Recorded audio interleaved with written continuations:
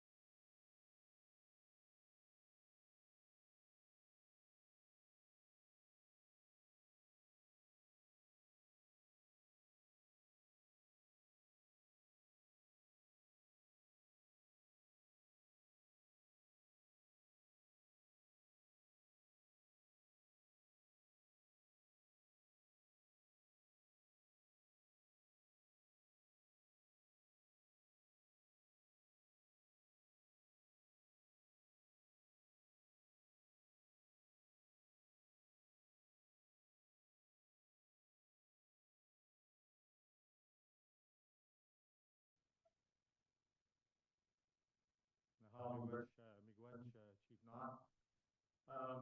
Gimiu de Netaj Nakaz, Mine Gundo Dem, Wawaskinaga, Denjaba, My name is Jibadi Rodney Wanaba, Whitefish River. from the Whitefish I River want to First Nation. follow up with something that seems strikingly similar near our territory in the King.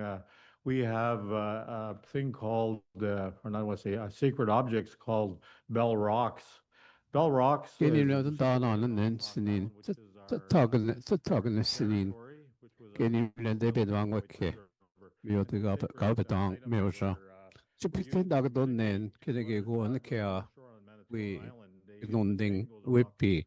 and Get the Gamtalan, they were Conan, moved when the island became British privatized, name. sold from the He U.S. Anch And got what taken happened in was the rocks Pine that they got found, on the way, the apparently dumbness. the Jesuits came in British and blessed the want rocks. to The make rocks the were removed Koneki from the Bishat. road, and they stopped He sinking. They still made got a in on small Jamie can we sound, just got take.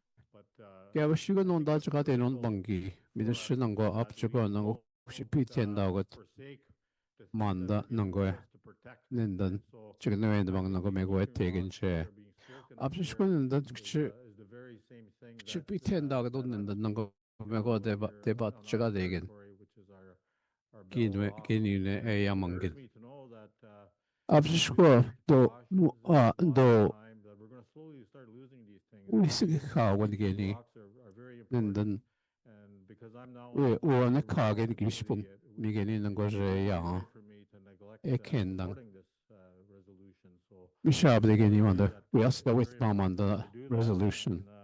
with Up that, to what you pretend I was I not will second this again. Up to school, resolution. Chumigwech. though,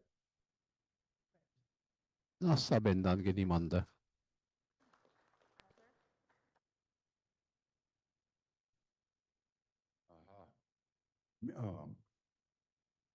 Miigwech gemak. Thank you, Chiefs. What you brought up Chiefs here, not. that's very, No very pig I'll be important. doing. Up to what you pretend I And was these doing. places all over Up to the North Korean pretend on my period. areas. She came this thing. Ravars back home wiki. Getting a dollar on there, Quemcon. Celine Butkus sing Where the stones are standing. Not Celine That's Butkus sing. We gotta protect these areas. And what our Gima spoke about. Mabagi Magat Batang. We call them Bell Rock, but we call Okay, them then to Dawat Tagana. Kong. Drop That's what we Kong. call them. Port Lacloche, all that area.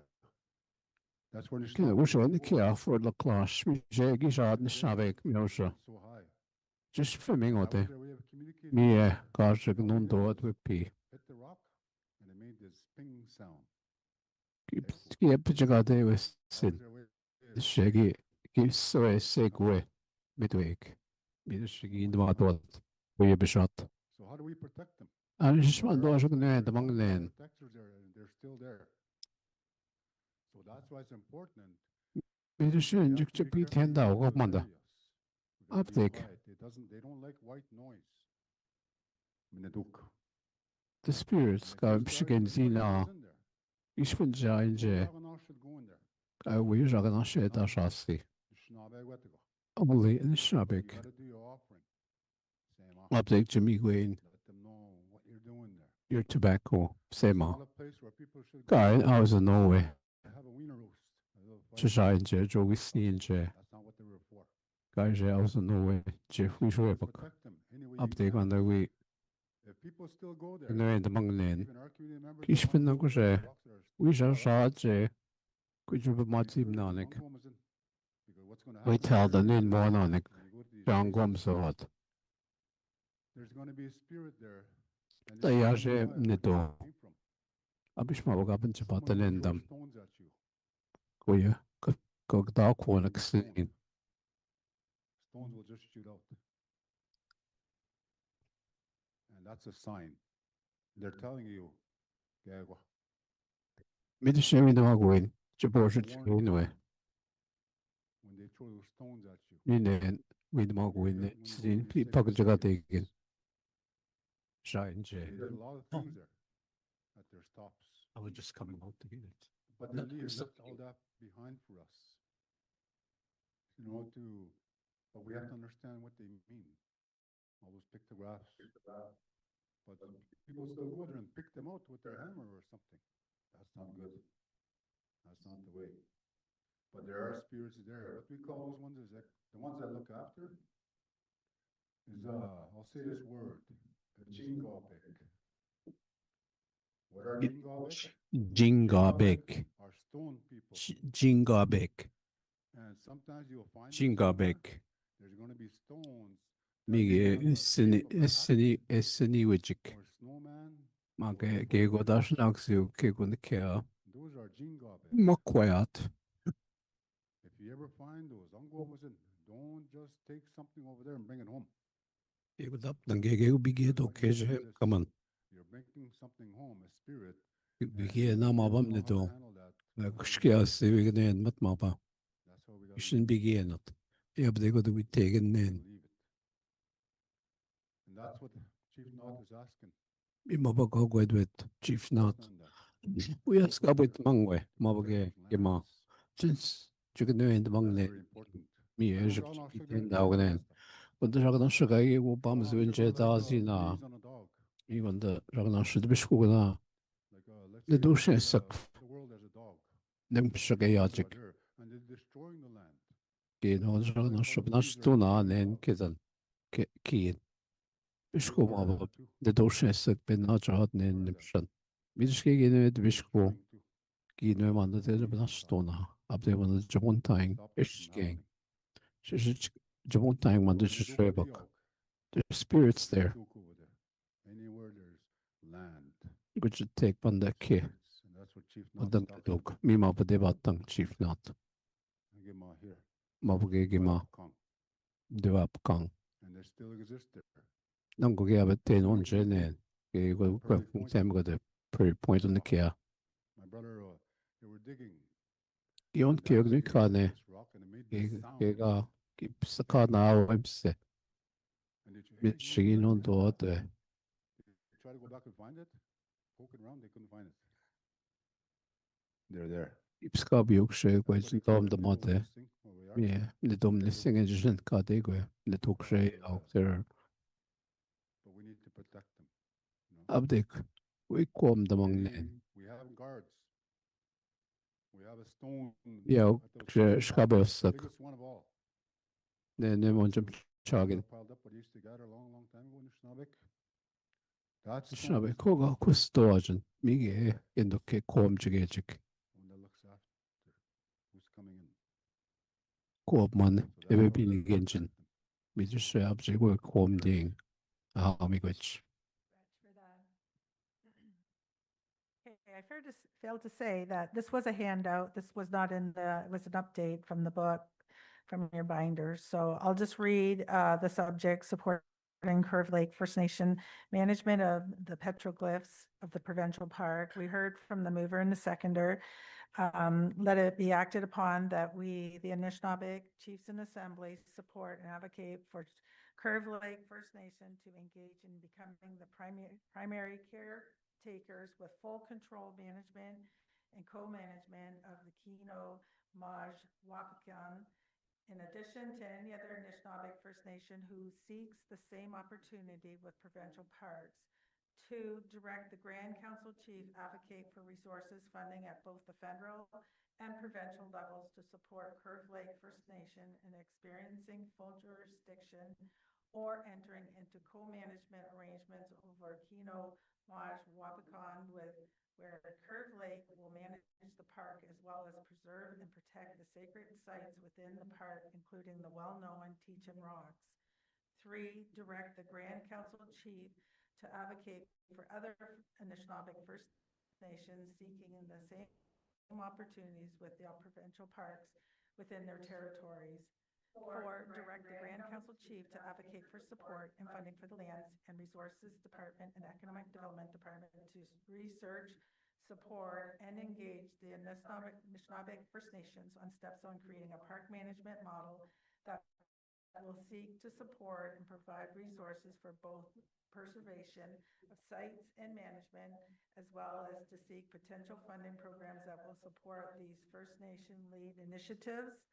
And 5, direct that the Lands and Resource Department support Curve Lake First Nation in creating a park management model that will support both the preservations of the sites and the management and potential funding programs. So we've heard from the mover and seconder, and we also heard from our elder Richard. Is there any additional questions?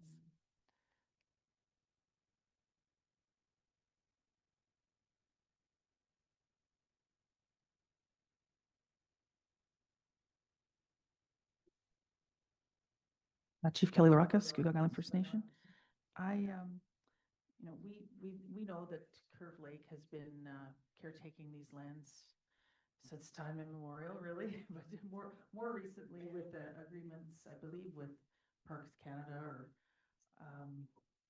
and that there's an enabling resolution from the Anishinaabe Nation that's already, I guess, ceded that they are the caretakers of the petroglyphs. I have had questions from my council asking whether a friendly amendment could potentially be made, just to make sure that the Michisaugig or Mississauga Nation communities are included in consultation, I guess, with what the co-management standards will be, or control standards will be for the petroglyphs. I don't know if that's agreeable to the mover and seconder, but I would just put that forward. Michisaugig communities, including Scugog, obviously. Chimigwedge. Okay. Is that okay with the mover and seconder to include that?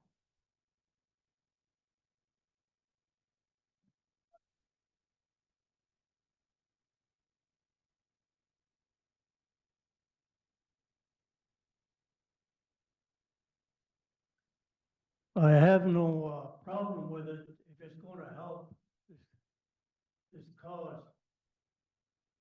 The purpose, I believe, of the resolution is for Curve Lake to work towards co-management. But I have no problem if other First Nations want to get involved, and whether it's the Mississauga Nation or the Anishinaabe Nation, whomever. The thing that I'm after more than is the protection. And if it's going to take a nation to protect the cliffs, then I'd be all for it. But we also got to keep in mind, we all got to play a part in that.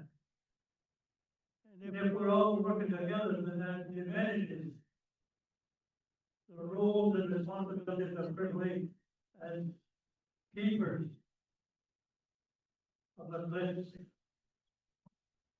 That's my interpretation, that's the way I think, you know. But I'm open to anyone, any First Nation or any, whether it's a Mississauga Nation or whoever. We all need to play a part in this here. But in my view, the purpose of this resolution was for a purpose for Bladen to try and work out whether it's agreement or otherwise, in order for us to continue to manage and co-manage the petroglyphs. That's basically it. Third, line 6 added. Is I would in agreement with Mrs. Nations are consulted in the park management decisions.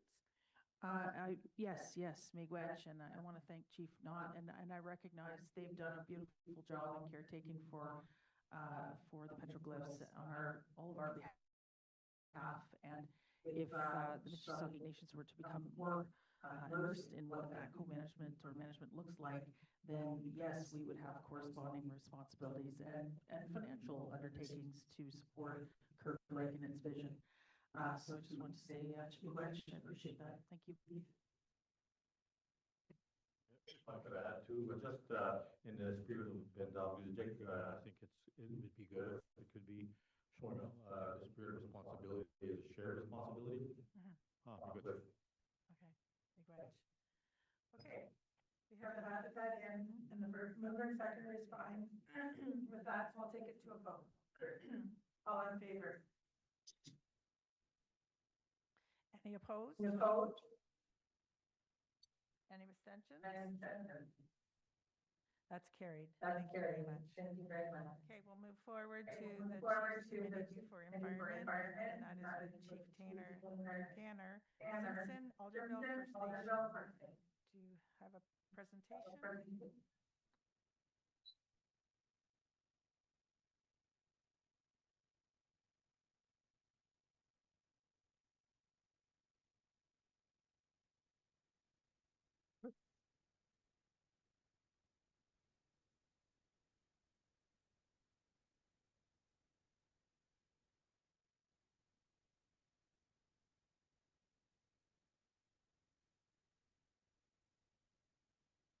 Good morning, everyone.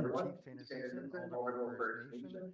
I'm going to try to make this as quick as possible, but I've got a bit to go through because I'm going to be talking with the Chiefs Committee on the Environment, which is one of the exciting committees that we have here on the Nation.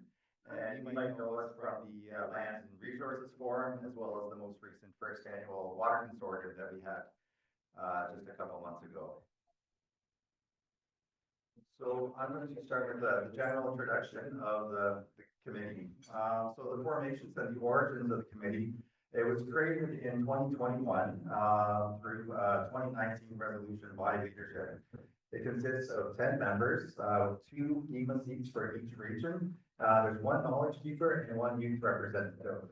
And then so our knowledge keeper is Jeanette, so you know her well and want to work with her. We have some openings on the committee. So it also includes the Leadership Council portfolio holders. And currently the members, we have 5 active SEMA representatives, 1 active knowledge keeper, and our portfolio holder. So right now we are seeking a SEMA representation in Northern Superior and Lake Huron regions, as well as additional representation. So we're actually going to be meeting tonight later, and if you're a GEMA interested in joining the committee, we're going to be meeting this in the leadership council room this there, and we're going to be having a nice dinner. So, hey, so if you want a steak dinner and want to join the environment committee, please meet us there around 5 o'clock or so. Yeah, order at 5. So our format for our meetings, meet 1 2-day annual in-person meeting, and we have quarterly 3-hour meetings. So it's not a big time commitment, but we discuss very high-level issues. So we have a strategic plan. The planning process in 2023 and 2024, we held 2 2-day sessions in person to develop a strategic plan and a 3-year action plan to guide the committee's work. So the outcome of that was a preliminary Chiefs Committee for Environment Report, which was compiled in 2024 on the 2023 work. And the strategic plan was prepared in 2024 on the completed work and action plan. So there's plans for an annual review, and the action plan details will be monitored throughout the year and updated or reevaluated every year at the in-person meeting. The strategic plan will be updated every 3 years at the in-person meeting to ensure that it continues to meet the needs of the community. So we have mission and vision statements. The committee members created a mission statement and a vision statement to reflect the goals and objectives as a committee. So the mission of this committee is to protect the historical, present, and future rights of all nations and uphold the responsibilities as the caretakers of the land, air, water, and fire in the ways of our ancestors in time immemorial. The vision of this committee is to serve as an influential and meaningful voice for the Anishinaabe Nation by, firstly, acting as an authority on environmental issues. Secondly, being a resource for leadership to decrease negative environmental impacts and increase all resources to add environmental issues for the benefit of future generations. And thirdly, to have positive influential interactions with others on critical environmental issues. Just last month, I attended the United Nations headquarters in New York, where I was invited by the International Observatory for Human Rights Nature Rights, to submit an intervention on behalf of our Legal Persons Initiative for a rights lake. So the idea was to do it verbally, but there wasn't enough time, and I had to do it as a written submission to intervention. But it was really good to meet like-minded chiefs and leaders from indigenous communities all across the world who share our vision. So this is something good work that we can accomplish together when we work together. So we have 4 foundational pillars for all present and future committee work. The committee created a framework with 4 guiding principles referred to as the 4 foundational pillars. These 4 pillars are advocacy and support. So the objective is to promote and support environmental protection initiatives. Education. The objective is to impart and acquire knowledge on environmental protection. Also, fostering cultural traditions. Objective is to preserve and revive our cultural ceremonies and practices that relate to environmental protection. And lastly and fourthly, to protect land, air, water, and fire. This objective is to keep the 4 elements sacred for the benefit of all nations. So our goals and objectives are categorized under 3 main community and First Nation environmental issues. Firstly, there's water. We have long-term and short-term goals for these 3 main issues. So the long-term goal for water is focus is prevention of adverse effects on waters, protection and rehabilitation and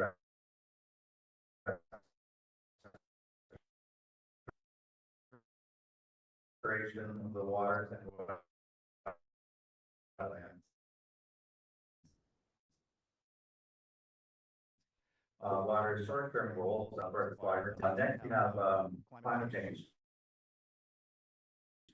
Create an Anishinaabe climate change strategy, support climate change adaptation strategy in our communities, educate community members on climate change as it affects our communities, and to educate the public and our community members on the effects of climate change in our communities.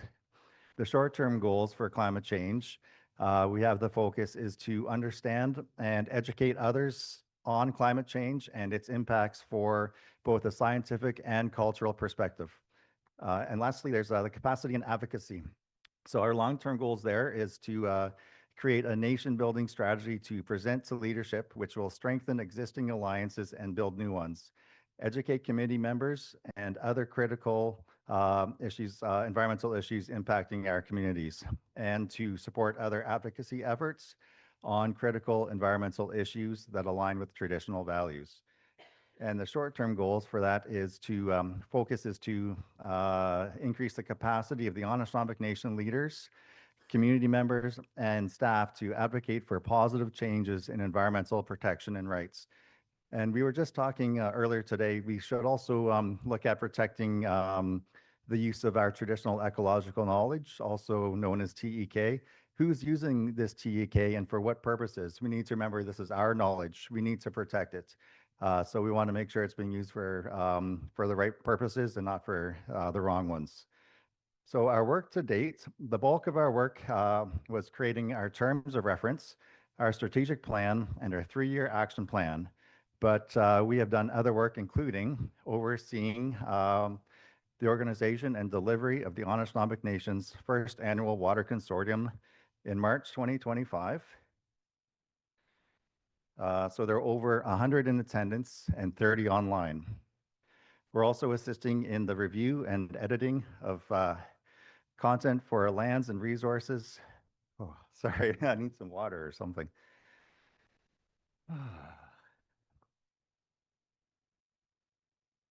Try to do that all in one breath.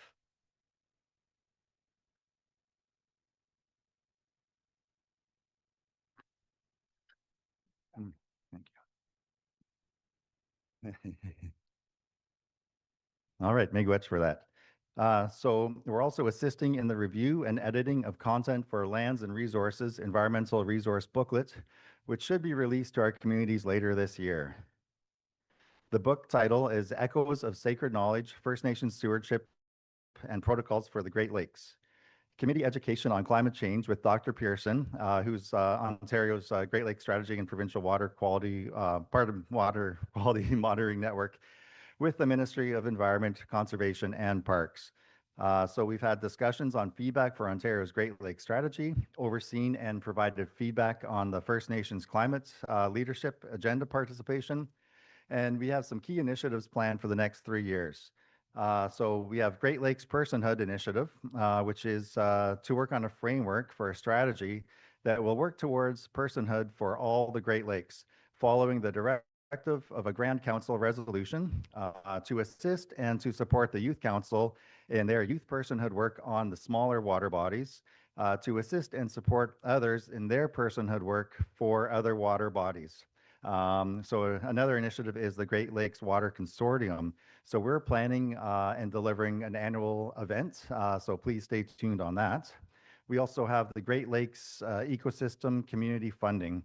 So this is where we're screening and selecting community projects for Great Lakes ecosystem funding. And it's also compiling an Anishinaabe Nation Great Lakes report that will include project overviews and results. We also have a nation building strategy coming up, which is drafting a strategy to building relationships with other nations that focus on environmental protection to present to leadership for consideration. And finally, we have a climate change forum planned in the next 3 years. And that's going to be working on providing a 1 or 2 day forum for our communities addressing climate change issues. So as you can see, our committee on the environment, we work on a lot of different things, and we really do need chief's representation.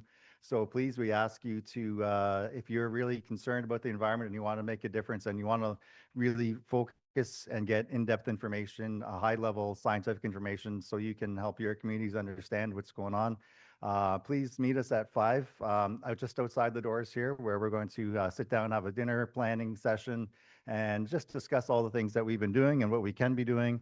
And I just hope to see you there. And chi miigwech for this. And I promise this is probably the last time you're going to hear from me today. Okay, miigwech.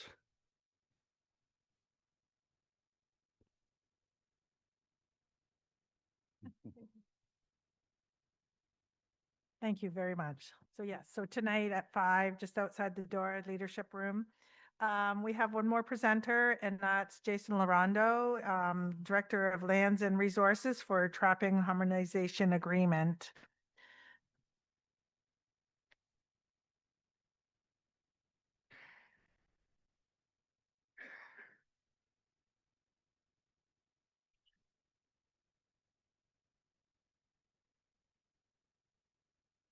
Pani, bonjour.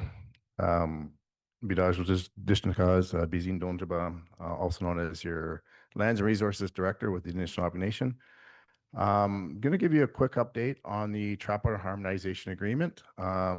Just so you know, there's a briefing note and in your kit, in addition to a 14-page review with support from our legal department on this as well. So if you review that, you'll follow along quite nicely.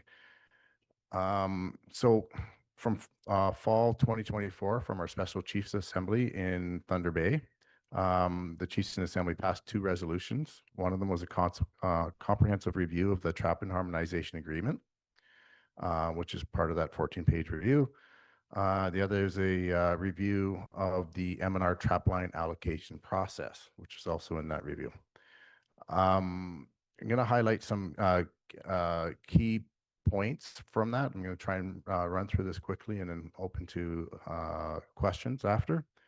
So some of the key issues that were identified in this report talks about the absence of recognition of Aboriginal title, Aboriginal right and/or treaty rights to commercially trap based on traditional historical practices. Efforts by Ontario to enshrine the traditional practice within their governing licensing system. Ongoing underfunding to the Anishinaabe Nation for participation in administration, regulation, conservation, and compliance for and enforcement activities related to commercial trapping. Some of these strengths and opportunities that were flagged in here, we're looking at areas to build upon and improve. So the need for for respect and recognition of Anishinaabe trapping practices, an opportunity to focus on environmental conservation as it seeks to prevent over-trapping and ensure wildlife populations are stable. Monitoring and data collection are key to providing support and informed decision-making and management of fur-bearing mammals. Another point here is balancing the demands of commercial trapping and conservation efforts by working with the Anishinaabe Nation to navigate the deferred perspectives. The other, further on the Trap and Harmonization Agreement, we're also looking to identify or create programs that would increase participation in the trapping economy and promote opportunities for economic diversity by promoting alternatives such as ecotourism, sustainable agricultural and artisans crafts, so with the use of trapping. So moving on to the trap line allocation policy review. There's some numbers in the document, so it'll be Will 1.17 and FW Bull 1.18. So these are the policies that are within Ontario that focus and support the area around the allocation process. We should know that since the introduction of the Ontario trapline system in 1946, First Nations participation in trapping in the fur trade economy has declined as a result of many factors, such as making, and I think this is the biggest part that we're struggling with right now with Ontario, is making a document family claim connection to a historical trapline within the last 2 generations of their family, which is increasingly difficult for our community members. Anishinaabe Nation, First Nation members and citizens are finding it difficult to be allocated to a registered trapline in general. So they complete a fur trappers course, they get certified, and they want to go trap on the land, and they have no access or ability to do so. So that we've flagged that in this process. In instance, the family connection to a registered trap line is not proven. The Anishinaabe Nation fur trappers required to participate in open competition set by M&R policy. So what this policy or this the scoring system that they have is used by M&R to allocate trap lines, registered trap lines, and provide emphasis on allocation to Anishinaabe members by seeking like a point system that's provided for belonging, like say for a PTO, for example, First Nation community in proximity, all that stuff. And basically it's the same system that they use for the non-native sector. We haven't exercised this a whole bunch in the past, but it is where their policy states that we fall in line with that, and that's been a major barrier in our efforts to ensure that our trappers can access trap lines.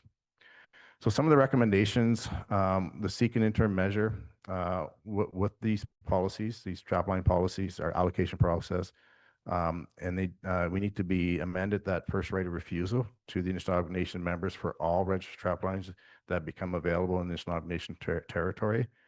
To the MNR to provide funding to enhance first-time trapper training opportunities that can assist trappers who have returned to this traditional lifestyle. And we're starting to see a lot more people coming back to their homes and taking up trapping. And we started documenting that through our Lands and Resources Department. Some of the next steps that are outlined here is Lands Resources begin discussion and planning and implementation of the next Trapping and Harmonization Agreement. And the agreement that includes key recommendations from the review and analysis.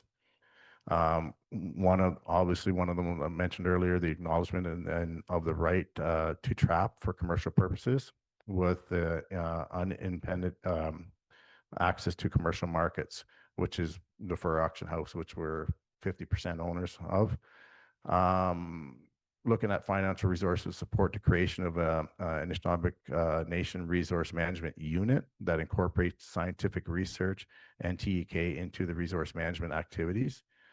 This is to help promote and support legislative change that we can that would result in both statutory and regulatory acknowledgement of equal responsibility between the province and the AN and individual Anishinaabe First Nation Resource Management Unit. Capacity building within the MNR and the Anishinaabe Nation to help further define the relationships and responsibility for the parties on conservation, compliance, and enforcement. The trap and harmonization to include a program that financially support the Anishinaabe Nation and assist in exploration and communication opportunities for economic diversification and stability. So with this policy on the 117 to be amended to provide that first right of refusal, that's another area where we're trying to focus on in ensuring that all registered trap lines become available for our membership.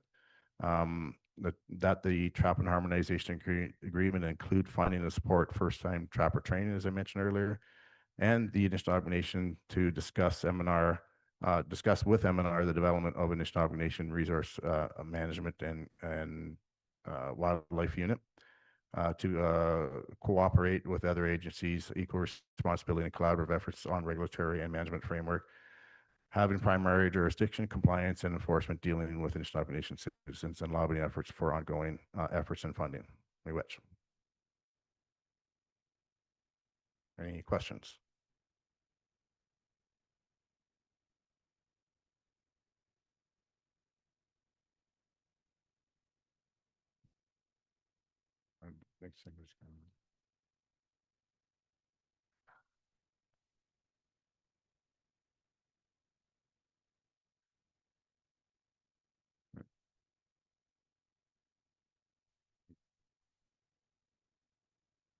Rick Stevens, Nipissing Nation.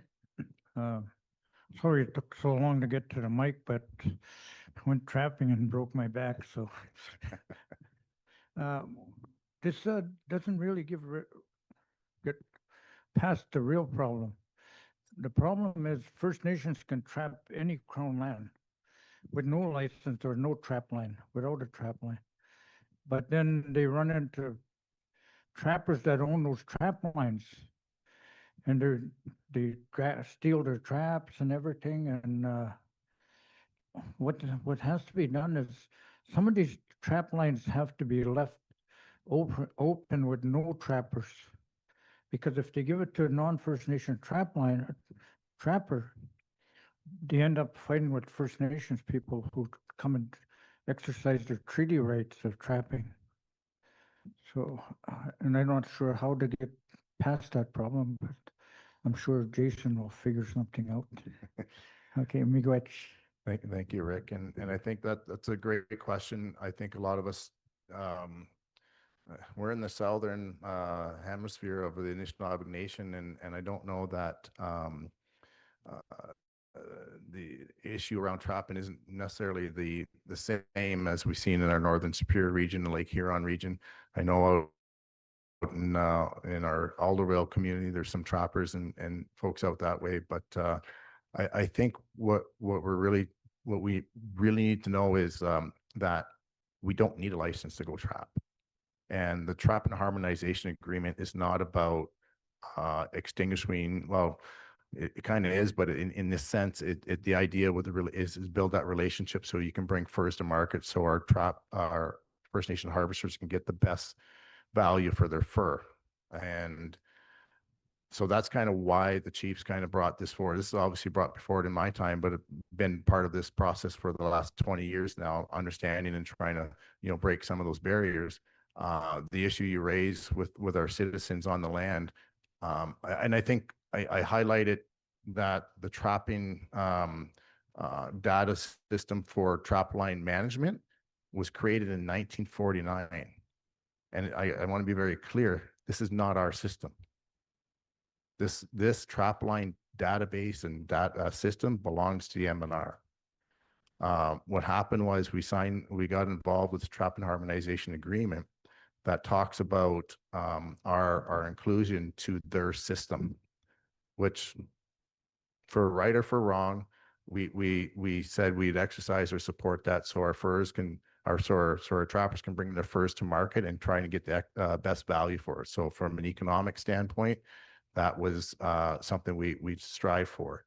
To deal with the issues on, I think, Rick, you hit a key point there in terms of jurisdiction.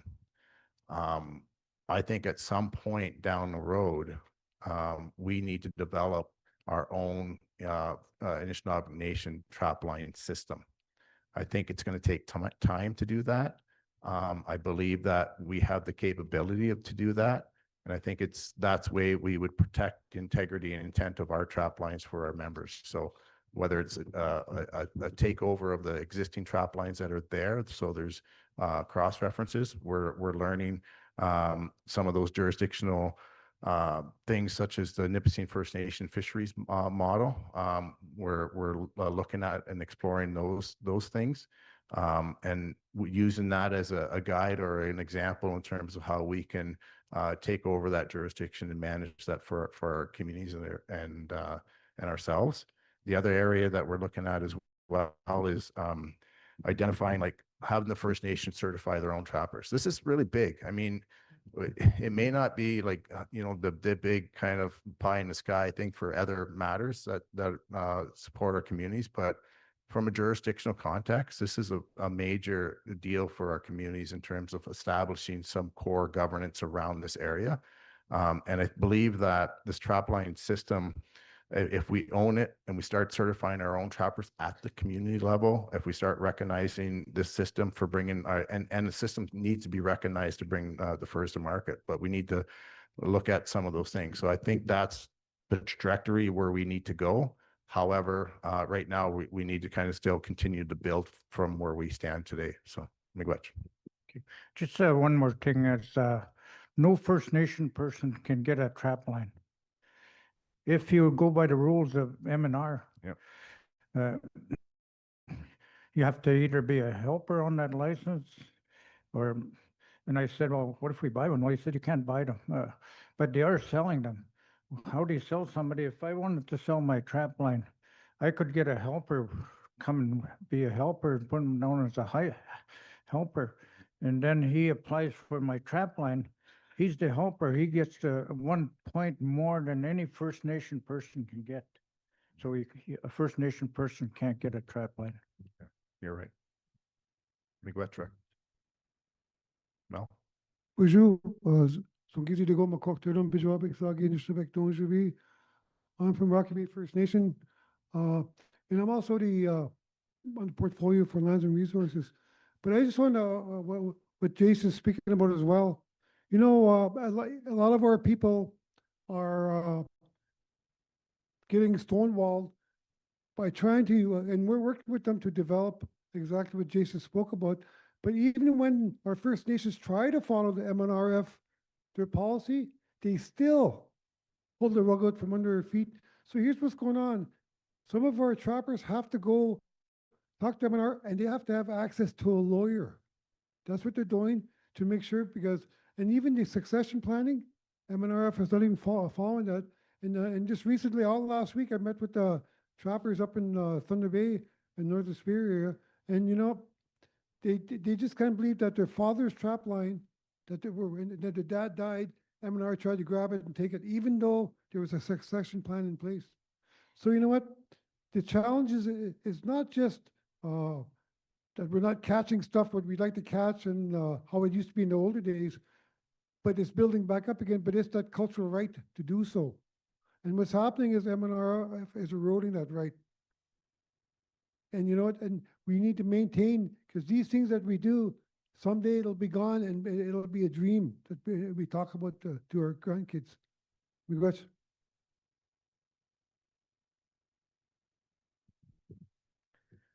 Ani, Marcia Smoke, Southeast Regional Chief. Just another issue that needs to be raised in the harvesting area is that when we, the Anishinaabemowen Nation, held a meeting in Sudbury or North Bay a few months ago, we had harvesters there from Curve Lake, Alderville, and Pikwakanagan, and we had quite an active session, quite a lively session when we broke out in smaller groups. And one of the major topics of discussion was the interference of the those who are provided with harvesting, some kind of harvesting license from the Métis Nation of Ontario.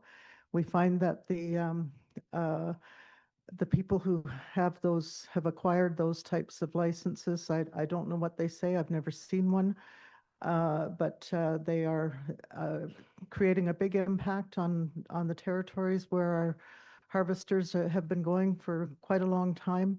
And I believe from, if the chief, if you don't mind my saying, I've been also advised that those from Algonquins of Ontario have also been interfering in the harvesting rights of our members, and that's not the Algonquins of Pikwakanagan. Okay, so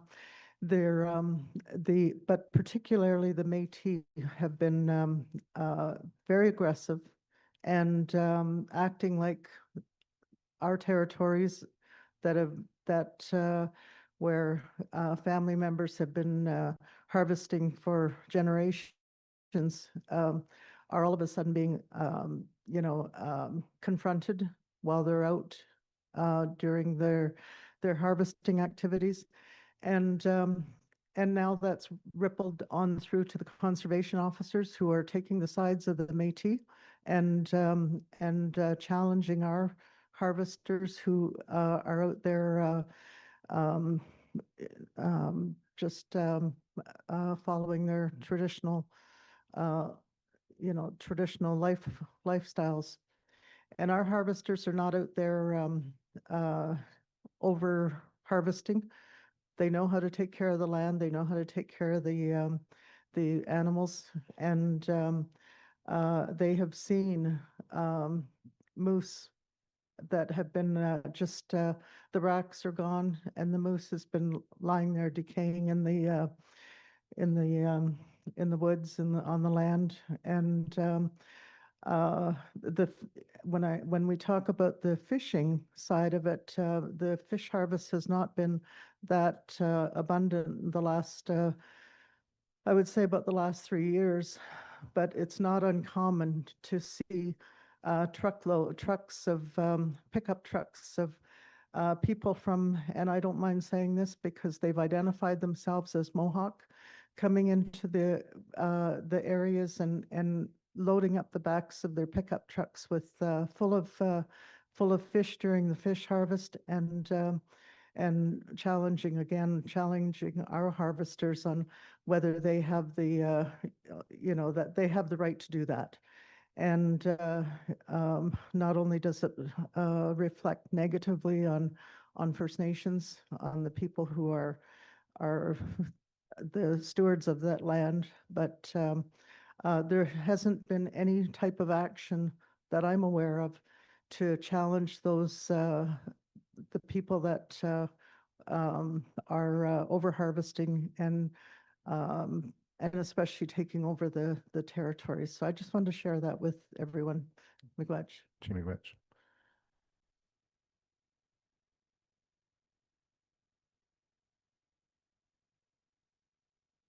So just in closing, we currently are involved with dialogue with Grand Council Treaty 3 and Anishinaabe Aski Nation, also known as NAN.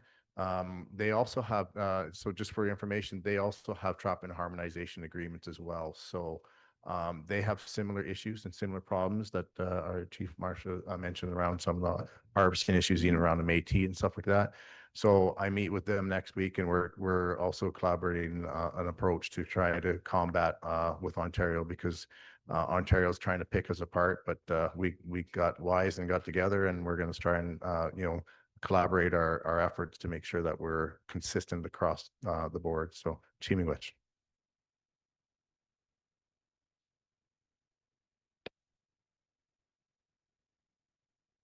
Thank you very much for that presentation and that update. We are going to go into a break. We're going to take a 15-minute break, but I'm going to give you a couple reminders. Reminder, there's a table set up in the back to pick up your Anishinaabe Nation Grand Council Assembly t-shirt. So if you haven't picked one up, they're at the very back of the room.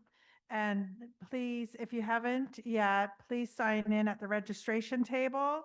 And a quick reminder in regards to Chase the Ace, that is the draw is tonight. So you can go right onto the Anishinaabe website and you can purchase your tickets right from there. If you have any questions, you can talk to them at the registration table in regards to how to get online. So we'll be back in 15 minutes. Miigwech. We need to get up and stretch. 2 days of sitting is just too much.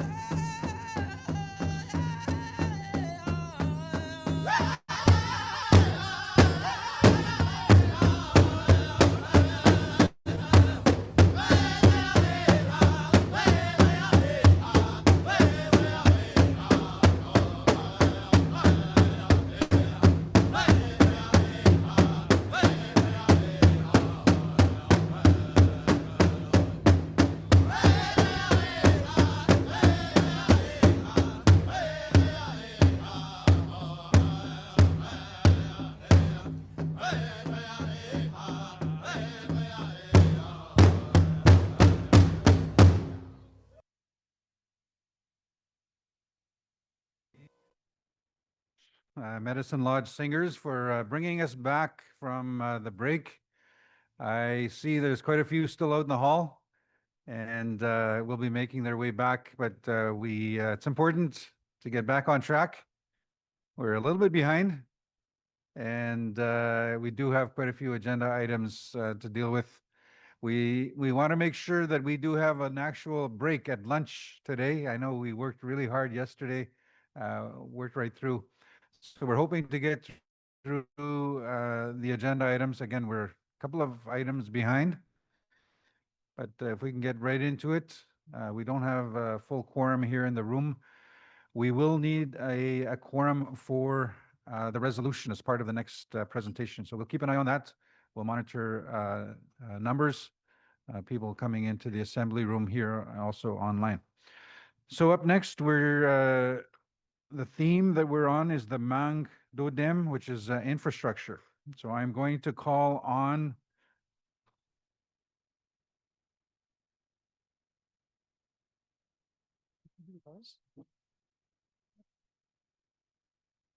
So I'd like to call on Jamie Koistinen, Manager of Emergency Management, and I hope that's the proper title. Emergency Management Update, as well as the Anishinaabe Nation Infrastructure Strategy. And as part of that, there will be a resolution. And just a reminder, we have to keep track, make sure we have quorum so we can deal with that resolution. So I'm going to call on Jamie to come up and address the assembly.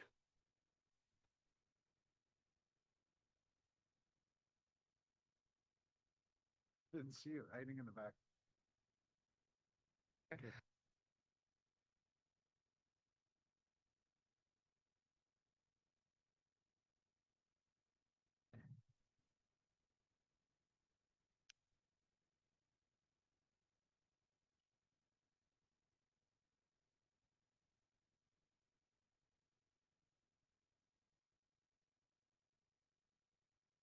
Okay.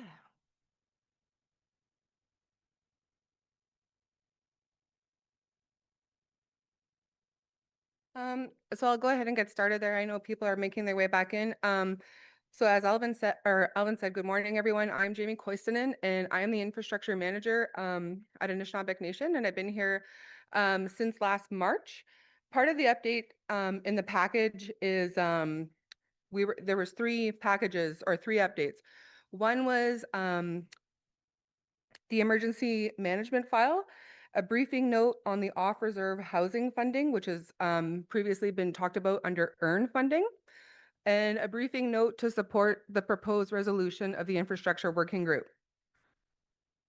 Some of the highlights in the emergency management report were that we have secured multi-year funding, that we were able to support some AN communities, specifically in the Southeast region, for the recent ice storm. And that last year we had hosted some engagement sessions related to Fire Smart, the Coast Guard, and we put on SP 100 training, the wildfire fighting training for our AN communities.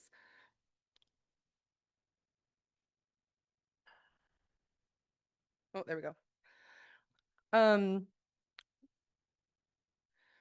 Just wanted to provide some background information about the resolution.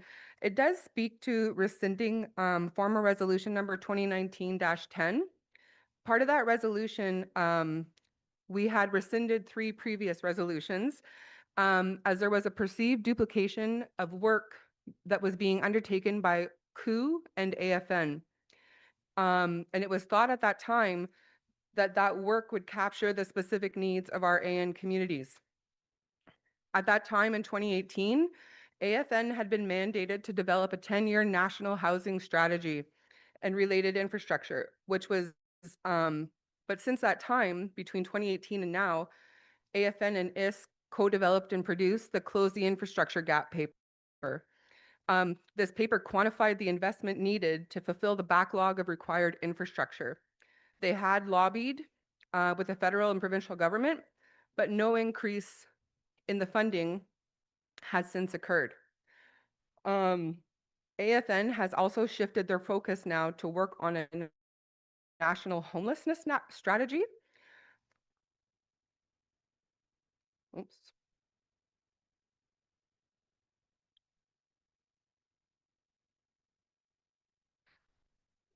It's important to note too that when they had done that work of the closing infrastructure gap, AFN had collected data from 400 First Nations of the 640 across Canada. They used national averages to compile the information on the communities that didn't participate in the data collection. The needs are not specific or broken down to regions or even provinces. What they have quantified is that of the $349 billion figure, 69 billion of that represents Ontario's share. They've since produced a report that outlined, because there's been no investment made in infrastructure, that figure to close the gap that was once 349 million has escalated now to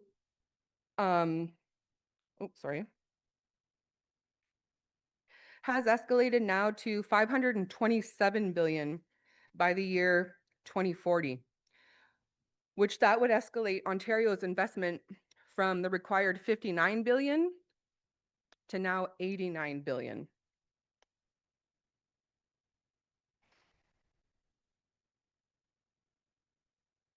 Oops. Update 2 slides there.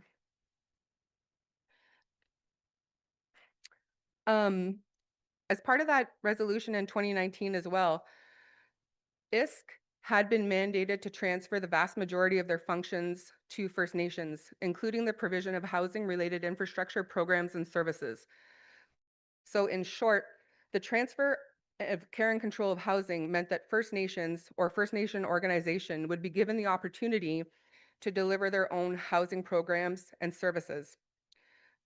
Once that role was transferred, ISK would only be, like ISK's remaining role would be to simply provide the funding. At the time, there were 5 potential housing delivery models that were presented to chiefs in assembly in 2021. At that time, chief gave directions for 3 of those 5 models to be costed out. Since 2018, those models have been costed, but they have not been presented to leadership for their review and acceptance. Currently, the other thing to note is that the specific Anishinaabe needs or communities' needs have not been gathered or quantified other than a global figure prepared by the Assembly of First Nation. And further, this housing authority model would only address the financial allocation of a small portion of infrastructure. It doesn't address other related infrastructure items like water, wastewater, roads, buildings, an institution like schools and clinics. Originally, those housing models were also thought to be a body that would revamp the funding parameters that are currently being delivered by CMHC or other organizations, because we know that those are not effective delivery models for our communities.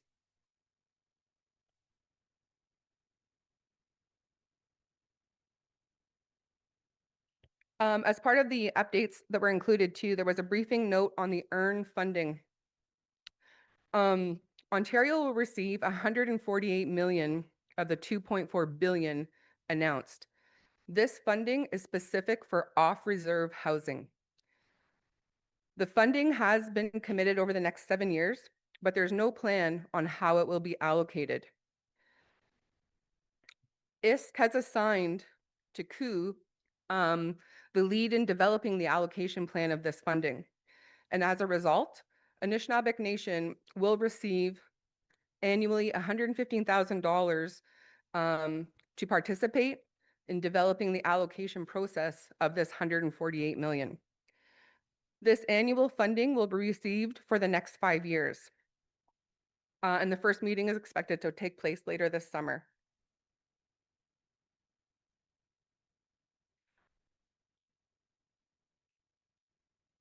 The resolution that's being drafted, or that is before you as draft, also speaks to rescinding resolution number 2022-20. At that time, Chiefs and Assembly directed that we conduct an Anishinaabe Nation scan and create a full report of the infrastructure needs specific to our communities as it relates to everything from housing to broadband. Since being here in March, I've exhausted several avenues with ISK, Infrastructure Ontario, even through the guise of CHRT, because I was assisting some of the communities one-on-one with their funding applications and navigating that capital guide, demonstrating the need for more assistance for our communities. And each of those attempts were unsuccessful. I had even coordinated with Bobby Wash's department in the early learning centers, as there's also a call out for capital in relations to their centers as well as daycares. And to date, there has been no investment or funding secured in order to conduct that environmental scan.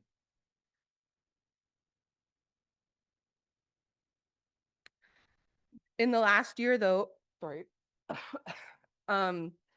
we have the infrastructure department has been collaborating with other departments, as mentioned, and even with that, we've learned of potential opportunities even in the economic development department for collaboration at the community level when in regards to housing. Other things that have been secured was the emergency management file has and their employees has transitioned under the infrastructure department. We've grown from a department of 1 to now 6. And as part of the social emergency framework, we are beginning to gather data at the community level as part of our larger infrastructure update. When we set out to deliver some emergency management kits, we will physically be in every community, which will serve as an introductory level assessment of information on social and infrastructure related emergencies.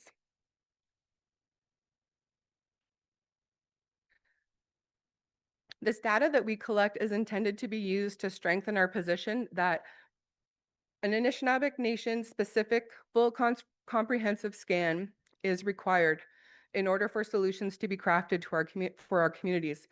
Not all this work can fall under that transfer payment agreement of the social emergency.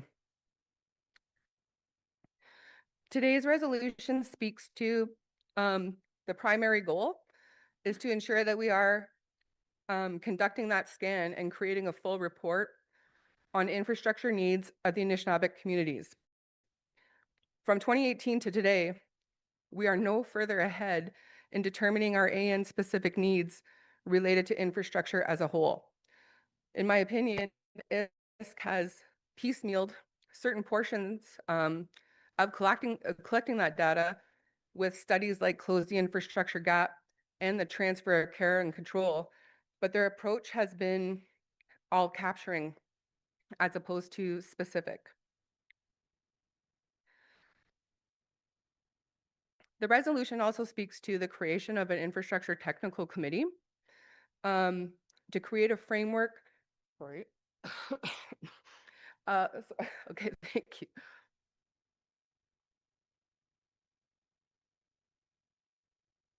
Thanks for that.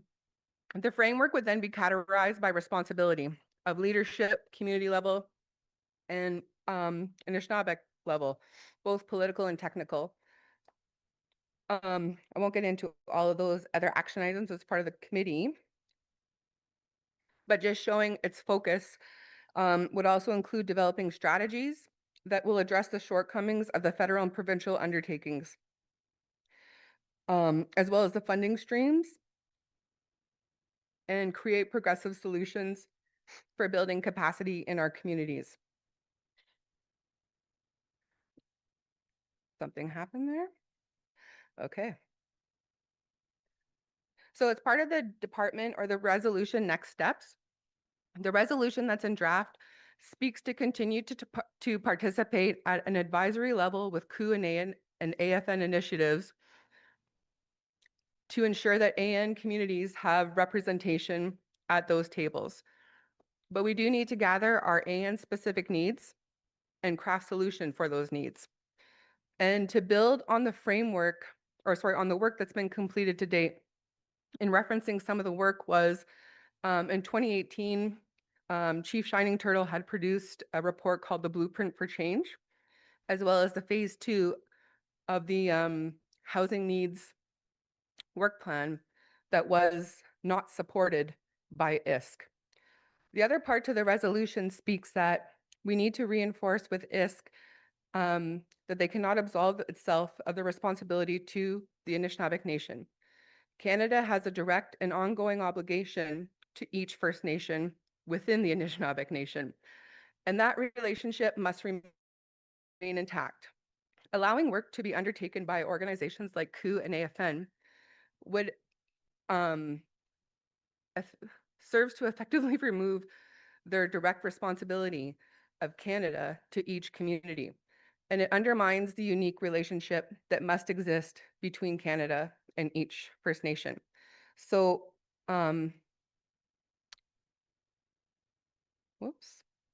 with that, that was the intent of the resolution that is before you.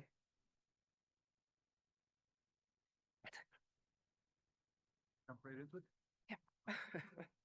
Yeah, I could take my water with me. I'll wait in case I don't need it. Very good, Miigwech, for the presentation. So we have the resolution coming up. Do you want to speak now or after we bring? Okay, microphone on the floor. Yes, good morning, Regional Chief for the Southeast, Marcia Smoke. This is what I was speaking about in my opening remarks yesterday about the housing. And if you recall, I talked about the regional sessions that had asked us to consider housing as one of their priorities when it came to creating some kind of a strategic plan. And the most of the regions, when they had their regional meetings, of course, housing and infrastructure naturally came up as well. And I appreciate the work that Jamie has done to pull information together for everyone, because this is precisely what I was talking about, where sometime in the past, which she was able to lay out for you, the mandate for housing for the Anishinaabe Nation was transferred over to the Chiefs of Ontario to tie in with the work that they were doing in partnership with the Assembly of First Nations.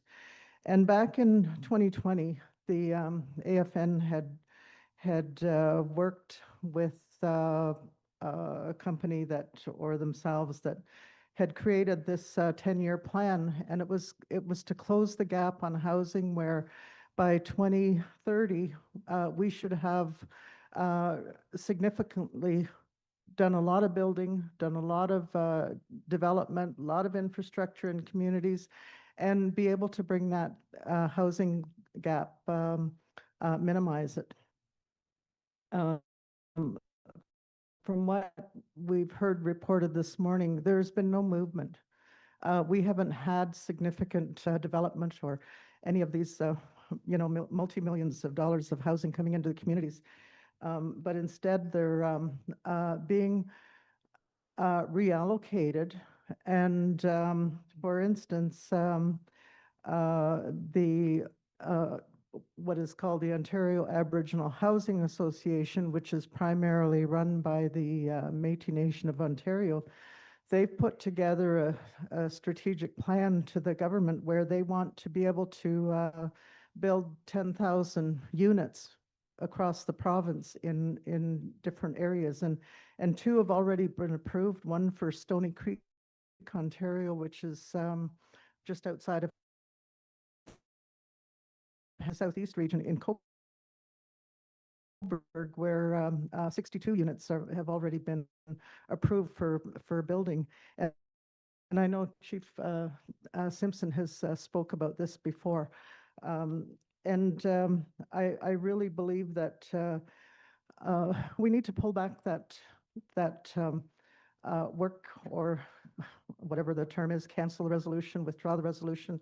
But because even with the numbers that Jamie has provided in looking at what those amounts are and numbers of units, we have no certainty that those are actually the amounts that are what the needs are out there.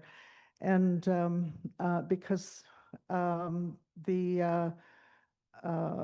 we haven't been able to determine exactly how many communities actually brought forward their numbers on what their housing needs and other capital costs were for related to housing. And so I'm in a position as the Southeast Regional Chief where the chiefs want me to do something, but we have no mandate at the Anishinaabe Nation to do that. And the other ones who do have that mandate, I believe, are not working in the best interests of our First Nations, and in fact are caught up doing studies and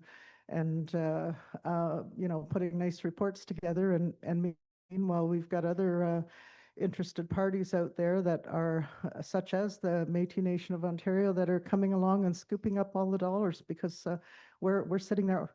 We are idle. We need to be idle no more on housing. So anyway, but I wanted to share that and give a little bit more more information based on the brief introduction that I gave yesterday. So miigwech. Miigwech for those comments, Regional Chief Smoke.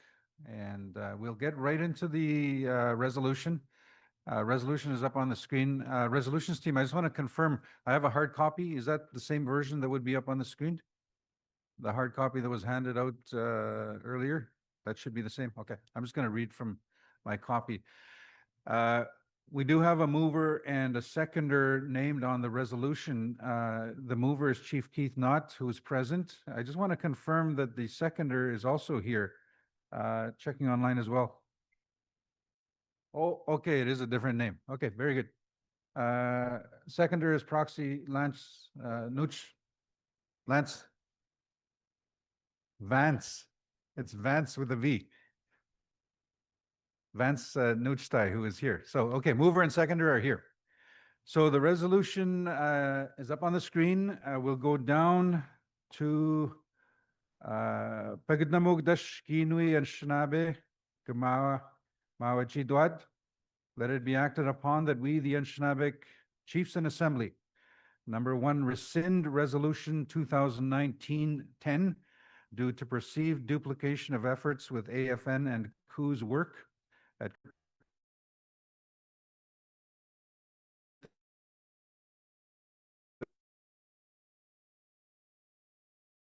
work undertaken by AFN and COO has not addressed Anishinaabe specific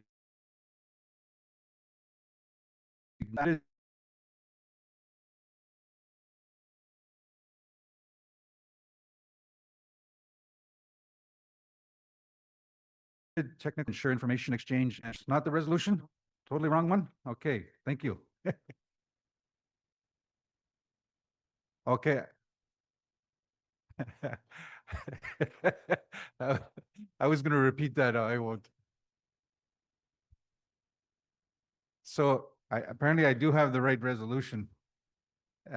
It's the wrong resolution that may be on the screen. So we're just clarifying that.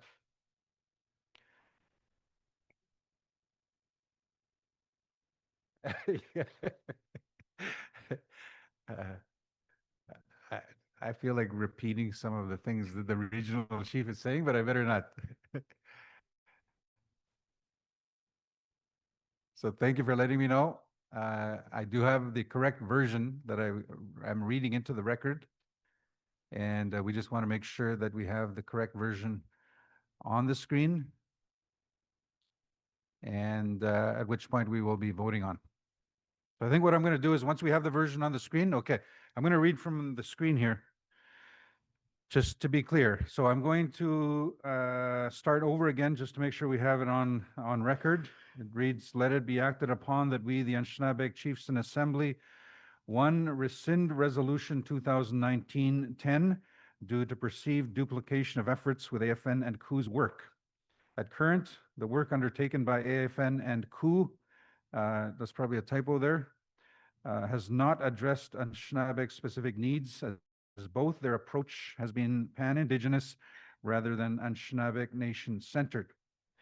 Number two, direct that staff continue to participate in the COO and AFN-led housing and infrastructure planning processes while maintaining a limited technical advisory role with work currently underway to ensure information exchange and protect Anishinaabe interests.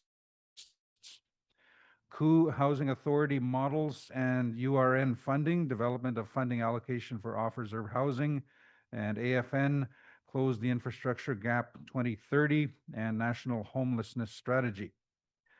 Number three, rescind Resolution 2022-20, as this resolution replaces the actions of Resolution 2022-20, which include to advocate for the necessary funding to conduct a full environmental scan of infrastructure needs and mandate the establishment of an Anishinaabe Nation Infrastructure Working Group, ANIWG, with the authority to, one, build on work previously undertaken by Anishinaabe Nation to develop a comprehensive infrastructure and housing advocacy strategy unique to the Anishinaabe Nation needs. Collaboration with other entities such as tribal councils, OFNTSC, and technical groups will be central. Number two, design new models of program delivery and financial frameworks that reflect the nation's governance systems and diverse community contexts. Three, identify and address structural gaps in current federal, provincial, and pan-Indigenous funding models with a specific focus on sustainability, equity, and capacity building. Four, develop an advisory framework for leadership which will serve as the basis of establishing a chiefs or steering committee on housing and infrastructure.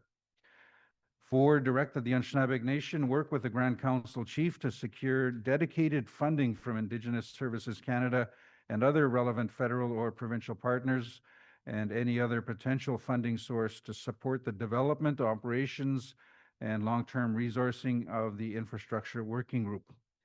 And number five, direct that the Infrastructure Department report annually to the Chiefs and Assembly on progress made, barriers encountered, and proposed next steps towards realizing self-determined, community-led infrastructure and housing solutions for the Anishinaabe Nation. So that's the resolution. And Chiefs, I just want to remind you, we want to do this fairly efficiently. We've got other business to get into. If you are in support, that's great. We'll vote in support. But unless you have any changes or strong objections, I'd like to move on fairly quick to the mover and seconder if they wish to speak. Mover, Chief Knott. And then, oh, yeah.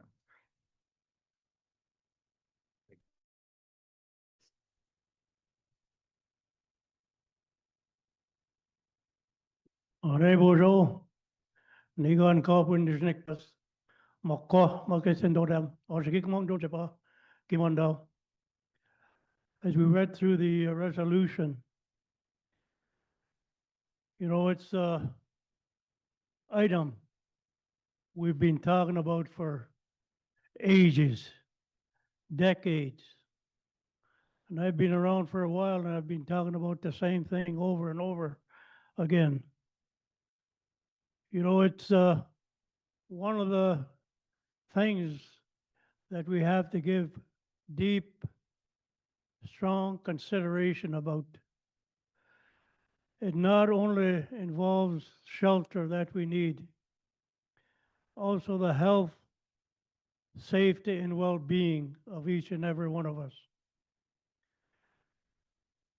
And we have to have this here in place to accommodate our needs.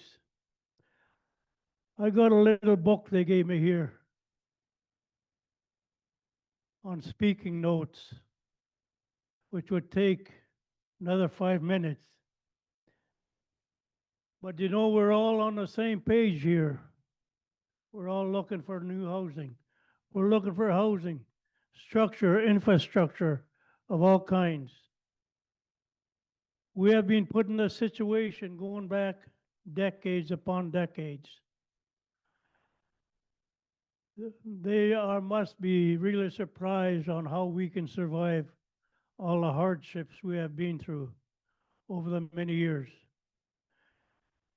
And yet we're still here, smiling of all the difficulties, the hurdles we came over, had to endure. And this is one of the obstacles. If we must go in very different directions in order to get what is necessary and needs of our community members, we must do that. And I ask that you support this resolution. When you support this resolution, that is helping all of us and putting a new beginning on many young people to have a home. It is great to stand up here in front of us all and speak of this, but it'd be much more greater if we can provide the necessities that we need for our First Nations. Miigwech. Miigwech, Chief Knott. So seconder, it's not required, but if you wish to speak to the resolution, there's an opportunity. No? Okay, so we'll open it up. If there's any other comments or questions? Questions being called. Thank you for that. All in favor, raise your hand. Thank you. Opposition? Oh, I got to monitor online. None. Abstentions? None. Okay, resolution is carried. Thank you. By consensus. Just to note, it's chair's discretion whether to take the call or not, but I think it was the right time. Thank you. Okay, thank you for that. Okay, we'll move forward here. And the next item on the agenda is the Makwa Dodom, which is the Bear Clan Health. And we have Jamie Restool, Director of Health. He is online. So can I have you bring Jamie up online to the technical staff?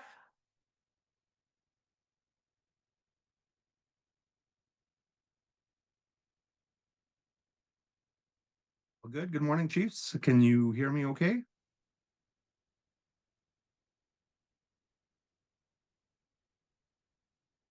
Looking at the chair, I'm wondering if you can hear me okay?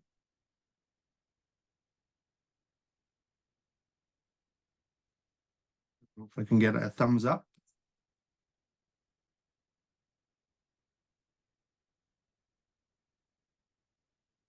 You see me? You're Yep, we're good. Okay, excellent. Okay, thank you. Good morning, Chiefs. Jamie Restool, I'm the Health Director here at the Anishinaabemowen Nation. From Doki's First Nation. I've been with our great organization for just over 26 years. Happy to be here again with leadership to present updates on health. If it's okay with leadership, I just want to do a quick flip in terms of the order of health items. We do have a guest with us from Ontario Health. And I'd like to introduce her at this time to provide an update from Ontario Health. I know just for a bit of background in your package, you do have the signed relationship protocol agreement that the Anishinaabemowen Nation has with Ontario Health. We did sign that, Grand Chief signed that this past January. And part of that relationship protocol is engagement between Ontario Health and Anishinaabemowen leadership. So very happy today to have Stephanie Lockhart with us, who's the Chief Administrative Officer for Ontario Health. And with that, I'll turn the floor over to Stephanie. Thank you for being with us. Thank you very much, Jamie. Really appreciate the warm welcome and good morning, chiefs, elders, knowledge keepers, leaders, and community members. Thank you very much for inviting me today.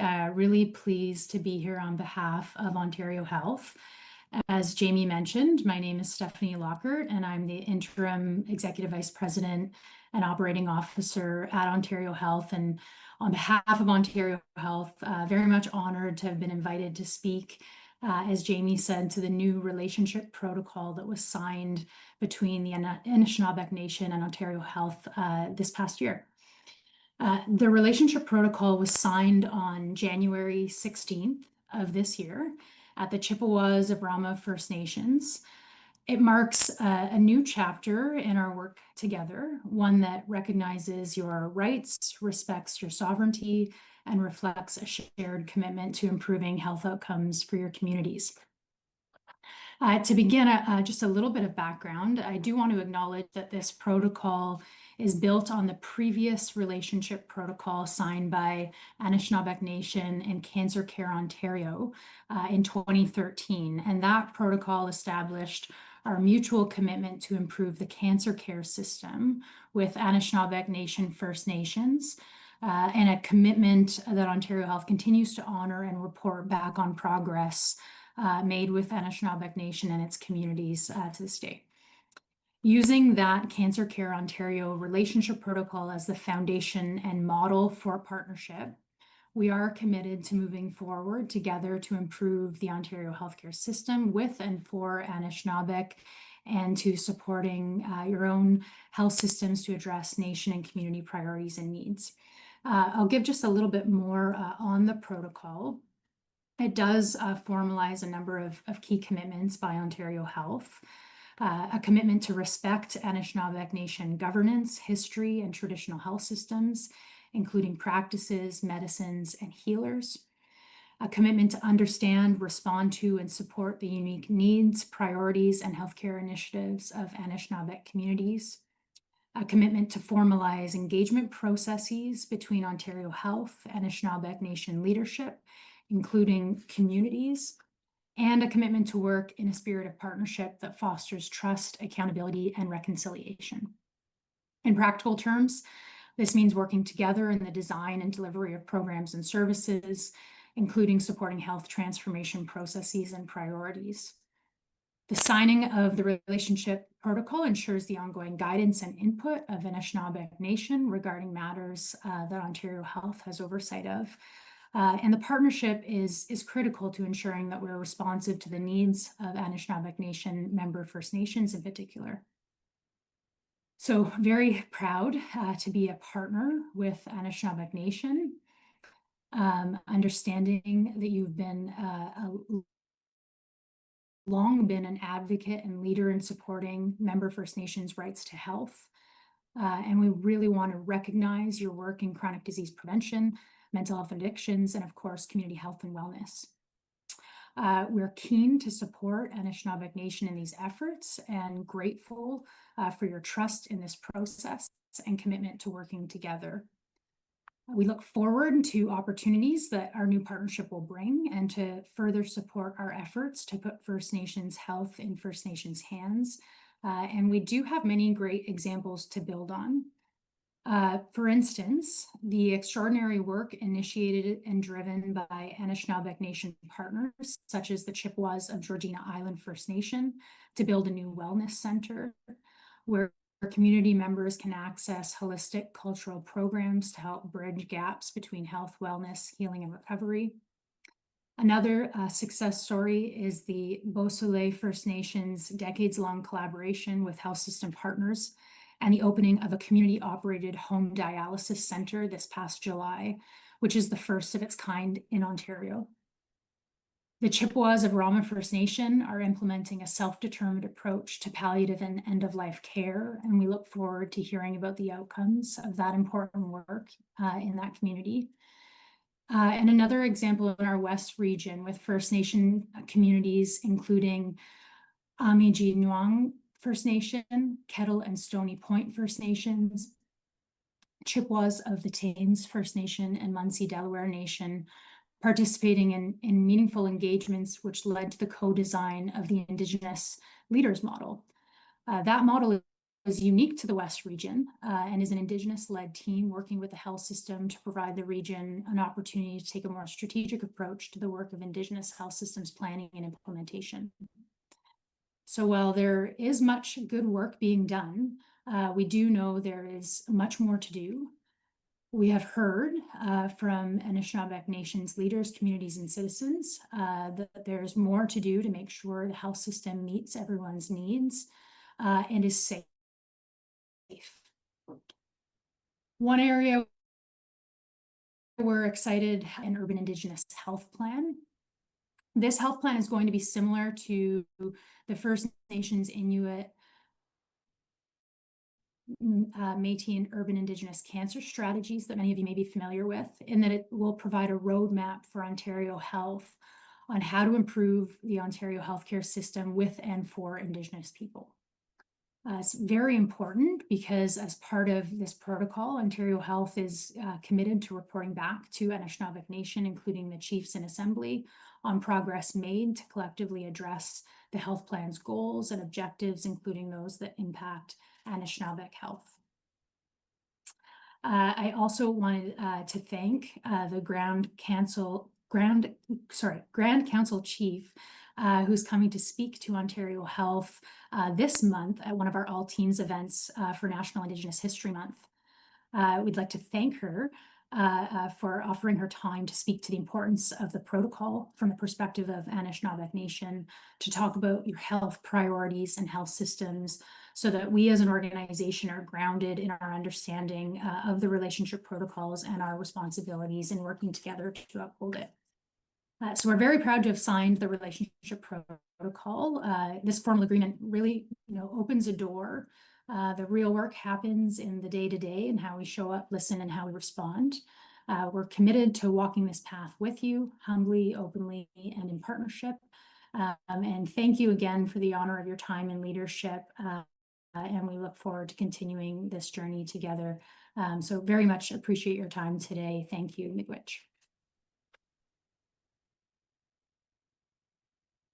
Much for that, Stephanie, and thank you for being with us here today. I see our chairs back at the podium. I'll maybe turn it back over to her. Thank you for that, and thank you, Stephanie, for that update. I'm just going to take a quick pause here for a moment just to say thank you to the hotel staff. Sarah's going to bring them in.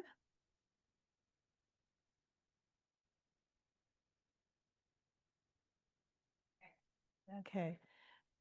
We'd like to say, Miigwech, thank you very much to Vivian, the catering manager. She also took some time out of her Tuesday morning and came to the sunrise ceremony.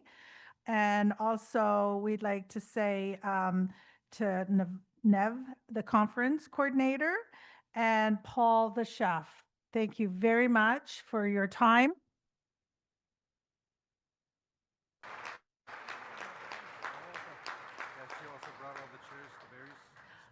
Oh, and she brought all the berries out this morning and the chairs. So Miigwech for all that you do and making us feel so welcome. Miigwech. Thank you again. Okay, I'll give you back the floor there, Jamie, if you have any additional comments. If not, we can go into your resolution. Yeah, I just very quickly wanted to add on Stephanie's presentation, appreciate her being here, and just to recognize a lot of hard work that went into the original cancer care protocol with our friend Tony Jacoba, who was a real driver to getting that first protocol relationship together, and proud to continue his work lineage and getting this new expanded protocol in place. There's been a lot of great things that have happened in the area of cancer care since that first protocol was signed, and I'm confident that we'll keep moving forward with great work with our colleagues at Ontario Health moving forward, and just appreciate Stephanie's staff, who we work with very regularly on a broad range of issues, and we can see progress being made. So I just wanted to say thank you again to Stephanie for being with us today. I'm not sure if there's any comments or questions in the room before we move to our next item. I can't see, so if anybody comes up, or if I'm not hearing any, we can thank Stephanie for her time. I know she's been patient and waiting from our original scheduled time, but I'm glad you're able to be with us today, Stephanie.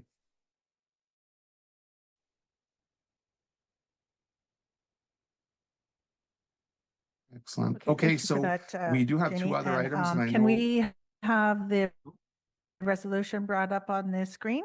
And it's the amendments to the terms of reference to Anishinaabe Advisory Council on Health. Now, this was another handout that was given out.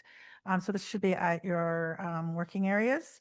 It's a mover of Chief Greg Sarazin,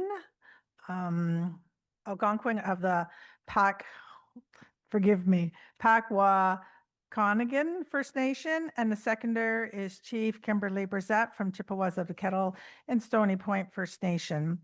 I'll read the let it be acted upon that we, the Anishinaabe Nation, or sorry, the Anishinaabe Chiefs in Assembly, one, support the revised terms of reference for the Anishinaabe Advisory Council on Health as attached to this resolution to be identified as being approved by the Chiefs in Assembly. I'll ask the mover and seconder if they have any questions or comments to add to that.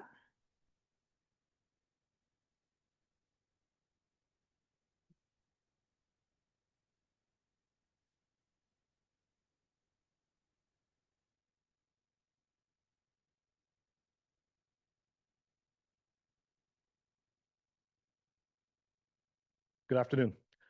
Chief Greg Sarzan, Algonquin, Pequawkanagon First Nation. I move the resolution, and it's simply an update, the revised terms of reference, following good governance. To review it, it's been reviewed several times in the last fiscal year. The revisions were contemplated in the original resolution in when it was passed in first passed in 2009, and this there's a briefing note and the terms of reference in the briefing kits as well. The revisions are simply updates and to make sure that they continue to be accurate, they're clarified, as well, and some typographical errors and what have you. So yeah, it's the same terms of reference, just updated slightly. Okay. Miigwech. All right. Thank you for that. Any additional? No? Oh, good. Okay, perfect. Okay, I'll take it to a motion here then, or sorry, to a vote. All in favor? Any opposed? Any abstentions? That's carried. Thank you. We have one more presenter, and that is the health transformation, and that's Jerry Lynn Manitwabi, who's the lead. Jamie, is she online also? Oh, I believe she's sorry. there in person with you. Okay, perfect. She's here. Thank you.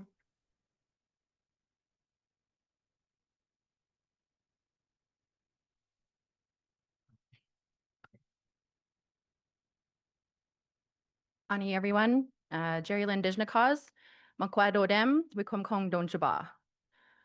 Ani, good morning everyone. My name is Jerry Lynn Manitwabi. I am from Wikumkong unceded territory and I'm the Health Transformation Lead with Anishinaabemowen Nation. I want to thank our elder Donna for that reminder this morning when we're introducing ourselves to let everyone know who we are, but also where we come from and who we come from, so we may share, where we get our teachings from. And I want to share that funnily enough, my nose is in the room with us today.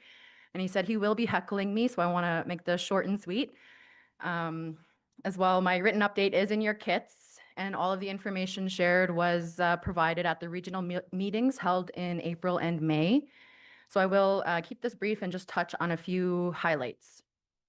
At our fall assembly, I did provide an update that our business case that was developed in response to Resolution 2023-05 was submitted to ISC, but unfortunately, our request for the health transformation funding would not be granted, and our submission would be reconsidered at a later time.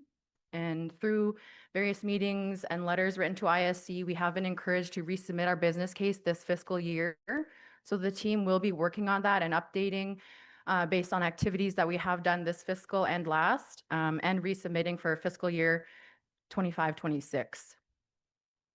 This previous year, the team met with 7 First Nation communities within Anishinaabe Nation The types of engagement varied from presentations at your chief and council meetings, engaging with health staff in your communities, as well as participating in health fairs and open houses. And that's been a really great opportunity for our team to meet with your staff, your community members, to meet them face to face, get the word out about health transformation, and begin developing those relationships that are very important for the project. As well, at the end of March of this year, the team held a chief symposium on health transformation, and the event was developed to be aimed at building momentum for the project and creating discussion around health transformation in your communities. In terms of next steps, we will be and we are implementing the actions identified at the symposium, and some of those include continuing to prioritize our community engagement. We would like to start meeting with community members, getting a sense of what health means to them, what their priorities are, and how we can move forward with meeting with your communities. The team will also be developing a communication strategy.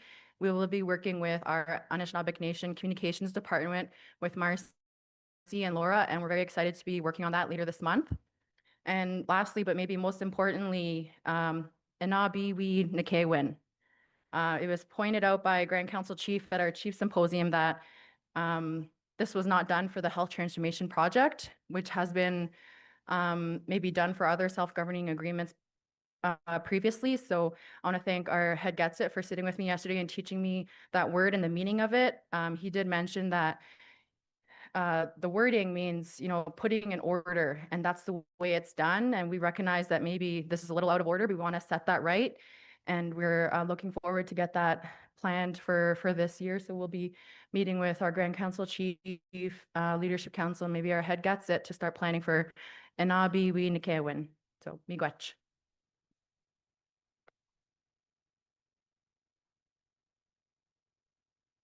Miigwech, thank you for that. I'd like to call up the Grand Council, Linda Madabi. Sorry, I apologize. Sorry, I don't know how I got you married to Pat. Sorry. Hey, we have to put some laughter into this assembly. Chief Rodney Nawagabo earlier said to me, "Oh, you're so busy, or I see you here, then all of a sudden I turn around and you're over here, and then you're doing this over here. You're incredibly busy." So I think our co-chair thought I was incredibly busy, that I had time to get married in the last 20 minutes. So I know I'm in between lunchtime, but I have been asked by our Northern Superior Regional Chief, on behalf of our lands and environment team at the Anishinaabemowen Nation, to present a gift. So I'd like to call upon our head Gets It, Richard, to come up and join me up here. Please.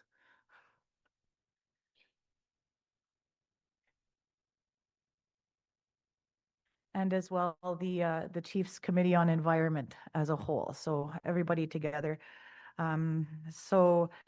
This gift is being presented to you for your consistent advocacy and reminders about the importance of our environment, our lands, and our water. And it's a gift to show our thanks, our gratitude to you as being part of the water symposium recently held as well. And I want to acknowledge Lorianne Whitaker, who took the time to bead this medallion. And this medallion is the logo, the picture that was used for the water symposium. So I've been asked to pass along this gift to you in great appreciation for your work, for being part of our team, and always being there to guide us and give us those reminders all the time. So Chimigwech.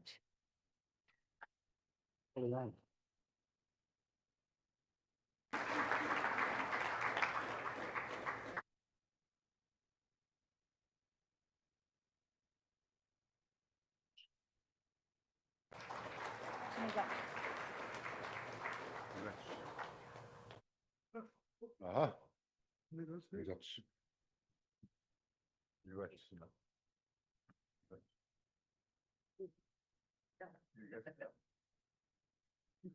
Aha, miigwech.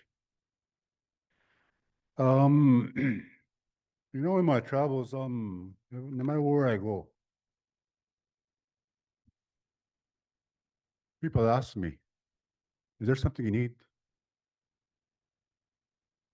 Ah, I don't ask for anything. But when I'm given gifts like this, miigwech I'm thankful that I must have did something right somewhere. But when we receive these gifts, doesn't matter what it is, we always hear this word called kinigewanabadosin. Everything is connected. All these beads are connected. Kinigewanabadosin. And it tells a story. So I like to say Chimiwech for the Anishinaabe Nation for allowing me part of what you do when I have the time to do it. I'm busy as well out there. But for me to say something in closing, I would say this. The only thing I ask from you is whatever you do, don't ever put me on a pedestal. There you go. Why? I don't want you to get sick. You'll get sick if you do that to anyone because you're putting yourself lower now. We're all equal. I'm just like everybody else in here. And elders always say that, you know, there you go. Don't do that. And we'll work together on this as we keep moving.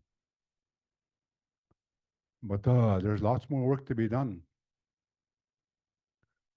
But like I said this morning, what I shared a little bit, Pungi, is that the only way to do it? Because there's so much turmoil everywhere, no matter where we go. It's in the States, it's in our communities, no matter where. And we heard this word called unity. We're not even there yet. We're trying. Because our communities are still fighting each other. Families are fighting each other. There's cultural clashes. You know, there's different people that do ceremonies and the other one comes in and says, that's not the way. Cultural clashes. So there's something about us as Anishinaabe. So when it comes to the way we're given, passed on from our ancestors, we have to remember there's two different things in this world. One is spiritual and one is religion. Two totally different things. If you bring religion in to our ways of life, what that does is they'll tell you, don't do this, don't do that. That's not the way it's done. So it becomes a religion. When we see that in our gatherings, ceremonies. So that doesn't mix. And that's why I said earlier, if you want to be spiritual, go to the spiritual. If you don't want to be spiritual, then don't go there. It's important because this is what this is all about. Spiritual, spirit of the land. Everything that's connected. But how do we get there? The only way to get there is all of us. We have to lower our differences and come together as one and help each other out. That's the only way. What's gonna lead the way is language. Anishinaabemowen, learn it. It's not hard. I didn't go to school to learn my language when I was a kid. I was around it. I was raised by it. I've heard it. That's how I learned. It's always there. But some people forgot their language or taken away from them. It's not their fault. They're trying to learn it now. But some of them don't want to learn it. Why waste my time trying to learn it? It's going away. Our language is disappearing. I've heard that many times. I don't want to learn that. It's too hard. But I'll say this. If anybody ever says that, I don't want to learn my language. You know what? There's only one person in this world that can be really proud of you for saying that. And who is that? John A. MacDonald.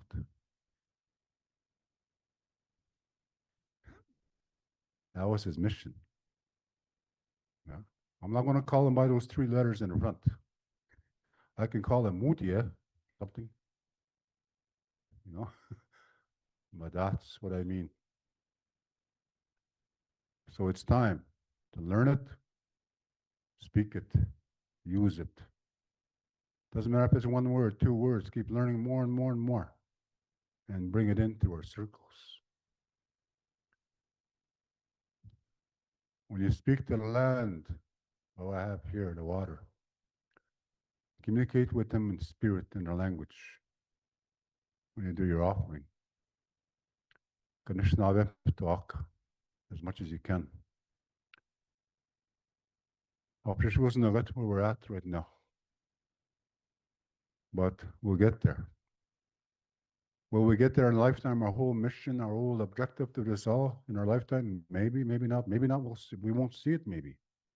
But we got to leave something behind. Dasina.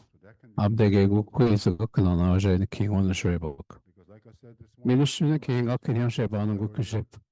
Mopin Gwenji Yang. how many of you here have Anishinaabe Yaik Mopi. 1, 2, 3, Basic Swe, 4, 5, Niwin, 6, Nana, 7 Gorose, Nijoswe. Nick Squang. children, great-grandchildren, Oshnik, Choshnik, and Kobjagnak, Chant Kobjagnak, Chant Kobjagnak. nobody raised their hands. I will give Bitkin, see. And I said, guess what? They're on their way. Payago. They'll be here one day. The better was no going. What's going to be there for them? Mompigi, what one is from P. What any one the We got to look at. Migi of the Ognom Mangadoa, Nango. This is not about. Well, shit, what any one the Guy Wiki Namanda J. It's about the ones too that are in here, youth. You know, Jake. Minos and they are Jik Binoji, no Monk Pinapi, Migi on the J. So this is a big honor. Is it really sure? is. Up to go. Migo trend the I'll Mopki let you Devnok. remember. I'll cherish this, you know. Where I think we don't I'll carry it talk about it when people ask me. in a good way. That watch Moggy, Pee-wee, which with Kego. Lands and resources we had in Little Current, I was there. And I try to help. What any way the I can. among Shea Web Jong way. Up to Geek another People Moggy. like that. Kego Bungy Ocean of the Moggy. That's why they did this. Goshkun don't see the way. Me, Mishman the King as me which way go again. That's what happens to us when we do Me, something it's like rib seeing way. It's rib a quick. You put seeing when the care. that. The other thing I'm going to say is this. Mr. Shaggy, but when you walk it, yeah. Doesn't matter where you go. Much good to be the way the way on there. We do it. Much good to Elders, be. you Chickens. do ceremonies, you give 'em Chicken. up, chiefs, doesn't matter. Make wing, you can mock your eye, mock your make wing, get This to is jig what we eye. do is gathering. Be the shine, Before we J, do Jamon anything, thing. whatever. Good. Try not to cross powers. Gagwa. What do I mean by that? Don't compare yourself with those ones.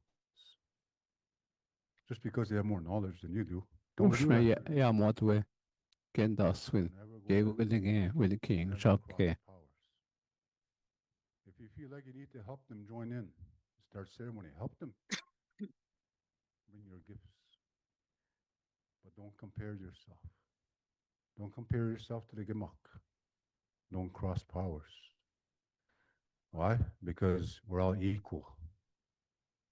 Nobody should be higher than the other. Basic da. Kina bebe do beijo come. Kawi the besin masina. Kina mom gata me the bishku the bishku zime. With that, I say, Jimmy West, for listening. Ah, me what chips in do ik. for a little bit here. I'm hungry too. We'll eat soon. Oh, thank you.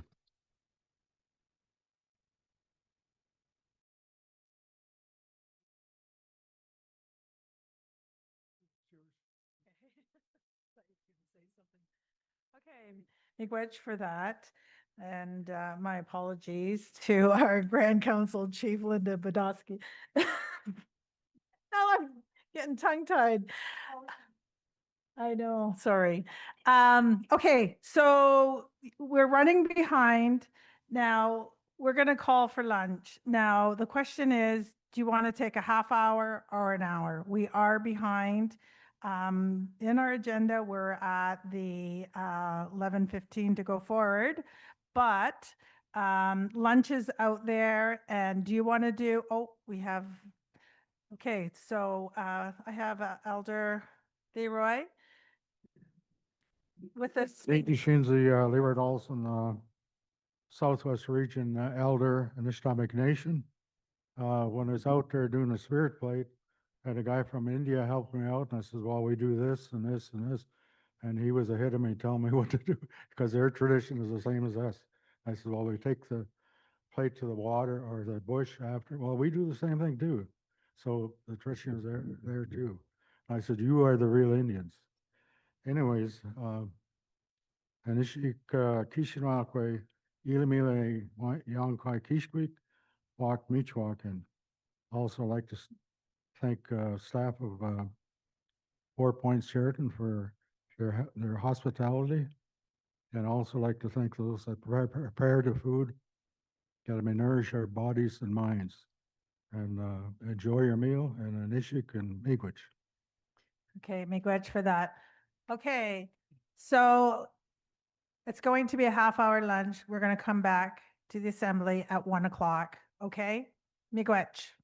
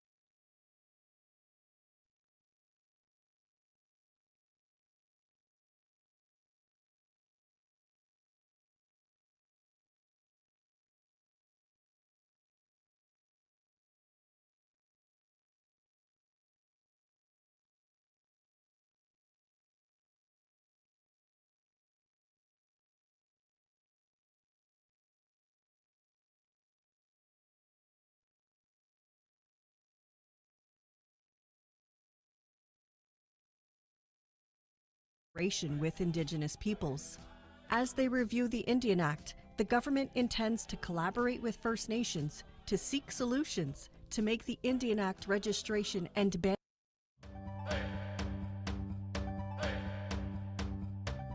Welcome to Season 2 of Bemadzajig Ganonindwa. This podcast is produced by the Communications Department at the Anishinaabemowen Nation. We will be focusing on the issues and initiatives in Anishinaabemowen Nation territory. I'm your host, Lisa Abel.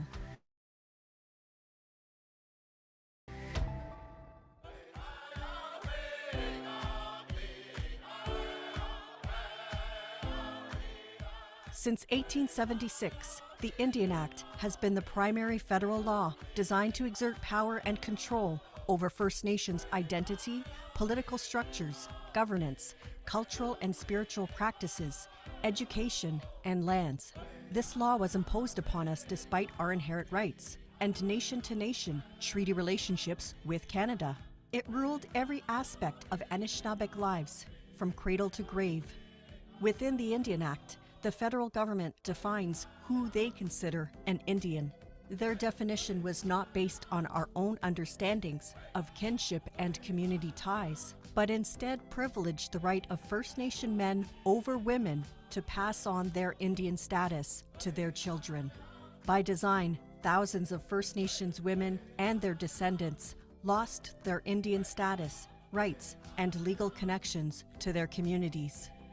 Another way the Indian Act sought to assimilate First Nations people was through enfranchisement, where a person would voluntarily or involuntarily give up their rights as a status Indian in exchange for the rights of Canadian citizenship, which were denied to them. Many First Nations women have challenged the discrimination of the Indian Act in the courts. Our Anishinaabemowen Nation Citizenship Commissioner, Dr. Jeanette Corbière-Laval, led the way in 1970. Eventually, these challenges in Canadian courts and international forums, as well as the adoption of the Canadian Charter of Rights and Freedoms, brought about incremental changes to the Indian Act. For example, Bill C-31 in 1985, Bill C-3 in 2011, and Bill S-3 in 2017. As a result, many First Nations people have been able to register or regain their Indian status, and First Nations now have an option of taking control of their band membership lists. However, the federal government still retains the power to determine who is a status Indian and how this status is passed down to future generations. In 2016, Canada officially signed on to the United Nations Declaration on the Rights of Indigenous Peoples, also known as UNDRIP. 5 years later, Bill C-15, an act respecting the United Nations Declaration on the Rights of Indigenous Peoples, came into effect. This law is meant to align Canadian laws affecting First Nations with UNDRIP. To implement the law, Canada created an UNDRIP action plan, which includes ongoing consultation and cooperation with Indigenous peoples. As they review the Indian Act, the government intends to collaborate with First Nations to seek solutions to make the Indian Act registration and band membership provisions more consistent with the UNDRIP. The Anishinaabeq are determined that our First Nations have full control of our citizenship and band membership. Most importantly, we decide who belongs to our nations, who is recognized, and who has rights. We need to be able to pass on our status rights via one Anishinaabe parent, not the two-parent rule that is currently in the Indian Act. In 2009, the Anishinaabeq Nation Chiefs in Assembly adopted our own citizenship law, the Endbendogsajig Naknagewin. In 2025, a draft Anishinaabeq Nation Declaration on Endbendogsajig was created, which is an assertion of the inherent right to decide who our people are, not Canada. The Anishinaabeq Nation Declaration on Endbendogsajig, those who belong, or citizenship, focuses on Anishinaabeq Nation sovereignty, history, traditional governance, inherent rights, and Anishinaabe law, as related to our Endbendogsajig laws and cultural identity. I spoke with Anishinaabeq Nation Southeast Regional Chief Marcia Smoke about how the Indian Act has perpetuated inequities between First Nations men and women and how they can pass on their Indian status, how the Indian Act limits how our communities manage and control our own membership, and how our Anishinaabe Nation Declaration on Endabendogzijig and the Endabendogzijig Naknagewin, our laws, are the basis for our First Nations to assert inherent rights.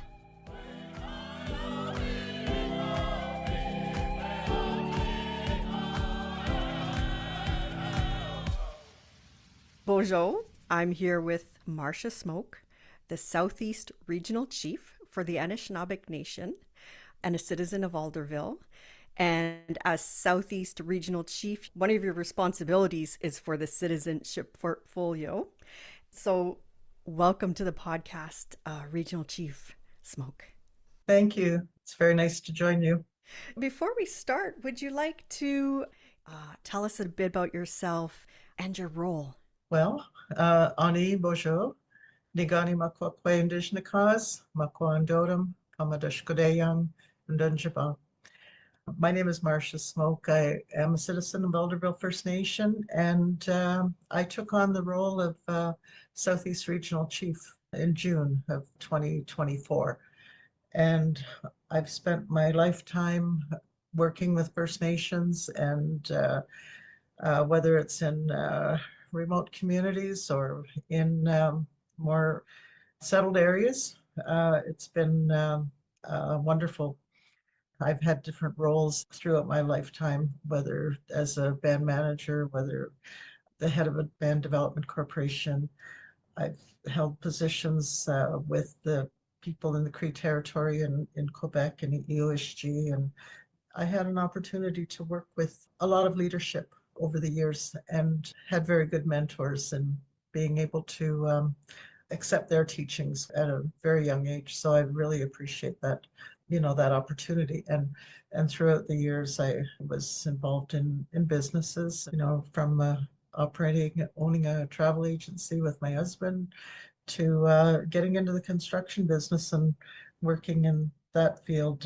But the passion that I hold most has been to work with my consulting firm, which brings me to many different areas to share our history, to share our knowledge, and dispel the myths that are out there about First Nations. So it's that research and historical record that I like to work on and basically set the record straight when anyone, wants to engage in conversation about who we are as people. So it's been a really rewarding life history for me. And being with the Anishinaabe Nation now and being able to share all this knowledge and work with the people to work on issues like this citizenship is very good because it's something I've been involved in my entire lifetime. So a lot of the work that I've done in terms of the citizenship has been mainly advocating for individuals who know that they're entitled to be registered and helping them facilitate their registration. And I learned from a very young age from my mother and my father, we were always taught to never leave anyone behind. And when you look at the policies of government and all of the people who have been excluded from being recognized within their communities, a lot of our people have been left behind. And now I have been following even back when Jeanette Corbier-Lavelle did her work on the national and international level to be able to have our rights recognized, and followed through when, after her court cases to see the government move towards Bill C-31. So from that perspective, I've been able to keep up to date all these years on what was transpiring and how our rights were gradually being recognized. So that's where my background is on citizenship. Jimmy Gwetch. So that's a lot of interesting experience. This issue of citizenship has certainly been evolving over the decades. But if we want to start to kind of understand how this works, you mentioned the idea of being registered, right? So that's the idea of someone who would be a member of a First Nation, but being registered at Indigenous Services Canada as a status Indian. Can you kind of explain that process, what that is? Okay, we've got a long history of our people being excluded from being able to be recognized as our citizens. And the Indian Act has gone through many changes over the years, but initially, the reason why this all became about was because the Indian Act was not being treated equally between the men and women who were registered in on our registry lists on the First Nations. So it goes back to the old explanation where if one of our women married someone who was not on the band list, then they were automatically removed by the registrar. And that was one way of removing their status as we call it status Indian. That was one way. The other way that people were removed from the registry was through enfranchisement. And enfranchisement was where one or both parents, usually just one, made the decision to give up their status for various reasons. It could have been for education. It could have been to join the army back in the many years ago. And it could be the fact that you've got people that were moved to small pockets of land in those reserve boundaries where there was no ability to go beyond the reserve borders because back in the early 1900s, people needed to have permission to leave the reserve and didn't have the ability to support their families because the hunting, fishing, trapping, gathering was outside those reserve boundaries. And we have to remember that in the 1920s and 30s, 40s, we had a lot of poverty. So we have a lot of people that were willingly enfranchising from their communities so that they could take their families beyond the reserve boundaries and practice those traditional ways of life so they could put food on the table, essentially. So some of it was for survival, some of it was because of education, some of it had to do with joining the armed forces. So once they did that, they were removed, the individual was removed, the spouse was removed, and then all of the children were removed as well. So that meant that at that point, no one from the generations on were going to be recognized as the rights they had. So both of those parents essentially could be status Indians originally, but once the enfranchisement took place, then they were both considered citizens of Canada and not First Nations. So the enfranchisement was it was so much different than the women losing their status because of marrying someone that was not a member. So that basically took everybody off the registration list. Throughout the 1970s and 80s, First Nation women such as Mary Tuax Early, Yvonne Bedard, Jeanette Corbière-Lavelle, and Sandra Lovelace Nicholas challenged the Indian Act in the Canadian and international courts.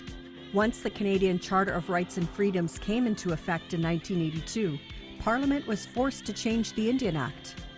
In 1985, Bill C-31 amended the Indian Act to conform with the equality rights guaranteed by the Charter. Bill C-31 brought about several changes. An Indian woman who married a non-Indian man no longer lost her Indian status, and those who had lost their Indian status for this reason were allowed to apply to have their Indian status returned to them and their children. The process of enfranchisement was removed, and people who had been voluntarily or involuntarily enfranchised under the Indian Act could apply for the return of their Indian status. However, the federal government did not give up control over Indian registration, and new categories of registered Indians were created in the Indian Act through Sections 6.1 and 6.2. After the break, we'll hear how changes to the Indian Act continue to limit our ability to pass on our Aboriginal rights to the next generation. Ani lifelong learners, are you looking for Indigenous-led post-secondary education? The Anishinaabemowen Educational Institute, AEI, is now accepting applications for fall 2025. Choose from programs like practical nursing, Binojinyak Kinomaduin, early childhood education, Native community worker, and more, all rooted in cultural knowledge and centered on community care. Visit aeipostSecondary.ca to apply today. Mamwi Gikandasamin, we learn together. When the government created their legislation, which was Bill C-31, what they did was they said that those women could be registered and their children up until the second generation. So we now have the second generation cutoff. So we're still dealing with different ways that the government has put in place to not recognize the children and future generations. We understand that Bill C-31 really didn't go far enough and made things more complicated now that there were categories 6-1 and 6-2. How is that impacting people having these different categories of status? Okay, basically 6-1, this is how I explain it to people. 6-1 is there to recognize that you are registered in the government records with both of your parents being a status Indian. So that's 6-1. And then 6-2 was created to register the children if one of the parents was not a status Indian. So it's so complicated on how people are registered. So if you have two 6-1 parents, then your child is 6-1. If you have a 6-2, that basically means that one parent is 6-1, the other parent is not an Indian. So the child of that couple becomes a 6-2, okay? So where this starts to affect families is, so you have, as I mentioned, a 6-1 parent and another 6-1 parent, the child becomes registered as a 6-1. And then if a 6-1 parent has a child with a 6-2 parent, okay, that child still is born as a 6-1. And the next step is, even if you have two parents, that one is a 6-2 and the other is a 6-2, the child is still considered a 6-1. So you're basically replenishing that membership. Okay, I don't know how else to say that. Okay, but then we start to get into the second generation cutoff, because once you have a 6-1 who parents a child with someone who has no status, then that child becomes 6-2. And this is where the second generation, and of course this is all those who were born after 1985. So then once you have a 6-2 member that parents with someone that has no status, then that child has no status. So you're only safe for one generation if you're a 6-2. So then, it's just really ridiculous, because the government is deciding who our families are, and that's not right, because I know who my family is, and we all know who our families are and our children. But in reality, that second generation cutoff just means that that's the end. And the difficulty with that is that it's basically terminating our citizens, so that our communities they're going to have less and less First Nations in there, to the point of extinction. And for some of those smaller communities, it's a real tragedy, because, we've got some communities where their whole next generation, no one has status already.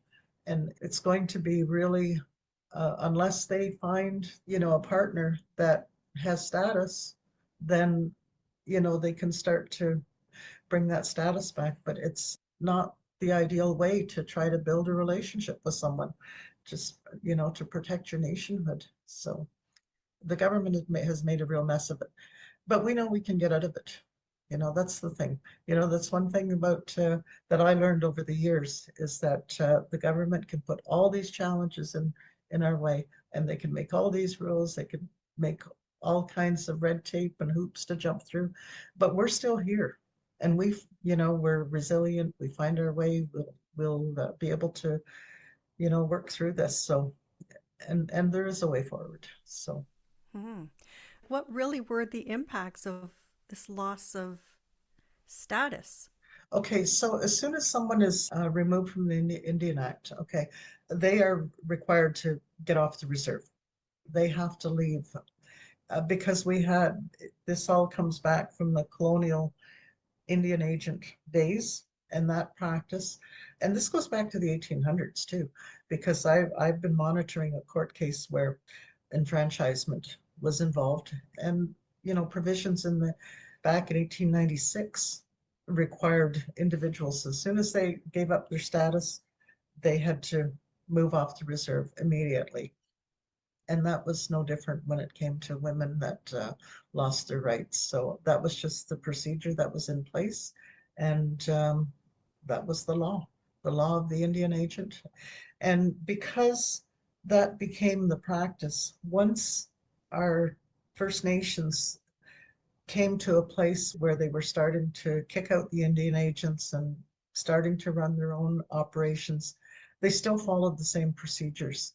And so in modern day, when people lost their status up until 1985, they were still required to leave the reserve. So yeah, only in 1985 did it stop. So I can imagine what it would have been like for the women back that regained their status and had that opportunity to come home.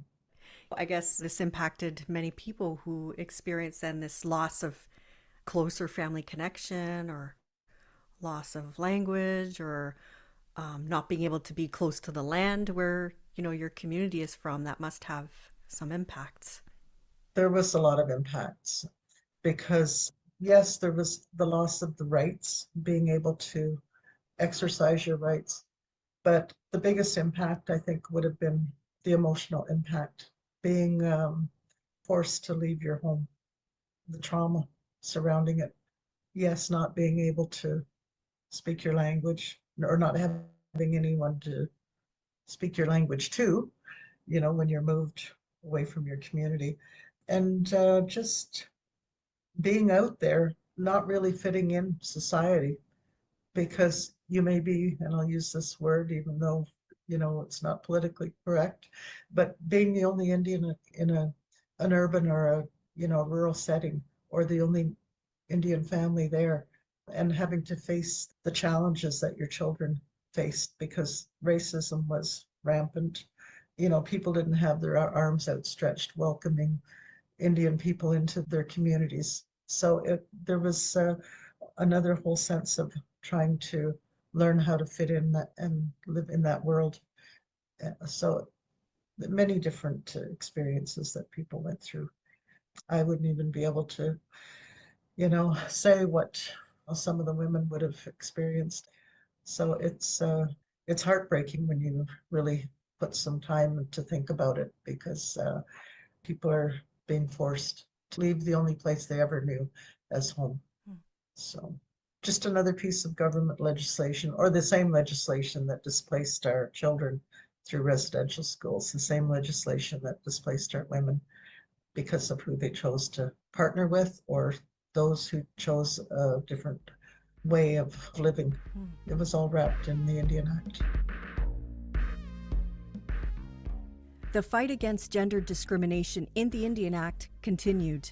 In 2011, in response to the McIver case, Bill C-3's modifications to the Indian Act granted 6-2 status to grandchildren of women who regained status in 1985.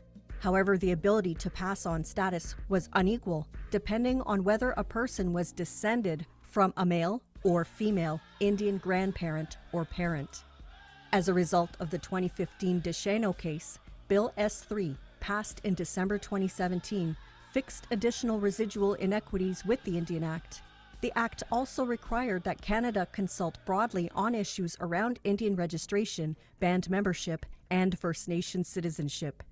This work continues with a collaborative process on the second generation cutoff and Section 10 voting thresholds. So what happened in around 2018 is that the government decided that they would reach out to First Nations and find out jointly how we're going to do this.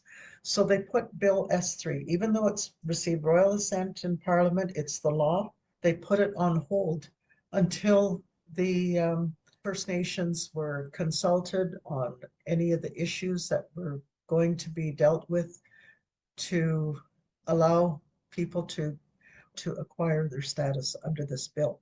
So at that time, the government appointed a special representative, it was First Nations woman, to go across the country and talk to First Nations about any of the issues that were related to reinstatement or to register individuals. And I know in the case of the Anishinaabemowen Nation, of the 39 First Nations, 37 of them attended those meetings. So everyone deemed them very important to be a part of. So all of those items were documented. The report was filed by the special representative. It was tabled in Parliament, and they decided that there had to be a collaborative process with First Nations and the government to move this forward so that people could join the registry and be a part of their communities. What happened after that was COVID, and so everything stopped. And in the meantime, the Liberal government decided to adopt the United Nations Declaration on the Rights of Indigenous Peoples and to recognize our rights there.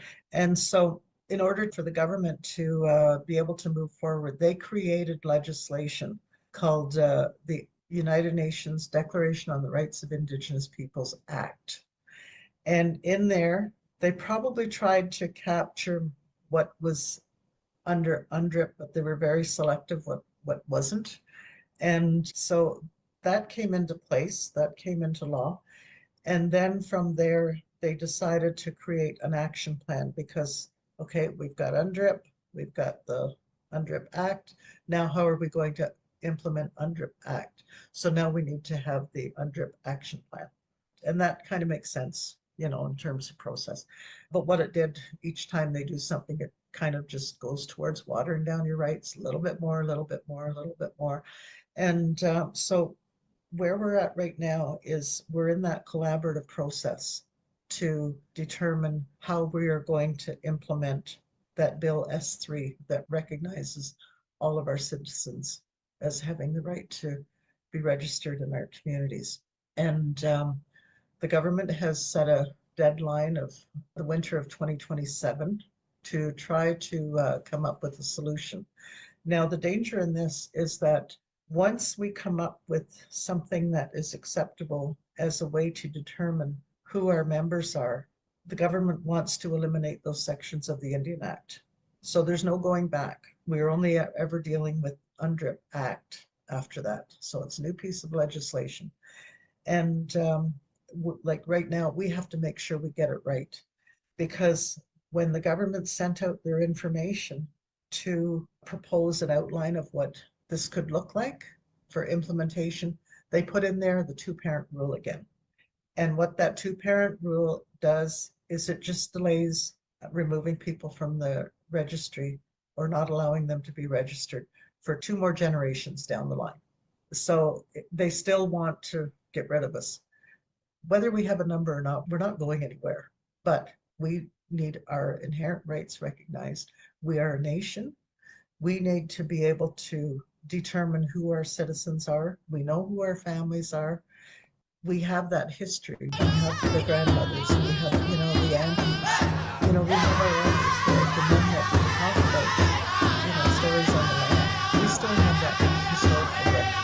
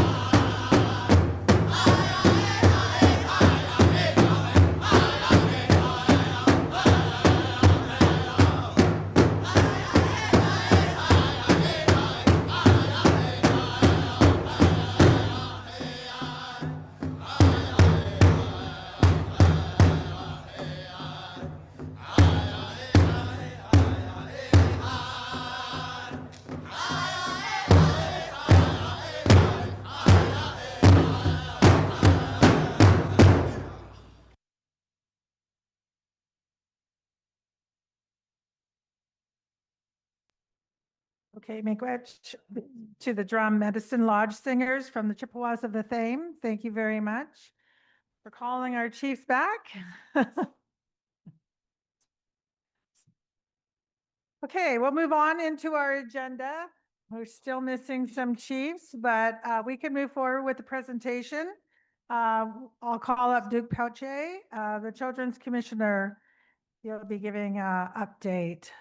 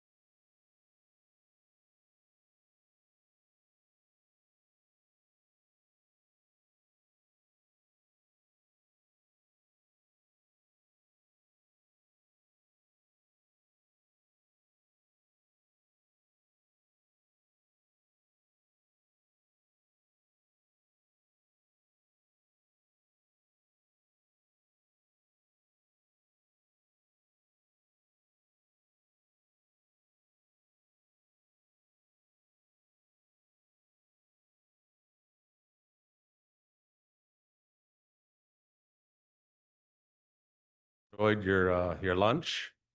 I bring greetings on behalf of my family and having the ability to provide support to the Anishinaabe Nation in fulfilling the role as a Children's Commissioner. Just a little bit of a background for some of the new leadership that have been elected over the past year since my last report.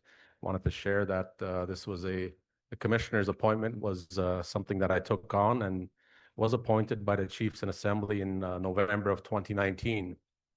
And in fact, the Anishinaabemowen Commissioner, Barbara Nolan, is the one that named the Children's Commissioner role and calling it Anishinaabemowen.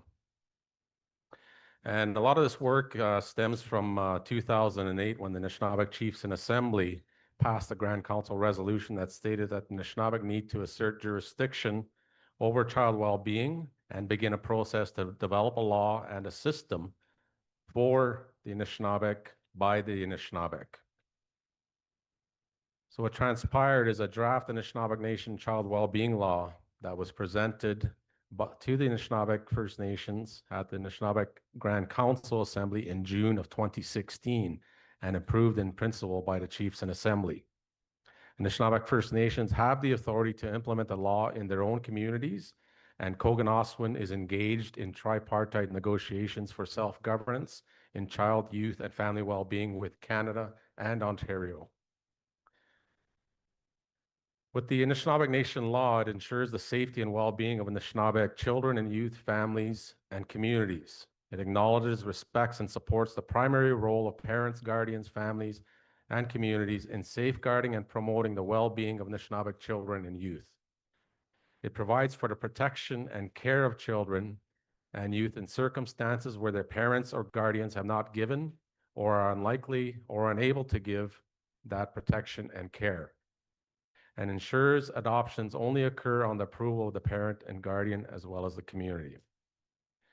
And the system that is attached to the law is called Koganaswin, and it establishes our own Anishinaabe legislative framework for the structure of child, youth, and family well-being. It also contemplates community agreements as well as community standards.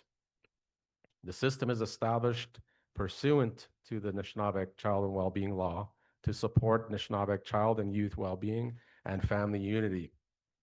The system structure is comprised of First Nations that enact the law, the child well-being agencies, Koganaswin, which is the central coordinating body of the system, the Anishinaabe Nation Circle process, as well as the Anishinaabe Nation Office of the Children's Commissioner.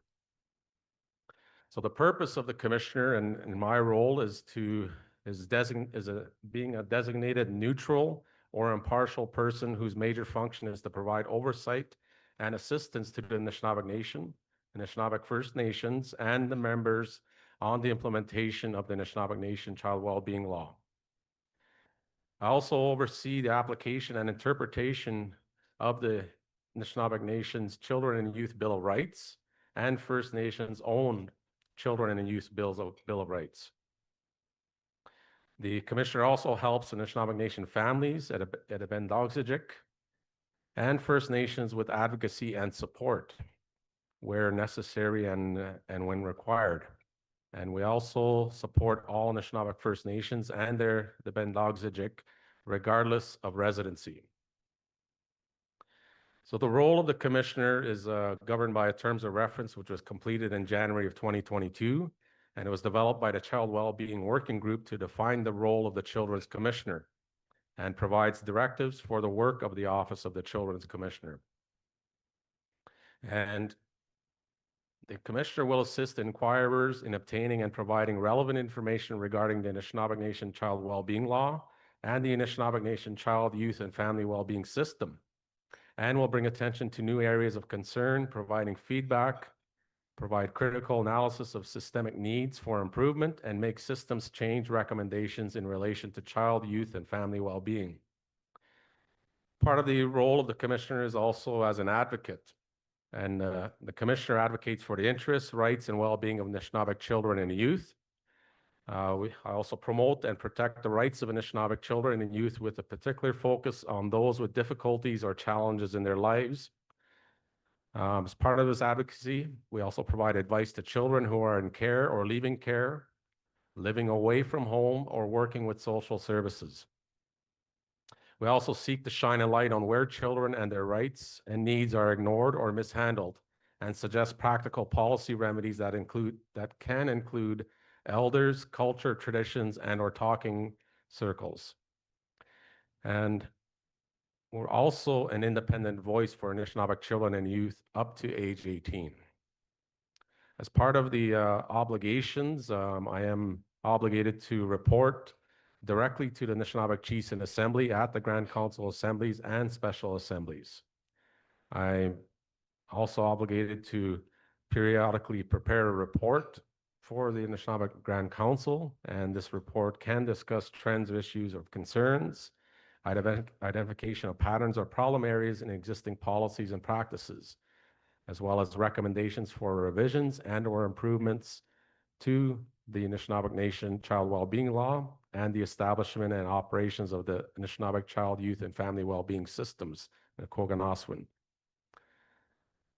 So that's my little background of my role and what my obligations are, and I thank you for that, continuing to place your confidence and trust in my abilities to support Koganaswin, as well as the continued development of law and supporting the First Nations communities in considering adopting their own law and their own standards and their own Youth and Children's Bill of Rights to fully implement the directive of the chiefs going back to 2008 in ensuring that we have our own systems in place to, as we've heard many times in these assemblies, to occupy the field, to minimize the interference from other governments in the affairs of our own families and our children. So as many of you know, child well-being has been front and center of your conversations over the last year, especially with the evolving political landscapes that are taking place not only in the regional, but also at the provincial and national levels. One of those areas that you've had plenty of discussions, and I'm not going to dive deep into it, but there is discussions happening where your community, your councils, leadership, and your technicians are going to need to be attentive to the long-term reform of child welfare systems in the province of Ontario through the agreement with Canada. That's you have confirmed with in some of your assemblies at the Chiefs of Ontario level. One of the other evolving issues that I've just been made aware of today, actually, that some of the Southwest region communities are dealing with in trying to attain a delegated mandate for their child welfare agency is that the province of Ontario has indicated that they are putting a pause to providing that delegated authority. So there's some issues that will require some advocacy from likely the Grand Council Assembly to ensure that those agencies and the First Nation communities that they serve, that the province of Ontario takes their hopes, their visions and dreams of having their own delegated agency being authorized to operate for the benefit of their communities. One of the other things that I wanted to share with you is that the agreement that was signed for removed children, the First Nations Child and Family Services Settlement Agreement, and this is the $23.4 billion agreement. The application process is currently open, and that contemplates having any child that's been removed from 1991 until 2022 is that they are eligible for a minimum of $40,000 each. So that application process is currently open. The families of those removed children are also encouraged to apply. And as an update that I received yesterday, as being part of the committee that is overseeing that work, is that there's been 35,000 applications from across Canada to date. So there's plenty. Our assumptions in that is that there's supposed to be about 120,000 nationally, but to date there's about 35,000 applications that have come in to be processed. So there's much more information that is available on the application website. It's fnclaims.ca, so firstnationclaims.ca, and you'll find all that information there, as well as access to navigators and other supports that individual members from your First Nations can access. All of that is free of charge. The application process is non-intrusive. It only requires an individual's personal contact information and their status card number, and that's how the verification process is going to get completed. Those funds for approved applications are intended to be sent out sometime later this fall. So it's imperative that you allow or share the information amongst your First Nation communities. So part of my other role with the Children's Commissioner's Office is that periodically we get requests for engagements with political leaders, and one instance that we had over this past couple months is that we had a visitor from an individual from Australia, from Barbados, Australia. His name was Dr. Robert Urquhart, and he wanted to engage with the Anishinaabe Nation and find out about Koganaswin and the Anishinaabe law. He was recently awarded a Winston Churchill Fellowship, and one of the things as he was looking for is that he wanted to promote evidence-based healing programs and disseminate his latest research to practitioners, policymakers, and advocates across not only Australia, but around the world. And in our visits, one of the things with sharing a little quote from him, he says he believes that non-Indigenous agencies can and should learn from First Nation communities their holistic responses to family violence, notably in how they strengthen the ecosystem surrounding the child rather than disrupting existing family relationships. And that is the whole point of what the Chiefs in Assembly back in 2008 were contemplating, that they wanted to minimize many of the harms that take place when children are removed from the homes. They wanted to ensure that there were plans in place if that decision was made to remove the child from that home.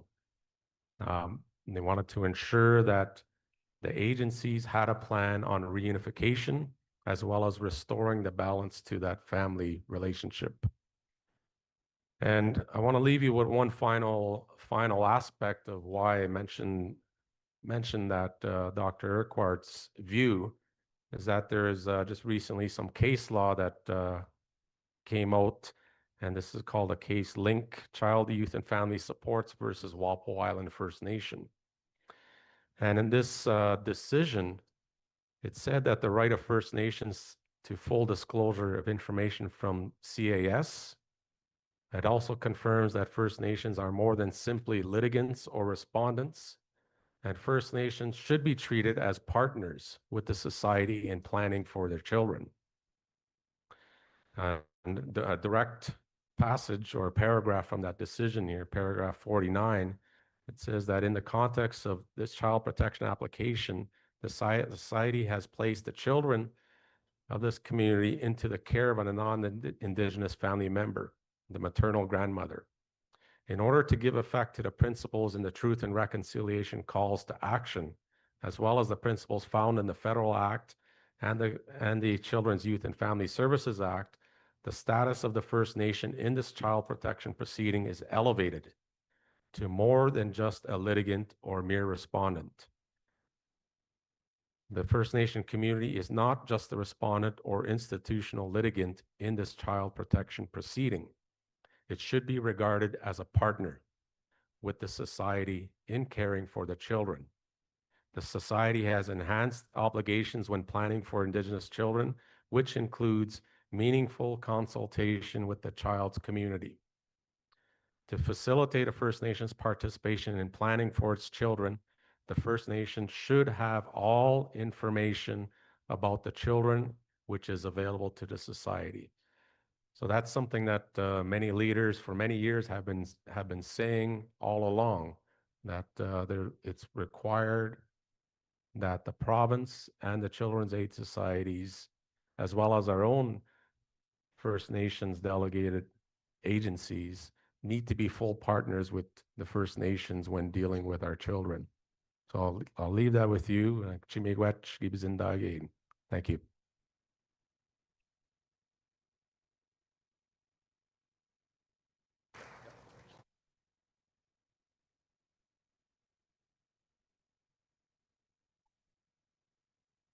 Amy Gwetch for that update.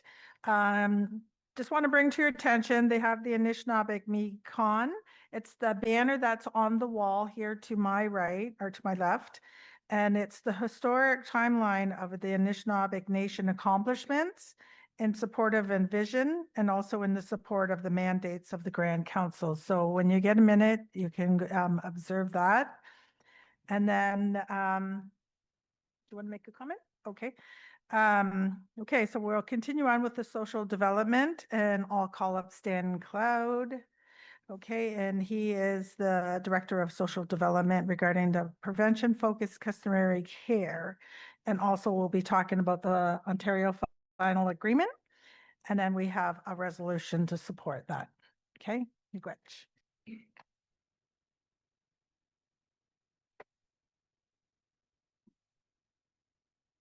Bonjour, Kinawea, Jono Anaquat, Disikas, Shikin Dodum, Wikwadon, Ajudana, Dunjaba, Anishinaabe, Ninandel. Good afternoon, I'm Stan Cloud from Kettle Stony Point First Nation. So it's really nice to be, close to home. Plus I reside in London, so I'm only 10 minutes from my bed. So I appreciate that. That doesn't happen too often. So just a background on our prevention-focused customary care program. It's a program that provides funds to the First Nations and allows them to allocate those funds to support their families, primarily the caregivers of children who may be at risk, but are not involved in any protection matters.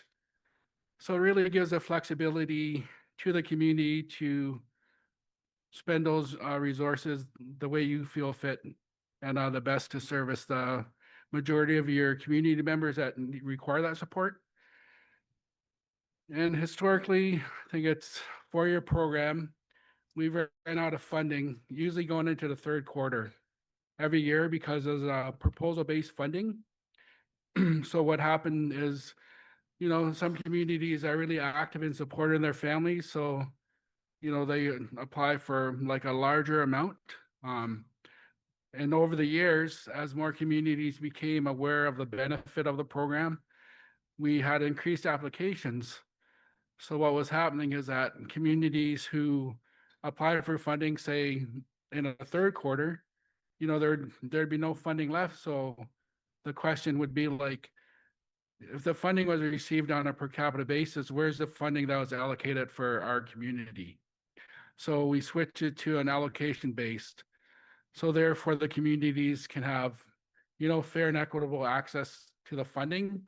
So the formula is based on, we take the allocation and allocate 50% of it equally across the board to the 39 First Nations. And then we take the remaining 50% and allocate that per capita. So when we get about maybe 1.4 million for that program, 1 year, because we had some flexible fundings, we were able to shift funding around, and we pretty much spent double that than what we received. And there was still a need, and that was only not even, I would say, 20% of our communities accessing that program.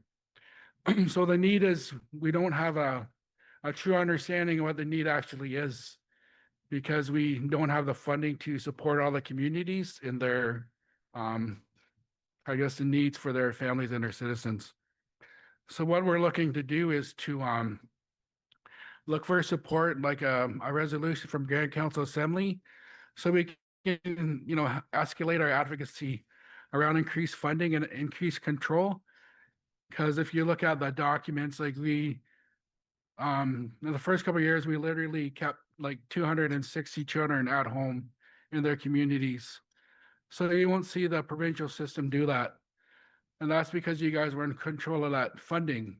So we want to continue to create those opportunities so the leadership of our communities and the frontline staff can keep their kids in where they belong in our communities. So that's the resolution that Sherry mentioned. So we'll be looking for support for that. Sure. If we can move to that now, I'd appreciate it. No, it's okay. If we could bring that resolution up, it's, the subject is Prevention Focused Customary Care, bracket PFCC program. The mover is Chief Judy Desmondlin, Long Lake, and number 58 First Nation. And the seconder is Chief Kathy Steves, Nipissing First Nation. Is both the movers here? They have the seconder online.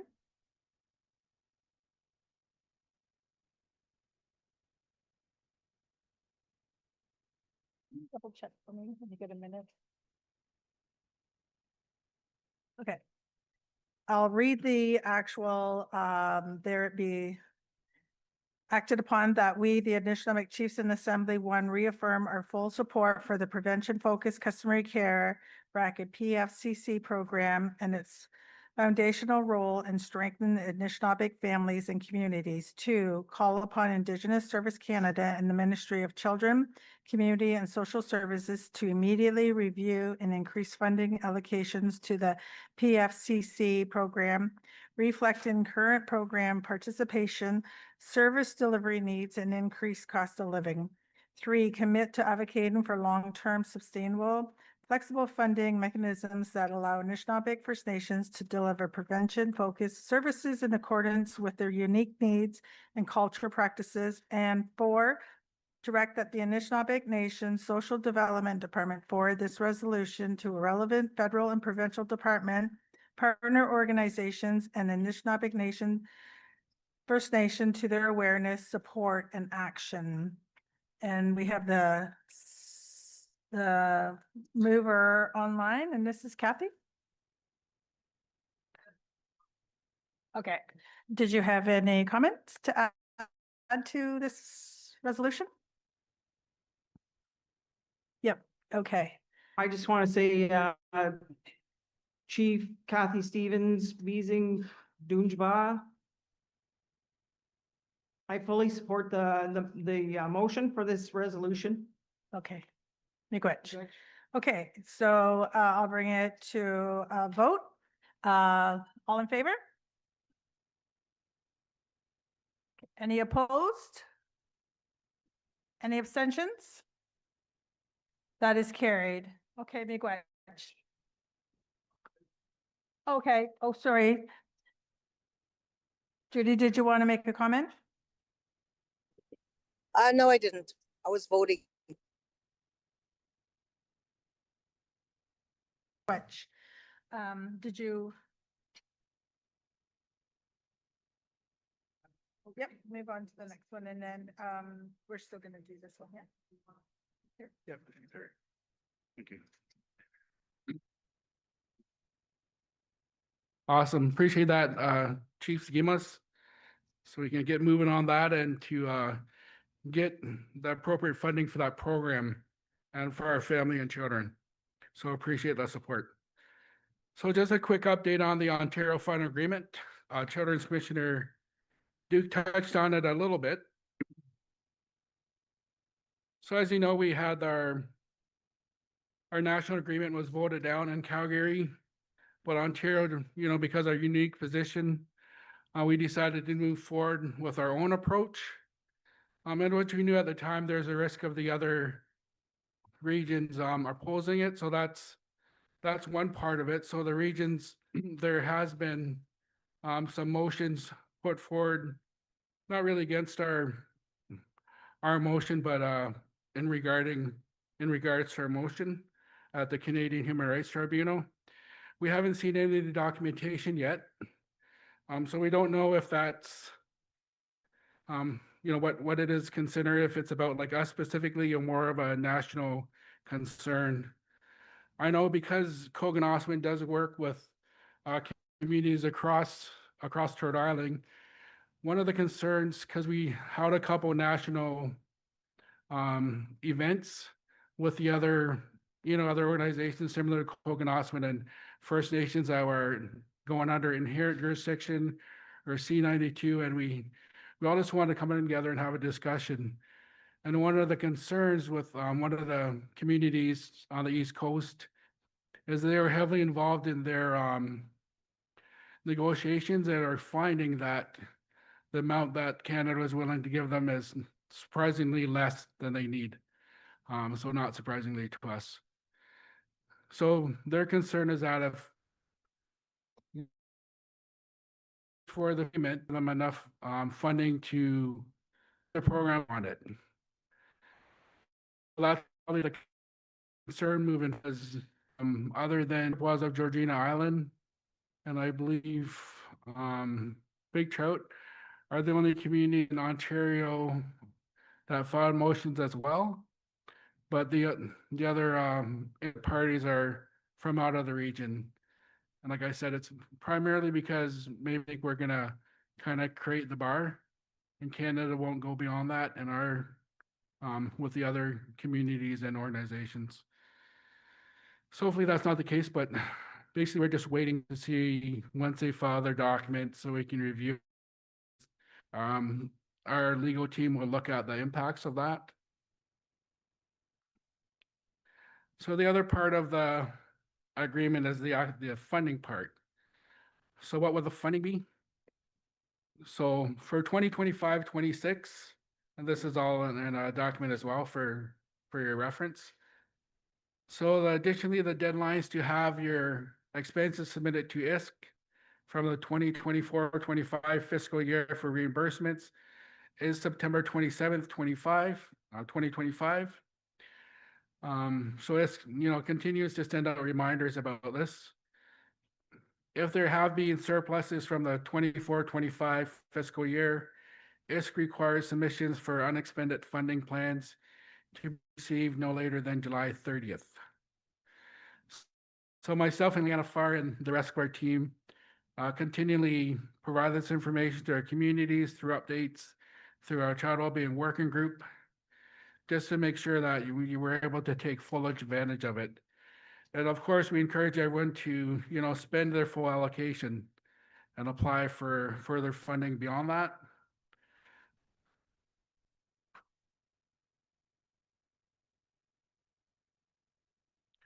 So I'll go through some of the specific chart funding.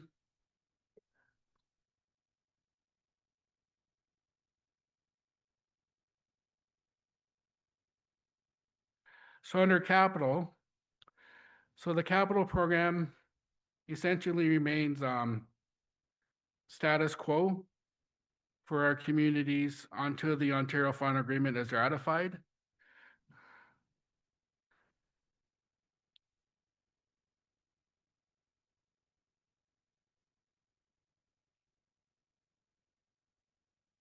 So capital, the opportunities under capital still are like vehicles, new builds, purchases of buildings, renos, additions, outdoor spaces located on and off reserve. So when you do an off reserve, you know, it's to serve your membership that are normally on reserve, because that's what the whole Canadian Human Rights Tribunal deals with, is inequalities in funding to support your on reserve citizens. For First Nations, access at actuals is effective until the date of the Ontario Final Agreement, which won't be till way past like this fall. So access at actuals onto effective date for the agencies still remains the same. Post-majority support services. Again, you can access the actuals onto the effective date of the OFA, at which point First Nations will start to receive a direct annual allocation. First Nations can decide if they would like to allocate some or all of this to an agency or other service provider to provide their post-majority support services to their membership. And for the Indigenous agencies, your access to actuals are the same onto the effective date. Your First Nations representative services or band representative services on reserve allocation to each First Nation Ontario. So you're continuing to receive that funding. So where First Nation has expended 75% or more of its First Nations representative service allocation for 25-26 and has a remaining spending plan for the remaining 25%, it can access additional funding at actuals. So as long as you have your plan in place, like your evidence how you're going to spend the money, you can apply for things at actual still. And of course, that funding is not available to the agencies. Now, the prevention funding. So for decades, our leadership have also wanted to have like access and control over funding for those services within our territories. So after the Ontario Final Agreement is approved, what will happen is that the full allocation will come to the First Nations, and then you can determine with your agencies whether or not you're going to allocate funding to them to provide those services. Until the final agreement is ratified and approved, you still share that allocation. So the agencies will continue to get a certain portion of your prevention funding, except of course the communities who are not attached to an Indigenous agency. And I believe that's only like Nipissing and Chippewa Thames. So they receive their N-curve lake, they receive their full allocations because they're serviced by mainstream agencies. So I won't touch the other stuff. They're mostly related to the agencies. So the housing fund, the housing fund has been allocated for this year already. So the primary goal is to prevent children from going into care and to support reunification where housing is a barrier. Support the overall well-being of children, families, and housing needs related and First Nation communities. Can be used for eligible post-majority support services, youth and young adults. So the 24-25 fiscal allocations were distributed last fiscal to each First Nation as per ISC formula. Carryover revenue surplus to this fiscal 25-26 is permitted. Housing allocation for 25-26 fiscal are expected to be communicated by ISC shortly. So we're still waiting for that, and when we receive those numbers, whether come to your community first, I want to share them with you as well once we receive them. So for all the application proposals, social does have templates. Most of the community frontline workers are familiar with our templates we created for proposals. So we've tried to do, fill in the blank as much as possible. So there's less burden on the communities. And we have a really good list of examples of things you can apply for. So as communities apply for funding and are provided that funding or is approved, we add that to our list. So that goes into our advocacy strategy as well. So if Wanapitei, got a trailer for an outer to visit with some families, and then Aamjiwnaang applied and they told Aamjiwnaang no, we have evidence. When we do our advocacy, we say, well, you awarded that to Wanapitei in February of last year. So are we continuing down the road of discrimination or not? So we can pretty quickly advocate when there's issues with funding. There's a lot of new bureaucrats out there. So we just continually try to educate them, but we try not to waste too much time either, because we know that funding is crucial for you guys to get, boots on the ground, get your buildings built, and bring our families back home if that's what you're looking to do. So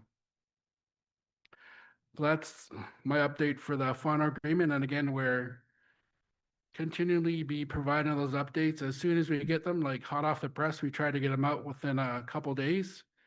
All this information is also provided to the Leadership Council meetings that COO host. But we want to make sure that, our leadership at the Anishinaabe Nation is well apprised of the opportunities and that we're there to support them with any of their issues involving the CHE funding.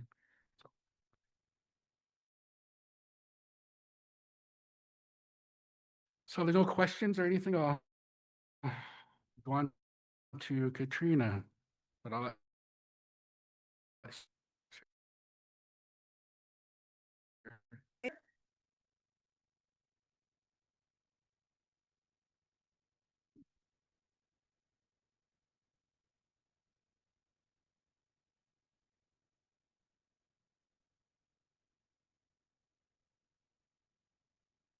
Ani Wabane Kwakwa Indigenous Kabewik First Nation and Donjba Anishinaabe Dao.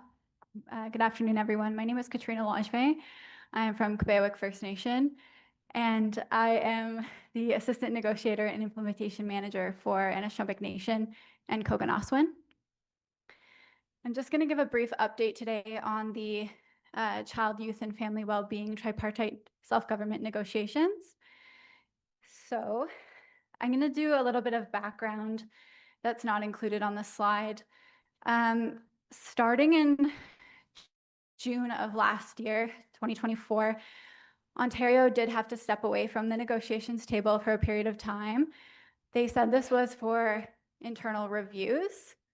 As we did not hear from them for several months, and they were not able to come back to the table for several months, Anishinaabe Nation and Canada did decide to proceed bilaterally.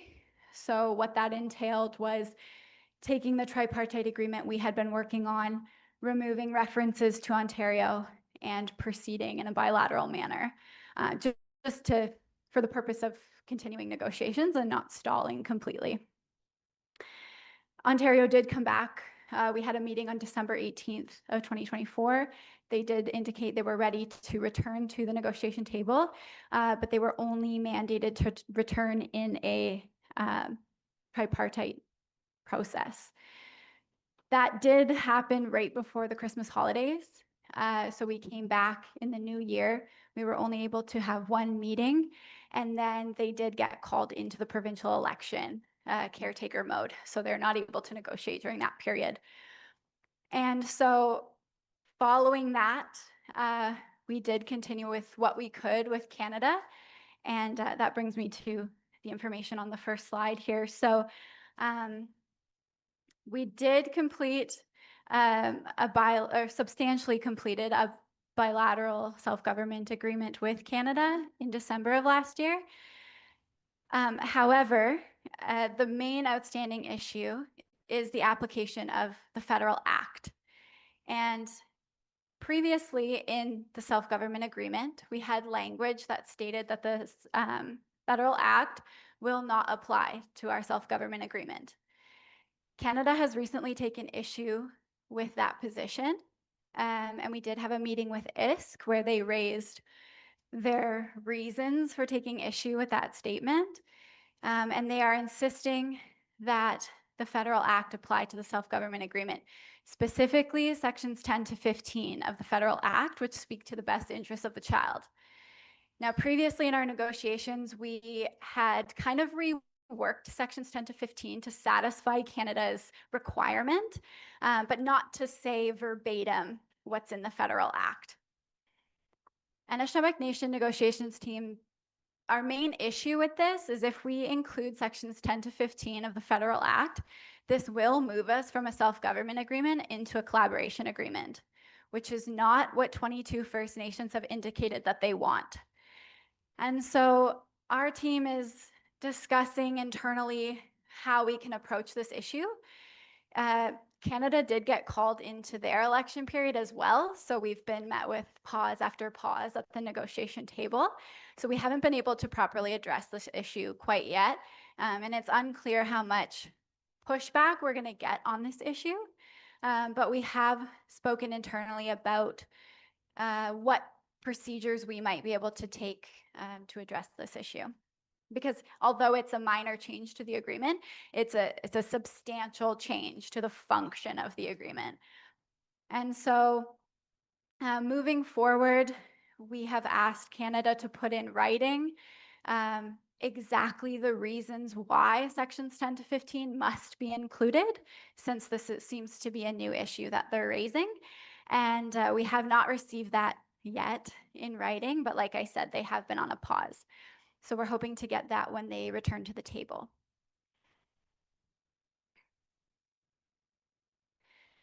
So moving to negotiations with Ontario, Ontario has returned to the negotiation table, and they are meeting with us on the fiscal side right now bilaterally, and on the tripartite side, we're just waiting for Canada to come back until we can all be back together. The Anishinaabe Nation negotiations team did ask Ontario to provide in writing any topics that they feel require more negotiation. Because they're returning and we haven't heard from them since June of last year, we're unclear where they're sitting. We're unclear on what they feel needs to be addressed more thoroughly in the agreement. So we've asked them to put that in writing, and we have not received that quite yet. So as I said before, the elections back to back did have quite a big impact on the negotiations process. We did have to take multiple monthly pauses, and unfortunately that has pushed our timeline back a little bit. So the federal team is still in negotiation, or sorry, they're still in caretaker mode, but we're hoping they're returning to the negotiation table next month at the latest.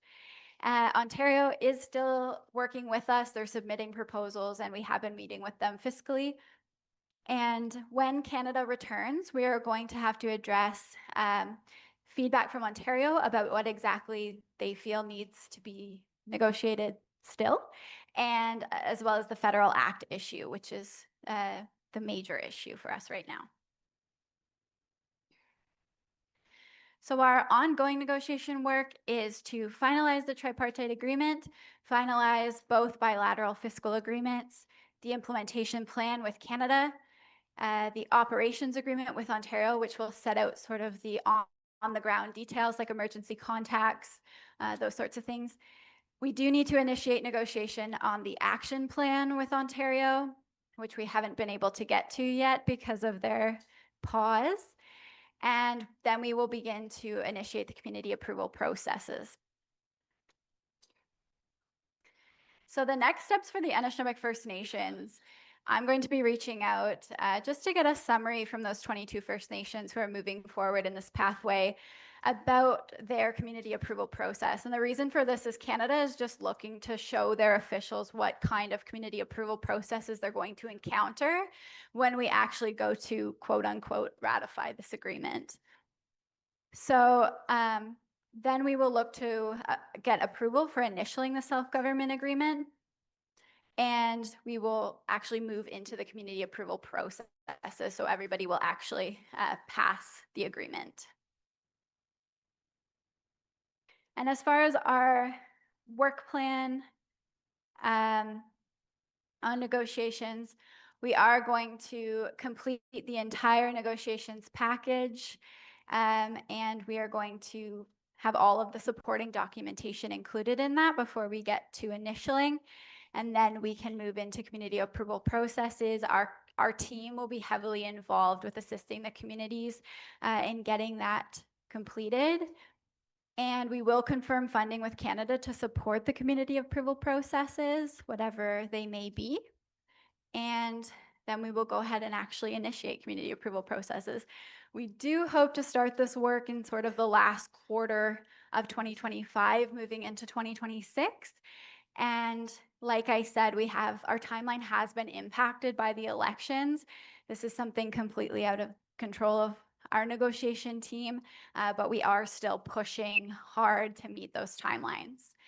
So I think that concludes my update on negotiations, unless there are any questions. I'm happy to take those. Miigwech. No, okay. Okay, thank you for that, Katrina. So we're going to do a slight juggle on the agenda. We're going to bring forward the residential school denialism, and I'm going to call up Grand Council Chief Linda DeVos.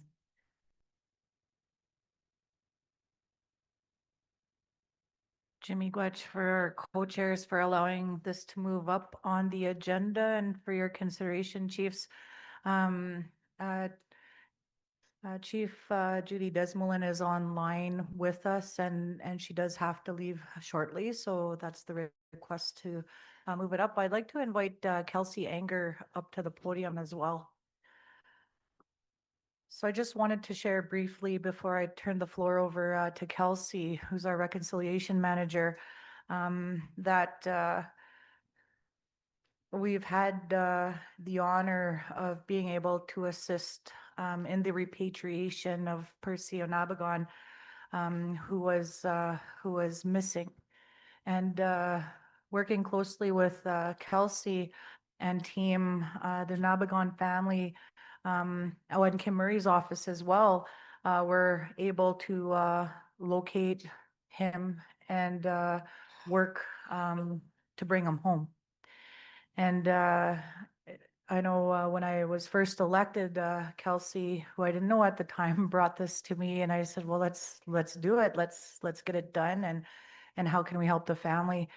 It's really based in our Anishinaabemowen, about our family, and to do everything that we can to bring them home as best as we can. And working with Kelsey and the family, we were able to receive financial support from the province of Ontario to assist with the repatriation, and to fully support Chief Desmoulin and her member to bring Percy home. So I want to invite Kelsey up, who will speak to his story. And as well, I've asked her to share how we brought this resolution together, as requested by Chief Desmoulin. Miigwech.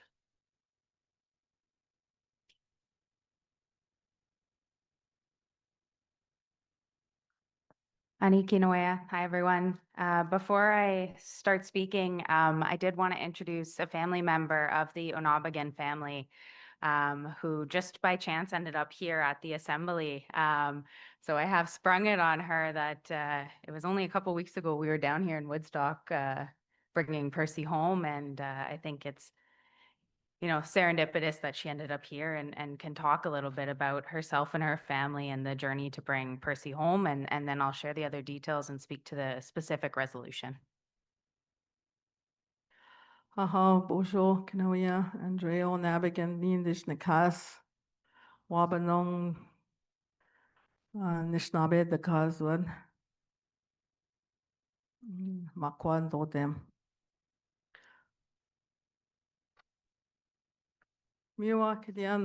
This is what I want to talk about today. Percy Onabagan. Miwe Nabem. This is my husband, John Onabagan. That's his uncle, Percy. My husband is 68 years old. He has never met his cousin, his uncle. But we've heard a lot about Percy when I moved into the family 40 years ago. And it felt like, oh, we already knew who he was by the way the family talked about Percy. Claire O'Nabigan, John's cousin, started researching and getting the information about Uncle Percy. And then it came 20 years after, 20 years ago, she started this process of repatriating her uncle. He was taken away at the age of 8 years old to St. Joseph's Residential School in Thunder Bay, to only be there for a short time as he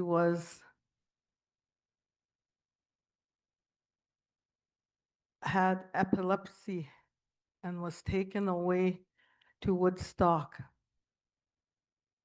And there, the family never, ever saw Percy when he left at 8 years old.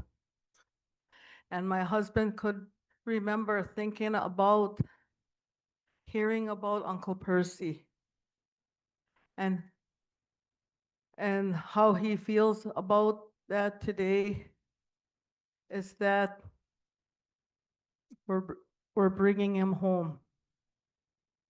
We were able to go to Woodstock, a few of the family members, and see the exhume of Percy. We had a ceremony which was very emotional for everyone to see that. But at the same time, we're very happy to bring Percy back to Long Lake 58.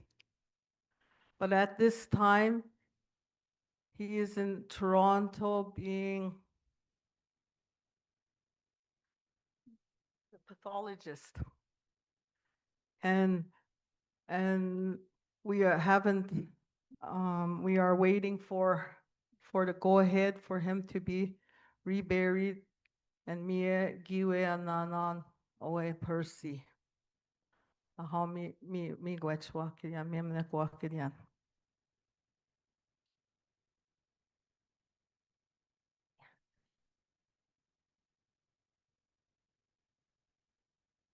Miigwech, Andrea. So again, I'll speak really briefly because I think the family did an incredible job summarizing what happened. But as she mentioned, Percy, he was 8 years old. He was sent to residential school. And essentially after that, he never went home again. He was born with paralysis and epilepsy.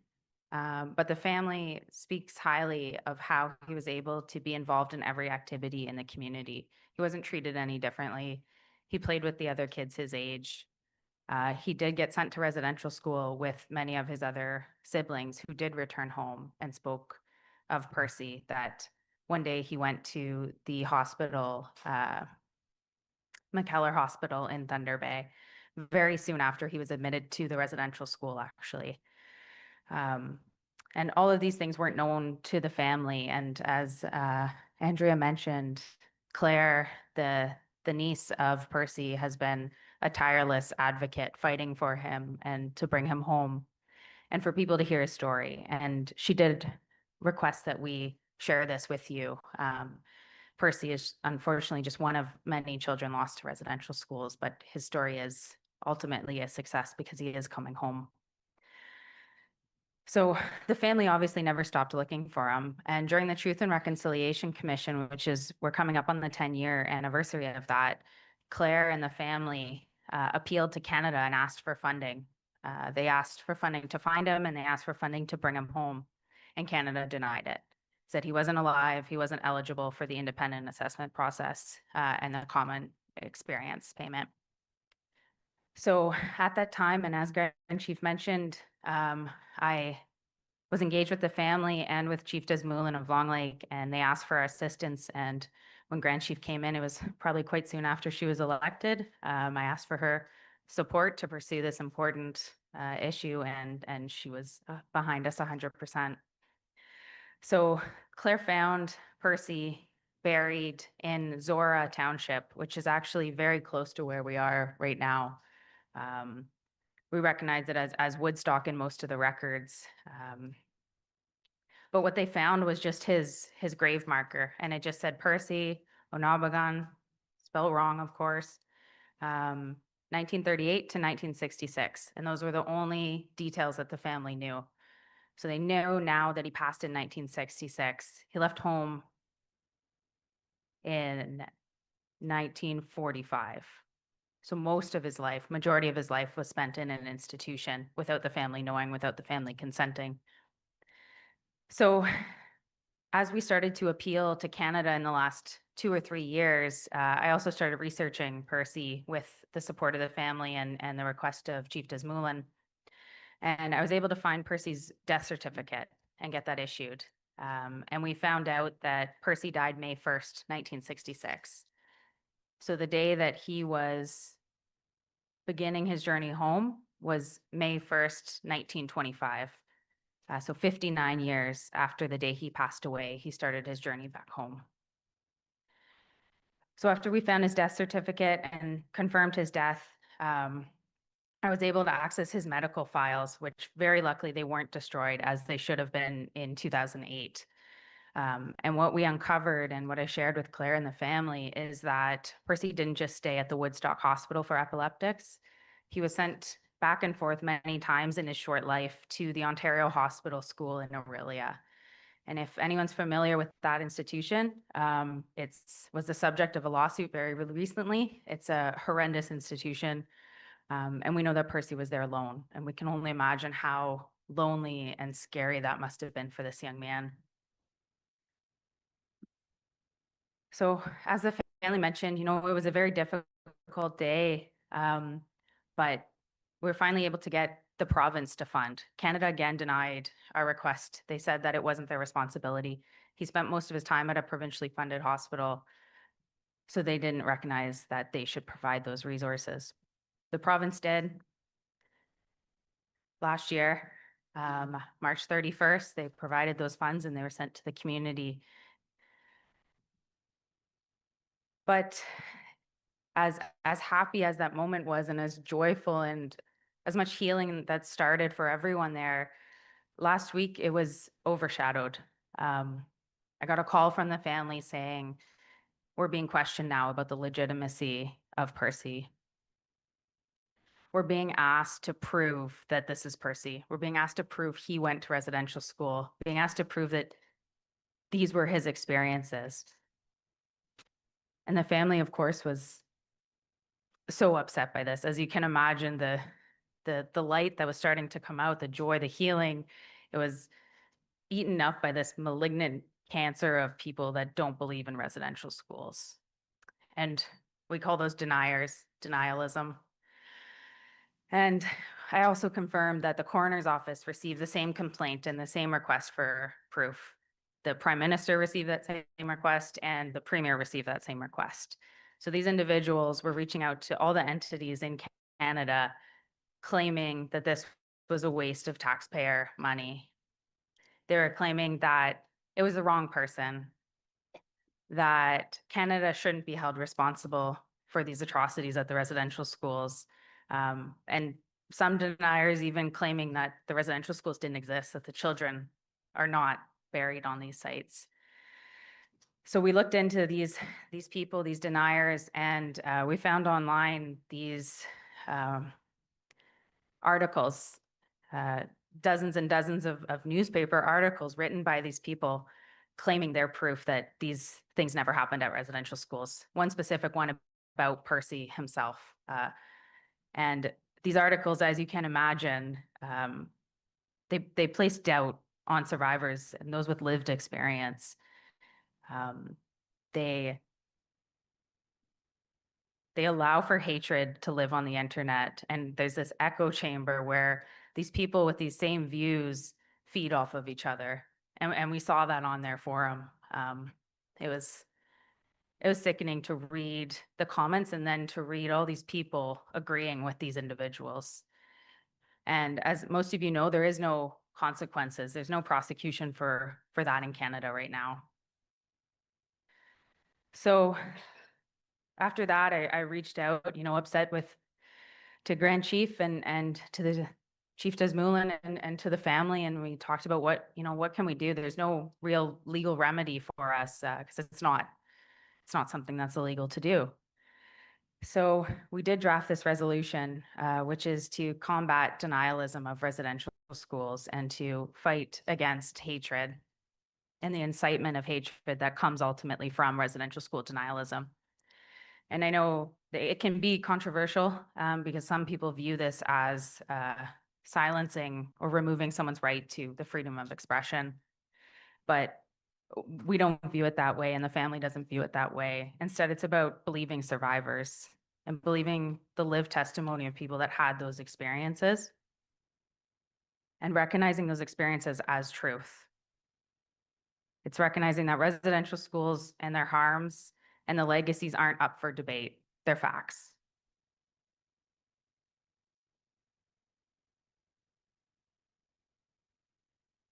And it's recognizing that these institutions resulted in the death and disappearances of many, many children, Percy being one of them. So this resolution is for the chiefs, of course, moved by Chief Desmoulin, but it's also very much for Percy and in Percy's memory. And we can see that Percy is still impacting people's lives to this day, despite being gone since 1966. Miigwech.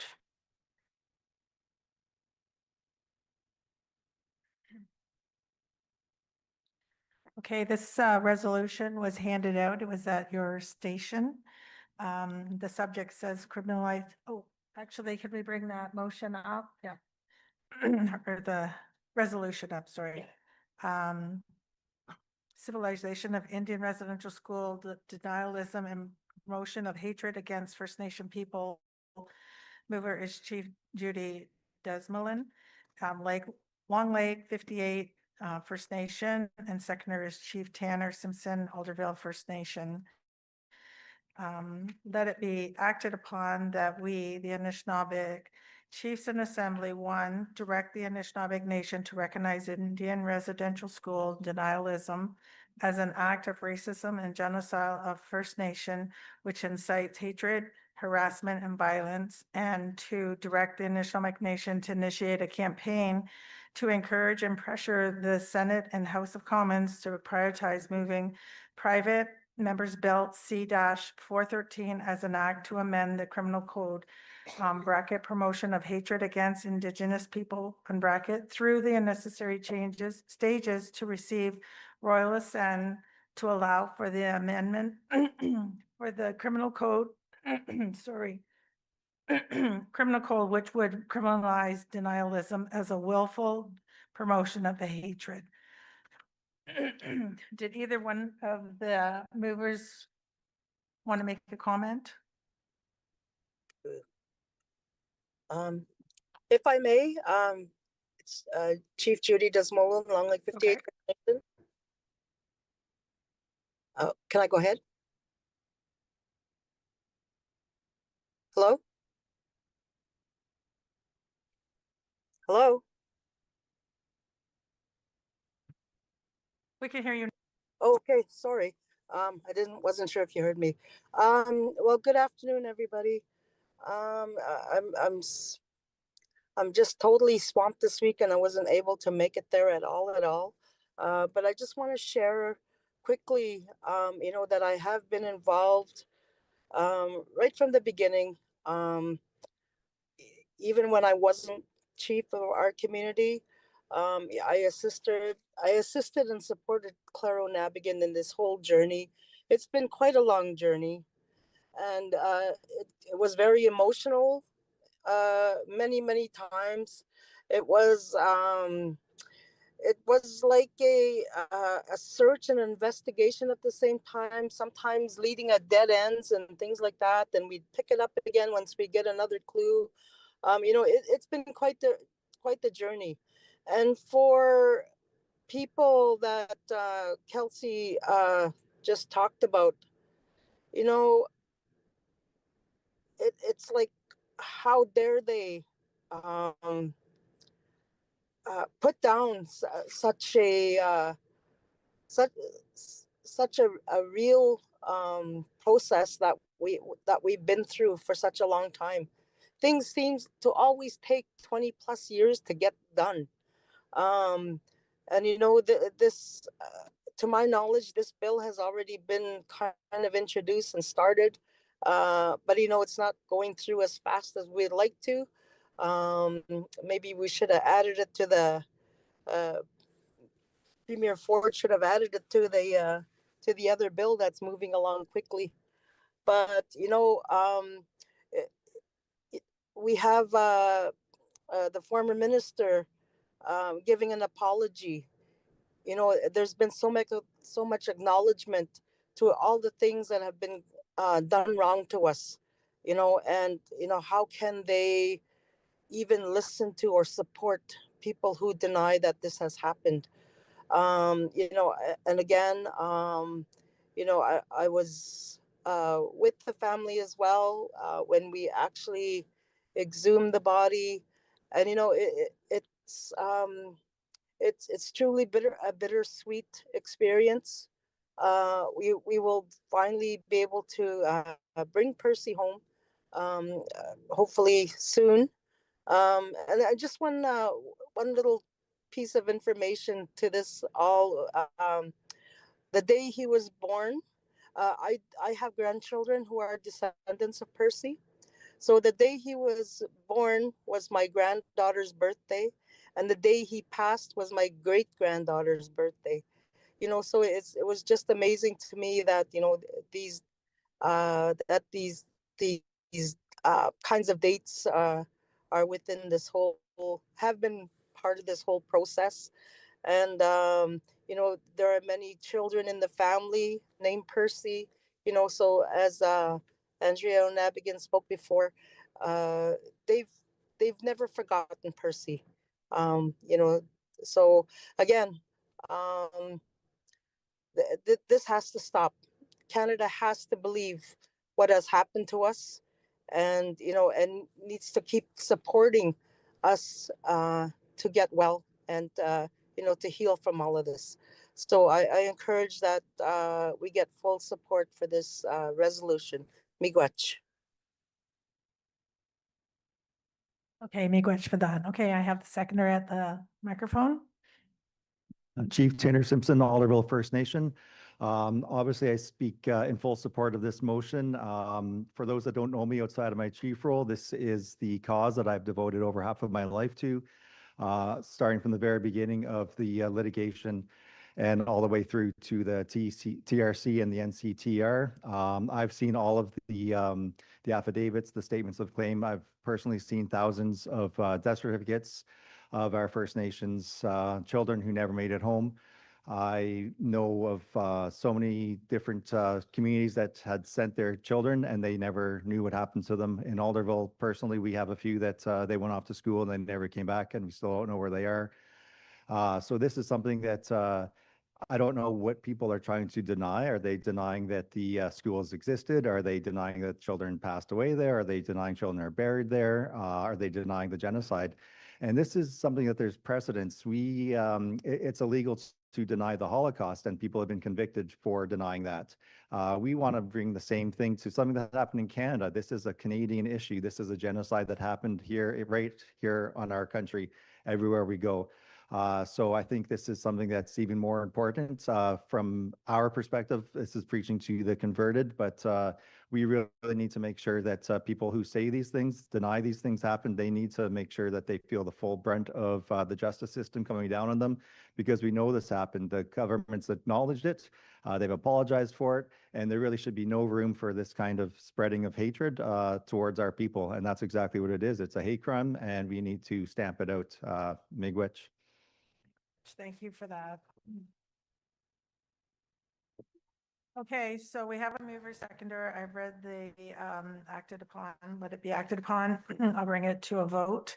All in favor? Thank you. Any opposed? Any abstentions? That's carried. Miigwech.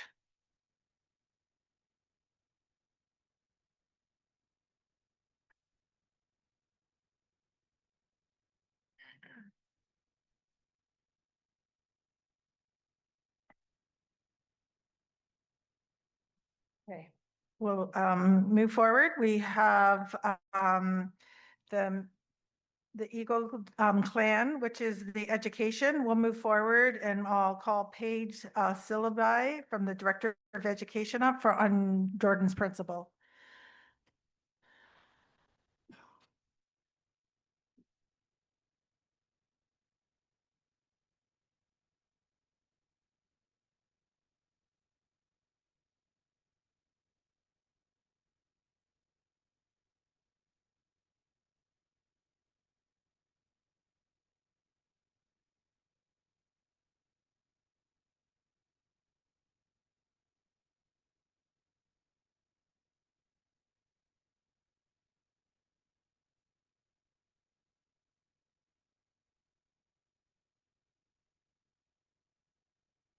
Anishinaabemowen, patient Anishinaabekas, Chippewas of Georgina Island and Nunjaba, Nikido Dem.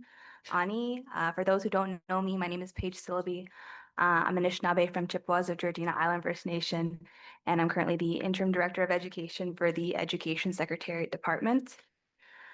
Today we have on the agenda for you a brief update on the Jordan's Principle with a focus on education, acknowledging that this is a cross-sectoral concern. But we did want to flag some of the areas that were being raised as issues from your communities and from your education directors.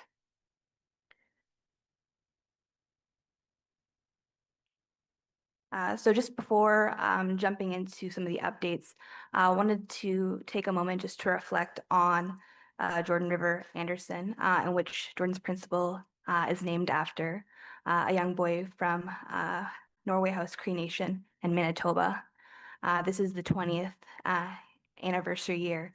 And I think that sometimes we forget, or ISC forgets, Indigenous Services Canada, that there's a human aspect to it.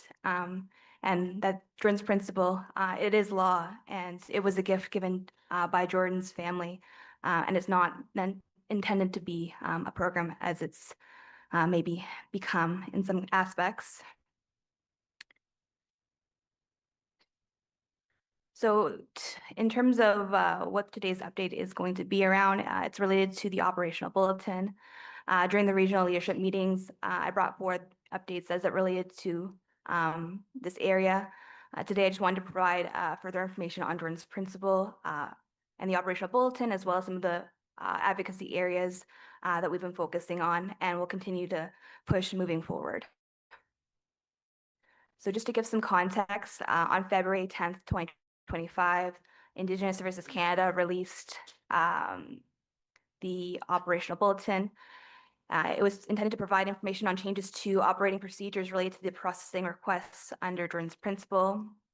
The operational bulletin introduced a number of changes for individual and group requests, which came into effect immediately when applied to all new requests and retroactively to requests in the backlog.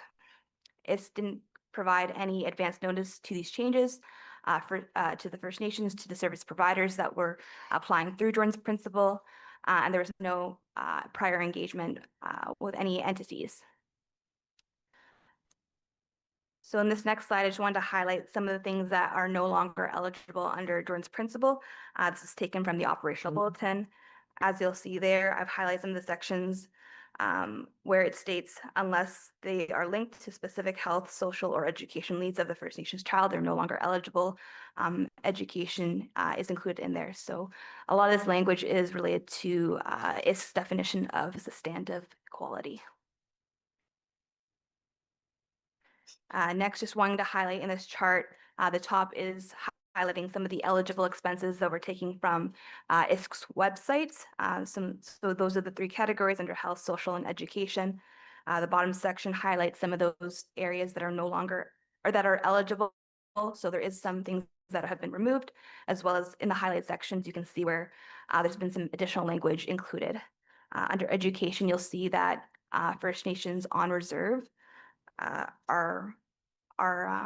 is some language that's been added for requests related to teaching assistants and other areas as well.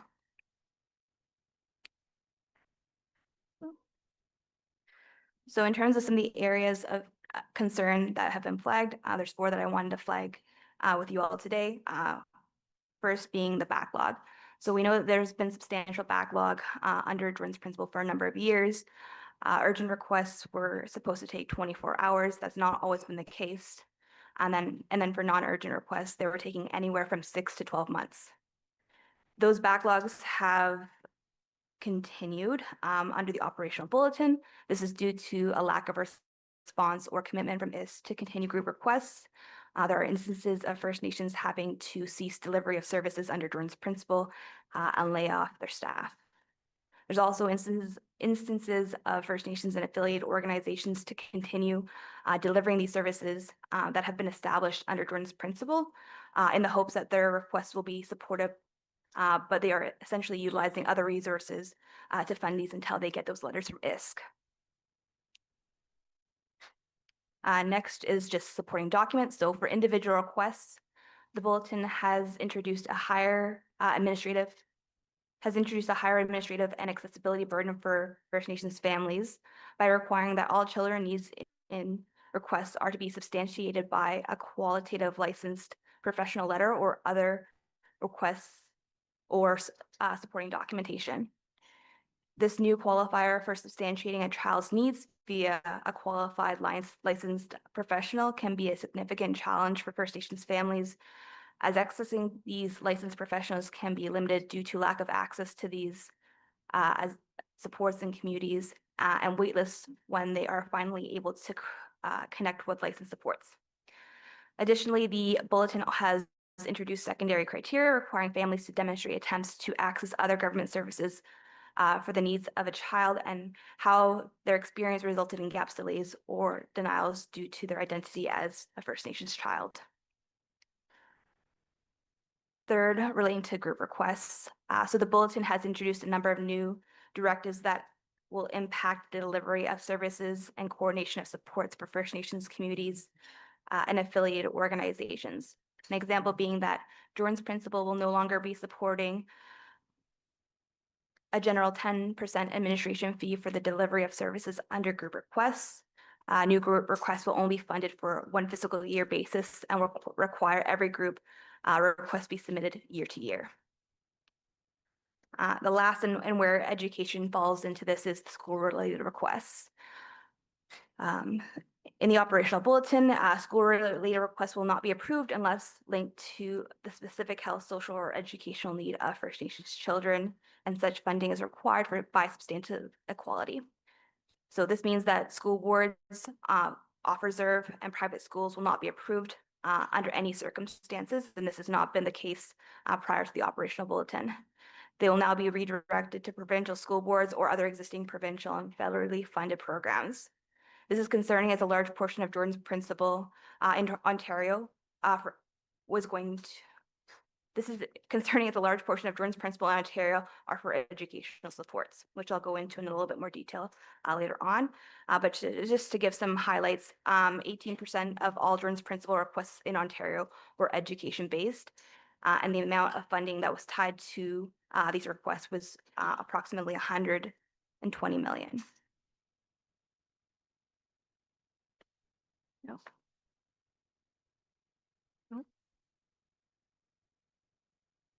So I'm going to jump into some data that we were able to collect. I know that during the regional leadership meetings, there was a motion to gather some data surrounding denied and outstanding Jordan's principal claims. Unfortunately, that data isn't fully available and not at the localized level that we would hope for. But I did want to share what we have been able to secure as of today. This is a couple of charts that I wanted to highlight in terms of the backlog as of February 2025. This comes from the Canadian Human Rights Tribunal dated March 7th of this year. So as you'll see for Ontario region, there's over 34,000 backlogged individual and group requests. And then also you'll also see this, the next chart highlights the urgent and non-urgent requests from the backlog. We know we have reached out to IS to see what that backlog is as of now, and we were told that all the requests that Ontario, ISK Ontario can approve have been released. And so any further backlogs that communities might be experiencing or any delays is likely due to those requests being escalated to the National Review Committee.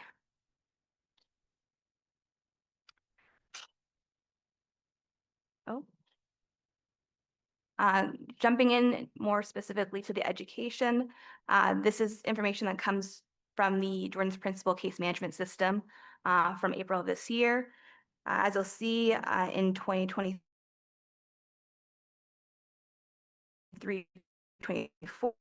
at least for education-based Jordan's Principal applications, and then in 2024-25, over 11 million. So we anticipate that reduction is likely due to the backlog as well as the imposition of the operational bulletin.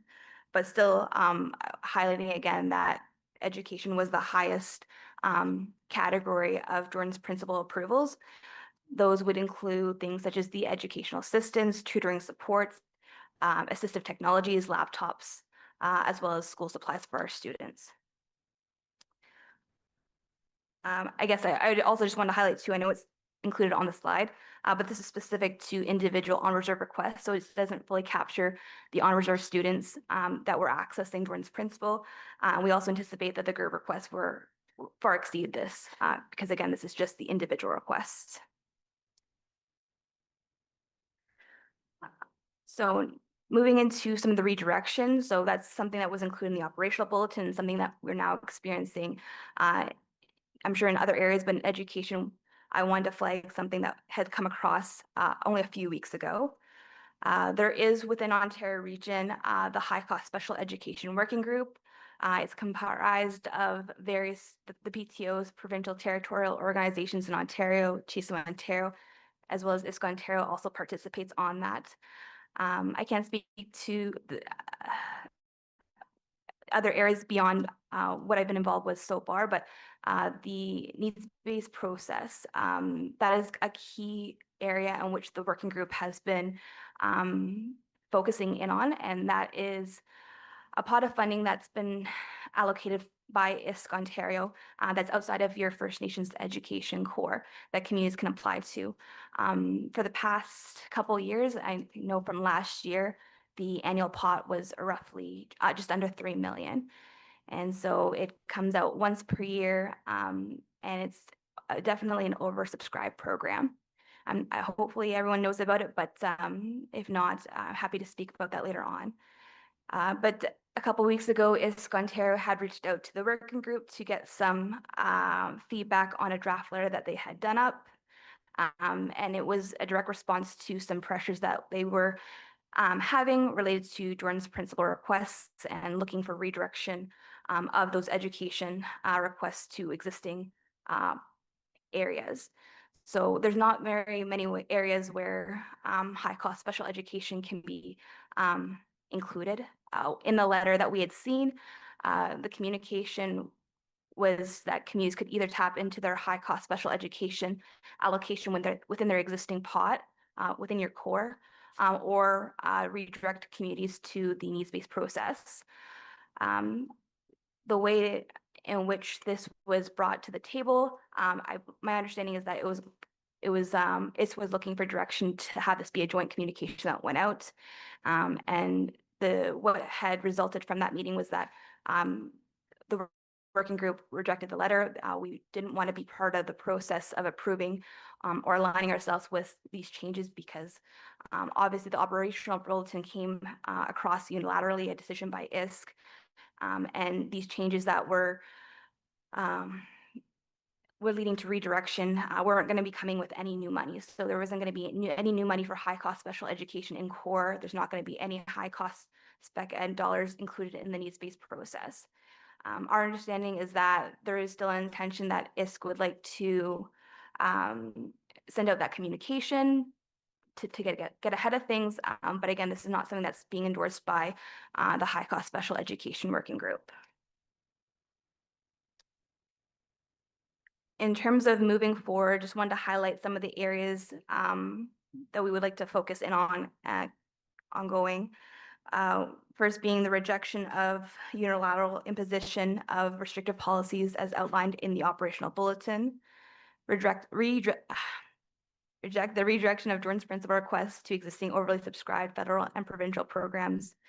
And also urging the new Minister of Indigenous Services Canada to consult with Ontario First Nations on the implementation and amendments of Jordan's Principal Operational Bulletin.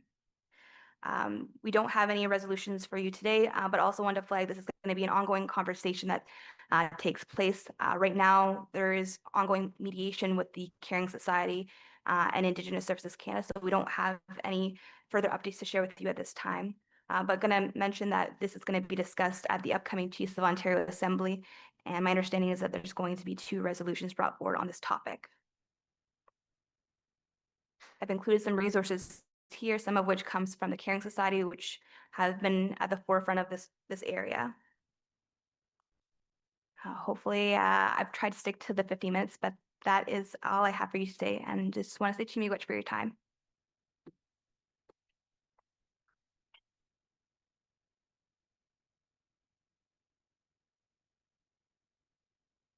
Okay, thank you, Paige, for that update. And I'll pass it over to Adam. Miigwech, thank you, Sherry. So before we take a break, I'd like to call upon Grand Council Chief Linda DeBastige, and I better make sure I get it right. Grand Council Chief, I did get it right. For a quick announcement, and then we'll be taking a short break. Tim's fighting words. No, I'm just kidding.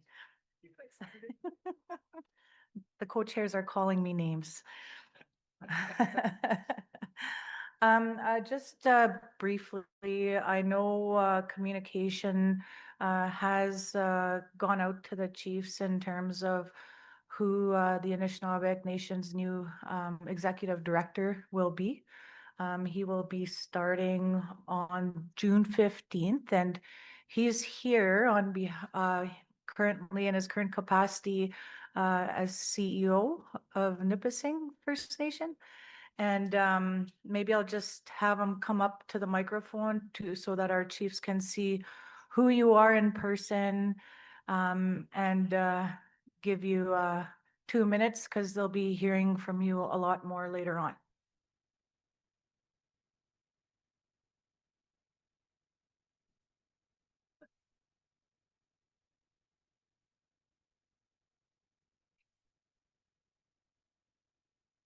Good afternoon, everyone. Miigwech for the introduction. Grand Chief, my name is Brendan Houston. As Grand Chief mentioned, currently the Chief Executive Officer for Nipissing First Nation. And in a few weeks' time, I'll be joining you as the Executive Director. Many of you have worked with me in my prior role with the Anishinaabe Nation, working as an economic development policy analyst. Since that time, I spent the last 8 years or so working in the community, the Chief Executive Officer for Atikmishing Anishinaabemowen, and then my home community of Nipissing First Nation. It's been a heavy few weeks announcing my departure from my home community, but I want you to know I have the full support of my home nation and look forward to serving each and every one of you in your nations. Expect to see me in your communities spending some time to getting to know your leadership, your community members, and the realities and environments in which you operate. Expect me to really focus in on our value proposition as an organization and to really try my best to help empower our nations, that unity that makes us strong, both within our organization and across the Anishinaabe Nation. So with that, I think I'll pass it back over to Grand Chief, but I'm so excited to work with each and every one of you. So miigwech for the warm welcome.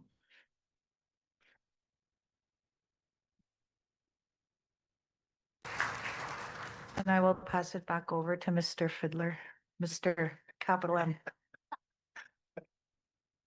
At least you didn't say Mr. and Mrs. I was at the Bill 5 committee hearings 2 weeks ago, so I made a presentation on behalf of Sandy Lake, along with Councillor Cynthia Fiddler. We're very distantly related. So of course, one of the Conservative MPs has a question. Says, I have a question for Mr. and Mrs. Fiddler.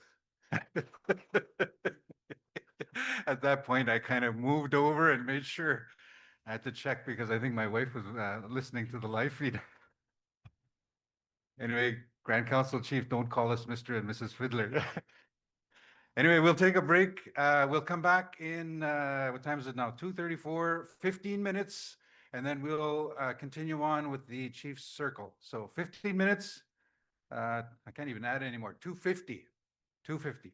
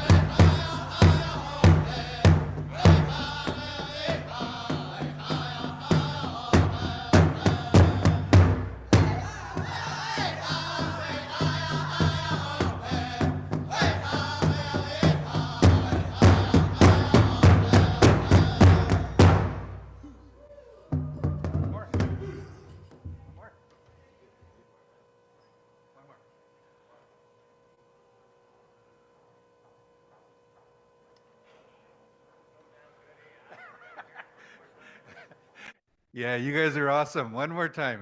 I like that. If I can have chiefs and delegates, proxies make their way back and into the chief circle. But in the meantime, we'll have one more song and to call in the chiefs. Yeah, Gab Bejic.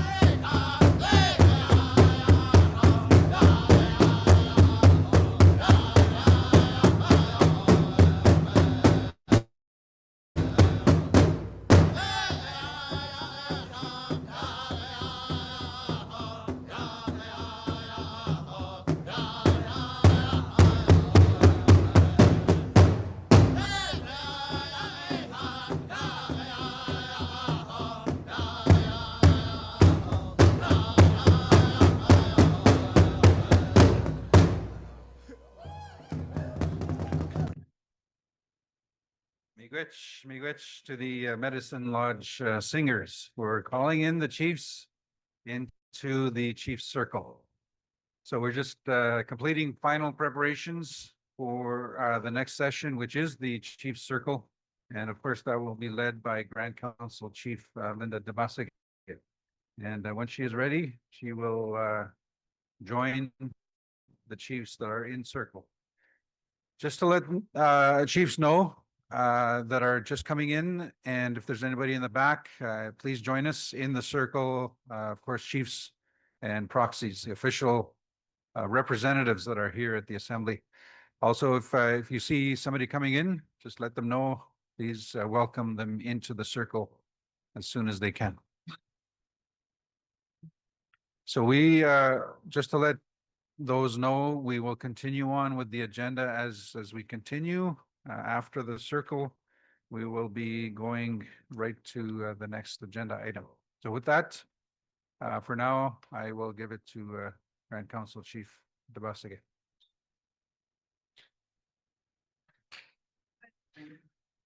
Well, that's okay.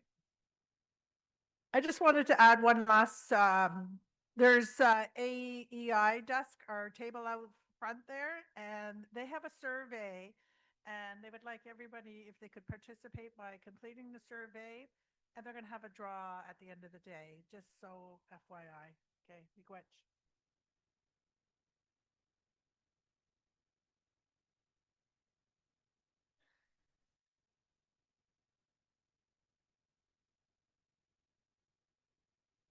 Hello? Can you hear me? Hello? You coming in? Miigwech, I just wanted to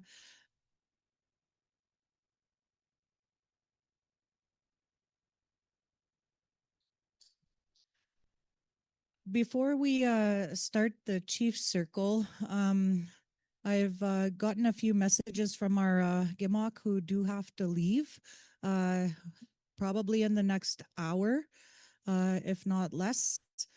So asking for your consideration to proceed with 5 resolutions before we lose if we lose quorum, so that we can proceed with the business and then finish with the chief circle for today.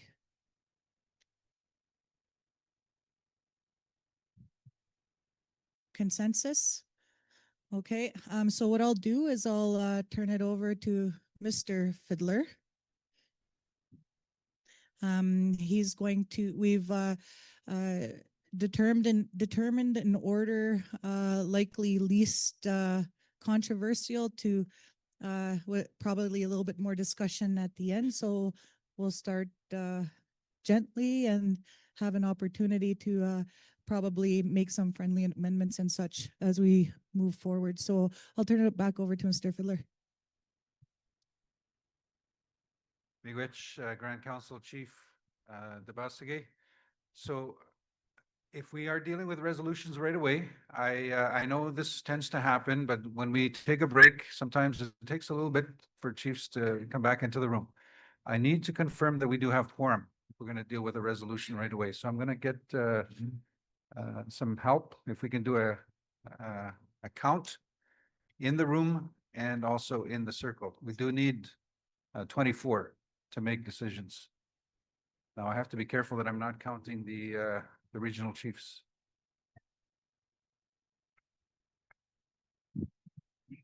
Can we stand up if you're a chief or a proxy, just to make it easier for our counters, Miigwech?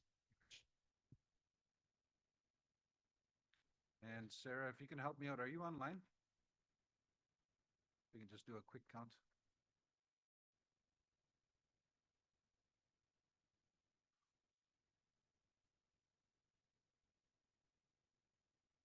So we do need 2 more, and I know that there's probably 2 just out the hall. So you can sit down, thank you. So I'm just gonna see if Sarah can do a holler out in the hall. If we can get 2 more. 1 more. Yeah, we have 4 online, and so I think we need 1 more. We did do the count online as well. And I think there we go. Is that?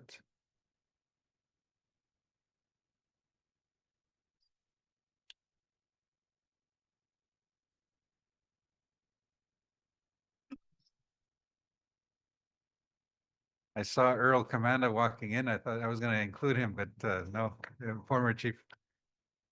So I need one more to establish quorum, to reestablish quorum after the break. And yeah, maybe if we can have another look. Can you help? Can you tell how many are online? We counted 4. We need 24. Yeah, we know that they're here. They're just out in the hall. So if I can get an indication, they're looking. Okay. I know Chief.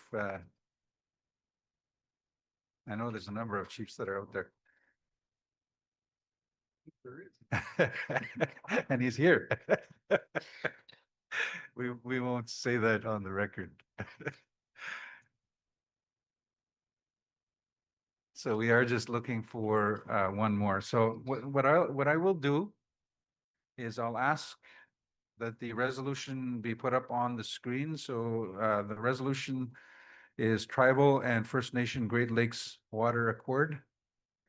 So if I can have Kevin put that up and then the team, oh, there we go. Thank you. And again, these are 5 resolutions. We do have some discussion to get into. We have a number of issues remaining today. So the more efficiently we can get through the resolution, we can, oh, there we go. Okay, we have quorum. So the resolution is before you, Ugumakwek. It's titled Tribal and First Nation Great Lakes Water Accord. It's moved by Chief Knott, who is present, seconded by Chief Sarazin, who is also present. So the resolution is in the packages. It reads, let it be acted upon that we, the Anishinaabemowen Chiefs and Assembly, 1, direct the Grand Council Chief to commence outreach to the U.S. tribes and Ontario First Nations signatory to the Accord. Number 2, direct the Grand Council Chief to work with the Ontario First Nations and U.S. tribes in determining the desire of the U.S. tribes to reconvene a gathering to reunite and renew our relationship together. Number 3, direct the Grand Council Chief to provide regular updates to the Anishinaabemowen First Nations with respect to progress made. So that's the resolution. Again, it's not required to speak, mover and seconder, but if you wish to speak, you're okay. You're okay. Any other comments, questions? I see none, and I have to check online, nothing online. So with that, where's Chief Brissett? Questions being called. Not quite, you're not quite there yet. You're getting there. All in favor, raise your hand. All in favor. Miigwech, any opposition? None. Any abstentions? I'm looking online as well. None. Carried with consensus. Miigwech, thank you. So the next resolution, I'm going to look to Kevin, make sure we have the right one, and this is the policing resolution. So this is, policing's good to go. Want to make sure. It's titled Advocating for Essential Service Funding and First Nation Policing Legislation for the various Anishinaabemowen police services throughout Anishinaabemowen Nation. The mover is Chief Kwesiwa, who is, oh yeah, he's right there. Chief Corbier, who I think is online. Yes, I am. Chief Corbier is online. So mover and seconder are here. So we'll go to the second page. It reads, let it be acted upon that we, the Anishinaabemowen Chiefs in Assembly, 1, direct the Grand Council Chief to notify Canada that they must consult directly with the Anishinaabemowen Nation and the Anishinaabemowen First Nations with respect to any federal legislation involving the First Nation Police Services. 2, direct the Grand Council Chief to notify Canada that they must co-develop any potential federal legislation involving the First Nation Police Services with the Anishinaabemowen Nation and the Anishinaabemowen First Nations. Further, that the creation of any draft laws must be shared in draft form with the First Nations for input and approval. 3, direct the Grand Council Chief to advocate and ensure that the Indigenous Police Chiefs of Ontario are included with the AFN Policing Task Force. 4, direct the Grand Council Chief to advocate to ensure that in the absence of federal legislation, that Canada must A, guarantee funding that is consistent with essential service status, including the funding necessary to achieve equitable policing outcomes, meet each First Nations policing needs, and enable policing rooted in each First Nations culture and traditions. B, ensure that all First Nations policing is funded and treated as an essential service regardless of the policing model. C, recognize and affirm First Nations' inherent jurisdiction to pass laws and to ensure that resources to support enforcement and prosecution is provided by Canada. D, fully fund at parity with other federal and provincial services in Canada any First Nations seeking to obtain First Nations policing and to end the moratorium or entry into the First Nations and Inuit policing program. E, confirm that all of the above is without prejudice to any initiatives or work being undertaken by First Nations organizations, or First Nations police services on these issues or related issues, and to the inherent and treaty rights of all First Nations in Ontario. Number 5, direct the creation of a First Nation policing working group comprised of chiefs, technicians, police service representation, to monitor and ensure the consistent advocacy and communication as it relates to matters involving First Nations police services, and to ensure that our First Nations police services and our First Nations leadership needs are reflected. Further, direct the Grand Council Chief to advocate for funding to support the operations of this working group. And number 6, direct the Grand Council Chief to provide updates to the Anishinaabemowen Nation First Nations, Ogama-Kwewak and Ugamak, as they arise and provide regular reports at the Grand Council Assembly. So that is the resolution before you. Both the mover and the seconder are here in person and online. Again, not required, but if you wish to speak to it. Hey, good afternoon, Chiefs. Chief Louis Kwiswa and Anishinabek, formerly Pic-Mulbert First Nation. I want to move this resolution simply because we do need strategic advocacy. Part of that strategic advocacy includes information coming from each First Nation. Each First Nation has different needs, has different situations happening. My First Nation, for an example, we are, of course, in the Lake Superior region, and we are remote, even though we're on Highway 17.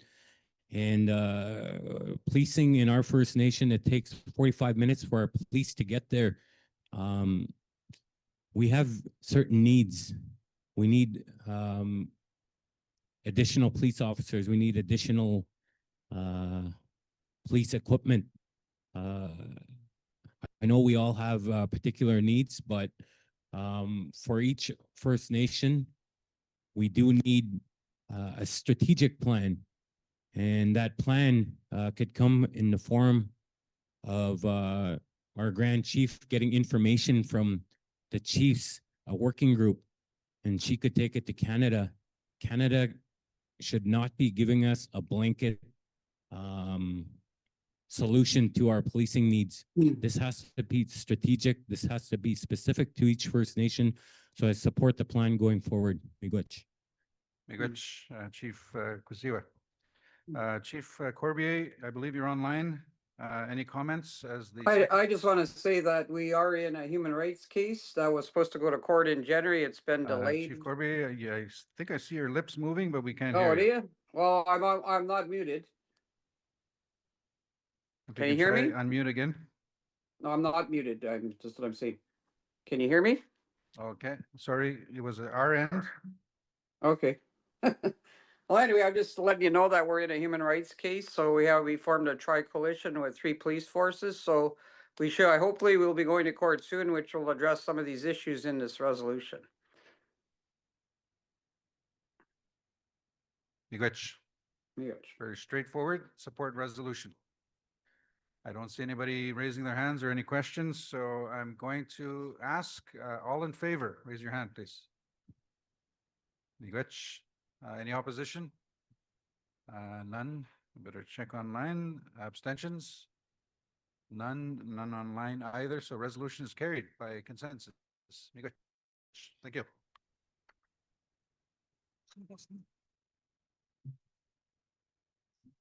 Okay. Yep. The next resolution is the Thessalon resolution, Kevin. So this is, as we're putting it up on the screen. And just to let everyone know, we do have a mover, but we will require a seconder. So I'm going to read the resolution. We have the mover present. I'm going to read the resolution and ask for a seconder. So it is up on the screen. If you want to have a look, it's titled Support for Thessalon First Nation in the Removal of United Steelworkers Local 8748. The mover is Chief Robert Simon, who is present. And the resolution reads, let it be acted upon that we, the Anishinaabemowen Chiefs and Assembly, 1, that the Anishinaabemowen Nation fully supports Thessalon First Nation in their decision to withdraw from the negating table. Is that correct, or is that a typo, or is that correct? We're not, is it negotiating table?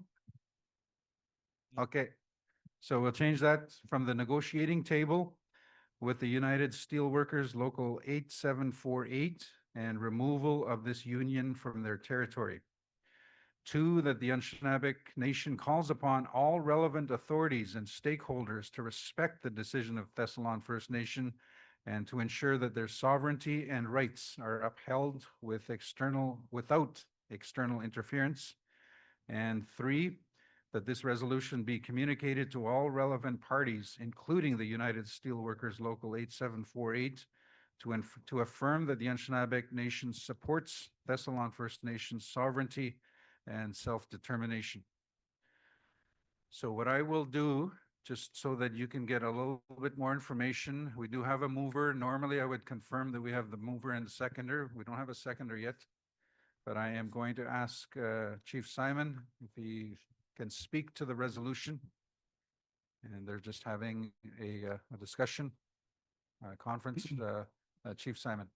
Ani, bonjour, Nigini Migwan Indigenous Cause, Nigazay Dodem, Thessalon Squarnaganing, Ogima Thessalon Squarnaganing. We've been dealing with this union issue for about a year, and my head negotiator over there with the union is the finance director. If you want to come in and speak just a bit on that, what we went through in a year. As Matt McLeod. So in terms of protocol, we can normally have him speak, but we are in circle, so I'm not sure how to do it, but maybe I'll get you to hand him the microphone. Okay. Yeah.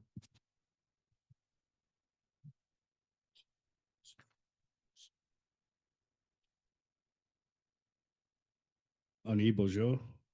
My name is Matt McLeod. I'm the Director of Finance and Administration for Thessalon First Nation.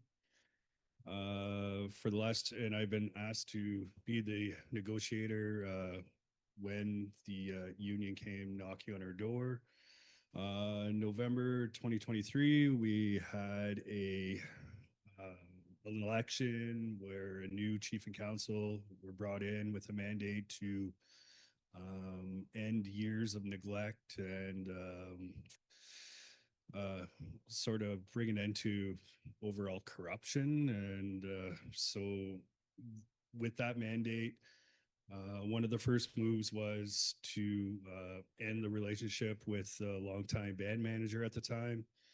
And the band manager sort of went on a campaign and went to the employees and said, your jobs are at risk.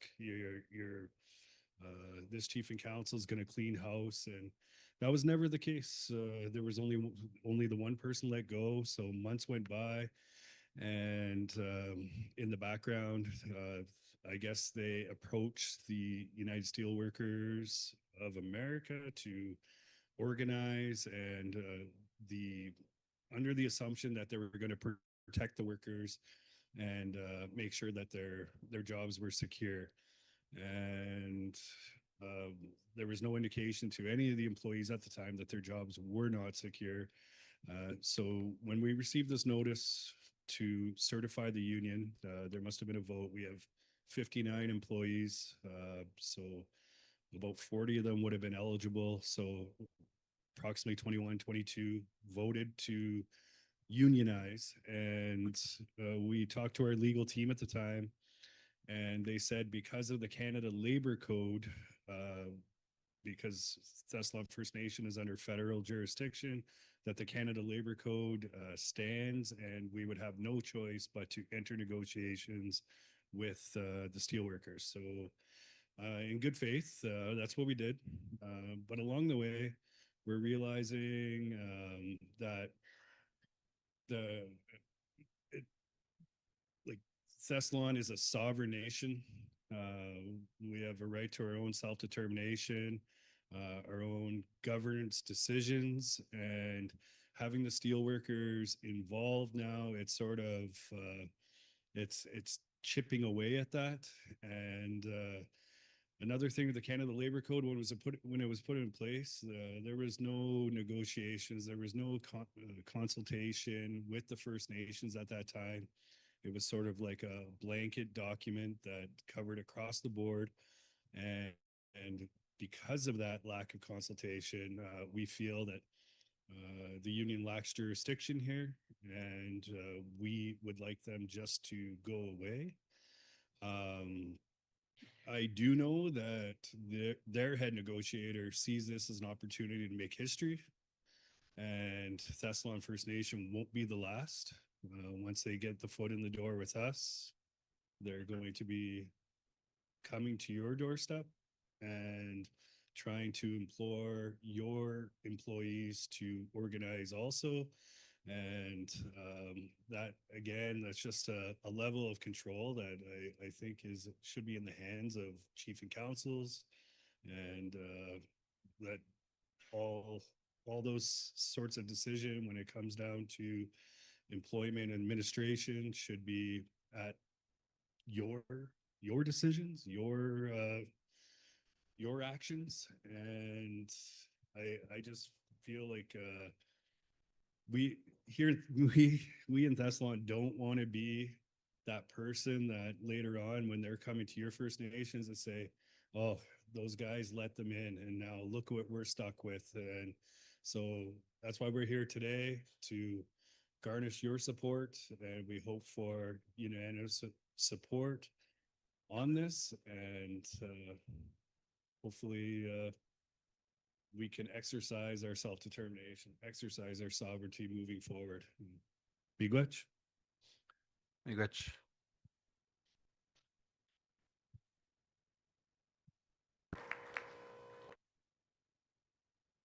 Did you have any further comments, Chief?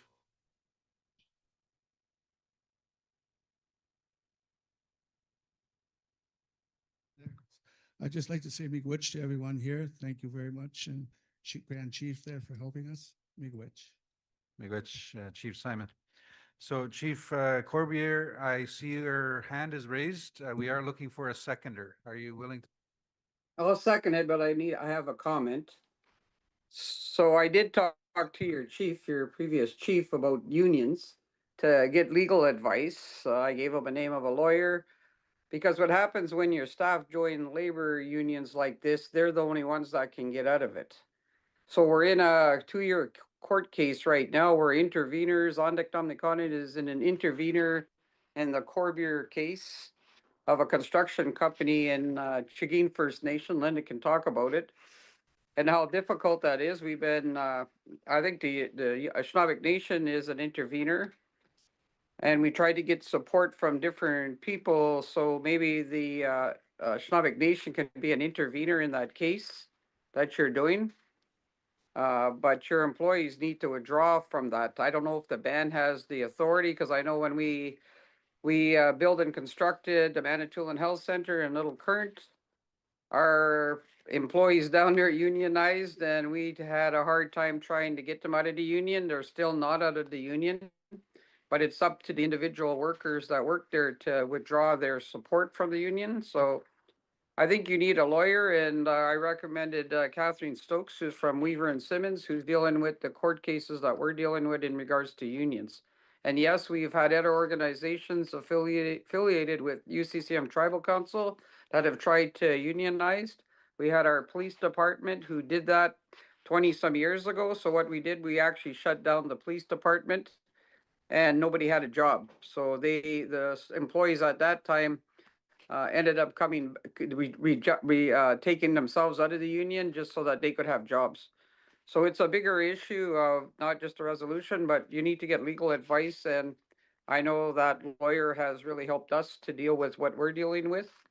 And it is becoming a bigger issue. And I don't agree with unions on any First Nations. We've argued that at the Tribal Council with unions before who have come and tried to solicit our affiliate organizations to unionize. So I think the Anishinaabe Nation can help you as being interveners in your case.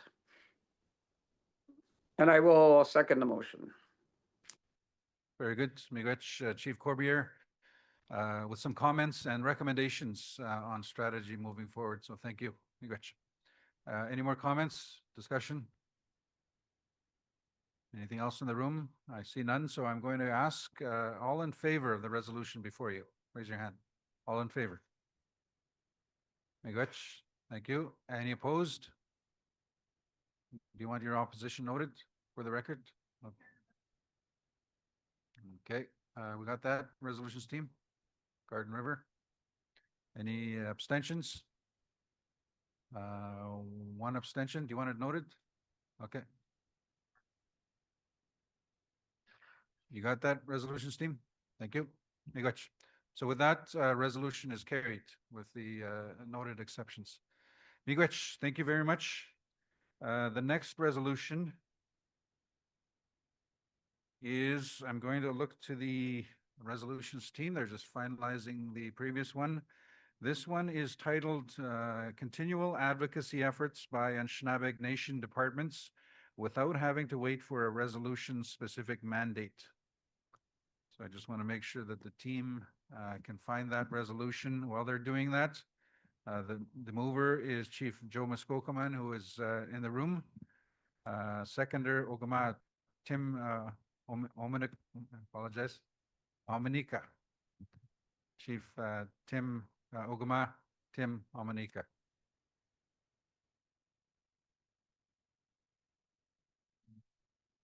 I'm just checking that Ogama is online. Just need some confirmation. Oh, we do have a proxy. Okay, I'm sorry.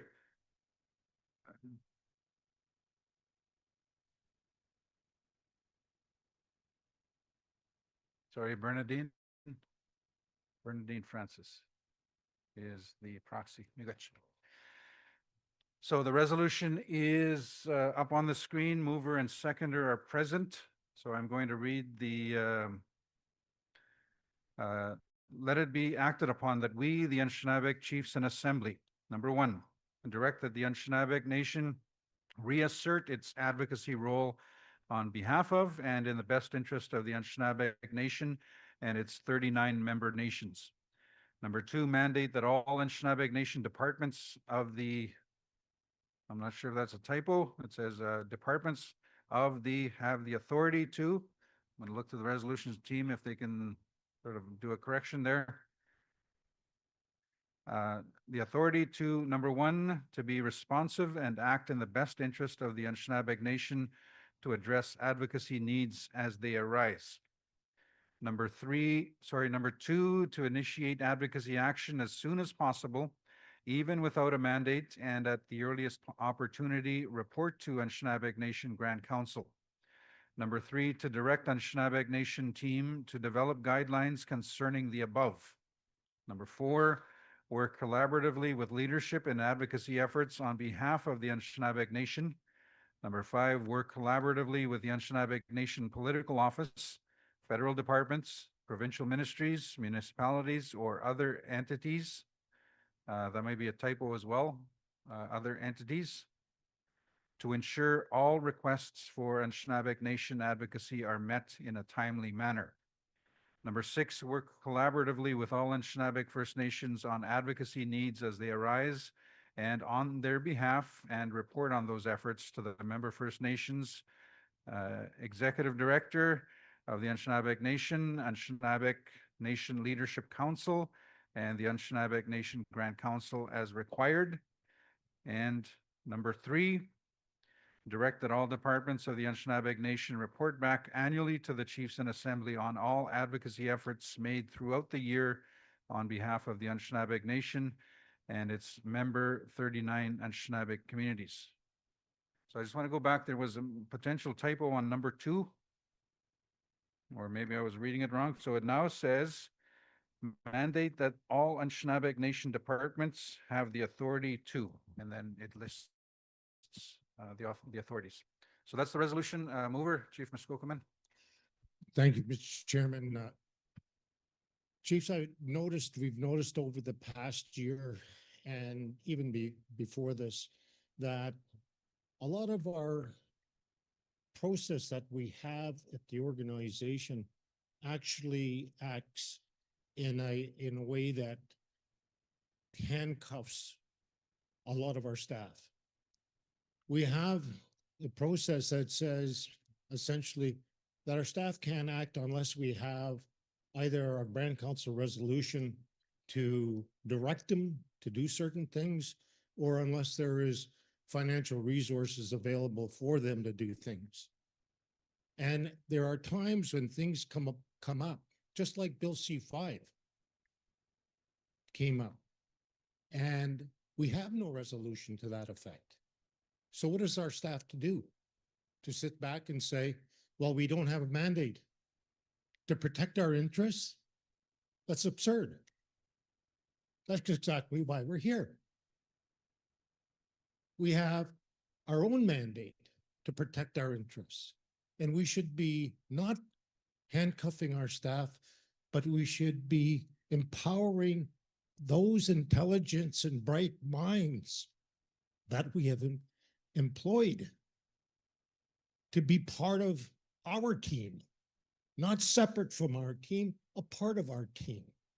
And so this is a way to help us in the circle by helping them become part of the circle and strengthening our advocacy and being able to go to the staff knowing full well that if we don't have a mandate to do something on your behalf, that they have been empowered to assist you in your advocacy within whatever you're trying to do and not have to wait onto the sidelines. So this is one really strengthening the organization and our staff to assist us to do our job. Miigwech. Miigwech, Guma, Chief Muskokomen. Seconder, any comments? It's not required. Okay. Thank you very much. So I'd like to open up the floor. Any other discussion, comments? Grand Council Chief. Miigwech. So just to support Chief Muskokomen's comments, the Lake Huron region as well as the Northern Superior region, we started a process of creating motions and building consensus as those motions went through. Regional Chief Smoke, I had to leave your meeting early, so I'm not sure if your leadership went through these motions. Okay. So for example, and I'll use a more recent example, we just heard a presentation on Jordan's principle. So one of the motions that were made at Lake Huron Regional meeting and supported by Northern Superior chiefs is that that the Anishinaabe Nation identify denied or outstanding Jordan's principle claims and to develop as well as implement an advocacy strategy to address the outstanding denied claims. So something like that, we would be met with, well, we don't have a mandate. And the presentation that we just heard really reports on what the Chiefs of Ontario is doing, not what we are doing for our children and our kids.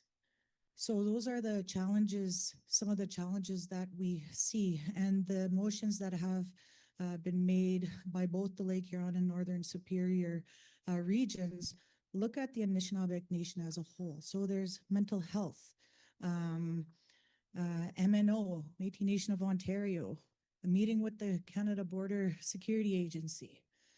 So if we don't have the ability to have our staff assist us, our regional chiefs, myself and deputy, and one policy guy is doing all the work.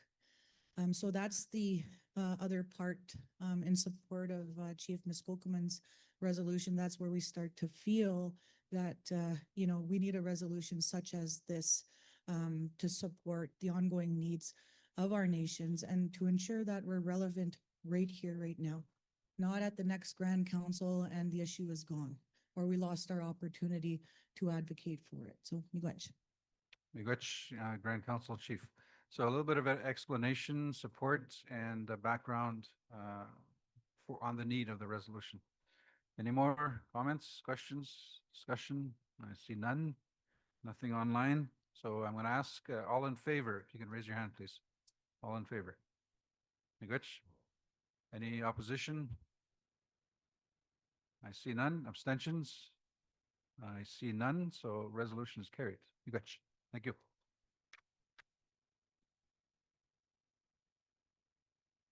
So the last resolution I have for right now is opposition to Bill 5, Protect Ontario by Unleashing Our Economy Act 2025. So we'll just wait and have that resolution put up on the screen. Mover is Chief Nameben, who I know right here, and Chief Kwaziwa, who I know is here as well. Mover and seconder are in the room, in the circle. So I'm going to read the resolution, page 2. Let it be acted upon that we, the Anishinaabe Chiefs and Assembly, 1, express our opposition to Bill 5 and the removal of mandatory assessments designed to protect the environment, species at risk, and First Nations sacred and burial sites perceived as impediments to strengthening the economy. 2, call for the immediate withdrawal of the bill and engage in consultation and negotiations with treaty signatory First Nations across Ontario as sovereign nations to partner in development of a plan with First Nations to strengthen the economy. And 3, affirm our inherent treaty and Aboriginal rights and our other interest over this bill. And number 4, direct the Grand Council Chief and the Anishinaabe Nation to investigate all opportunities for partnership and support in advocating Anishinaabe Nation opposition to Bill 5 until such partnership is reflected in the bill. I just want to get clarification. Is that the same version? No? Okay, thank you for clarifying. So the correct version is on the screen? Okay. So I'm going to read from number 4. Scratch from the record the number 4 that I just read. So this is the new number 4 up on the screen. It says that Anishinaabe Chinak, is this the right one? That Anishinaabe Chinaknagewen is founded on Godwe Wagazit Anishinaabe and is the government structure for all Anishinaabe and the land we live on. Number 5, direct the Grand Council Chief and the Anishinaabe Nation to investigate all opportunities for partnership and support in advocating Anishinaabe Nation opposition to Bill 5 until such partnership is reflected in the bill. Okay, there is a preface, some clarification. Grand Council Chief. Miigwech. So this is the resolution from yesterday that elicited a lot of the comments and gave us the direction to go create a statement. The statement was completed, but because the resolution was already tabled, we can't make changes to how it is right now. So jumping off of the conversation and the direction and the discussion that happened yesterday, for us to look at something that was, essentially robust, but also to create a chiefs committee. would need to be included in this bill to respect what the leadership was saying in assembly. So just as a report back to the chiefs from yesterday, in relation to the conversation that we had, we created overnight, and this was passed out, a very draft version of the Anishinaabe Nation Strategic Response Framework for Legislative Threats to Jurisdiction. This is the first draft, and I'm not sure how many of our leadership have reviewed it, but we're looking for consideration to approve only in principle, but also this would be inclusive to both federal and provincial legislations and bills that are coming into both levels of government and potentially creating risks and threats to our lands, to our waters, to our jurisdiction, and to your respective treaty rights. So it's looking at a coordinated approach to advance that so that we always have a strategy, and you know we're more prepared than we were with Bill 5. So that was as a result of listening and hearing the comments from our leadership in that conversation. And this does need to be cleaned up and reviewed. But if there is an approval in principle for that, we can then review it and bring it around to the regions for approval for the final document prior to the next Grand Council Assembly, but with the hopes of, building consensus amongst the regions so that we all have a clear approach and we've all been included in creating this framework. Miigwech. Miigwech, Grand Council Chief, for the background information, very important information as we deal with the resolution. So the resolution is before you. I'm going to ask the mover, do you wish to speak to the resolution? Microphone that's on the floor, please. Yeah. Hello. Buju, yes. Well, I wanted to say miigwech to Chief Muskokum for bringing the previous resolution forward, because that would definitely be helpful. But whenever we're able to include language of the Anishinaabemowen as well, so I think that that's important to include in there. This is all of our battle, and appreciate the advocacy of Anishinaabe leadership in moving this along. So yeah, I'm looking forward to the support from the chiefs. Miigwech. Miigwech, Chief Kwasiwa.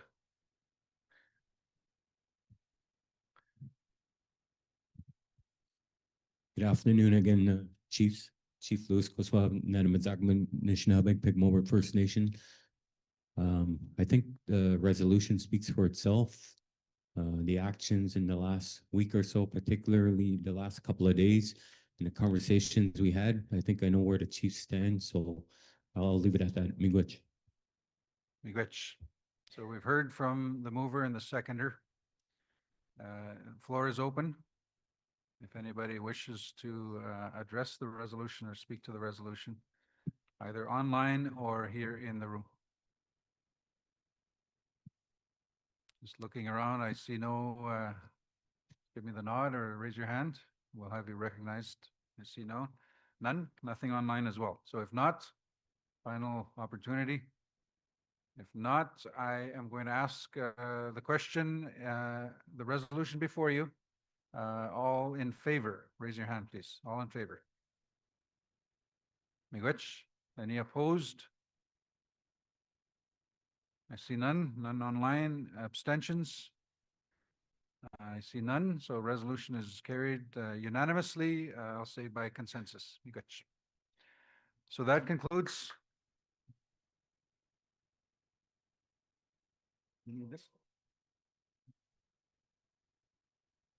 I'll turn it back to Grand Council Chief.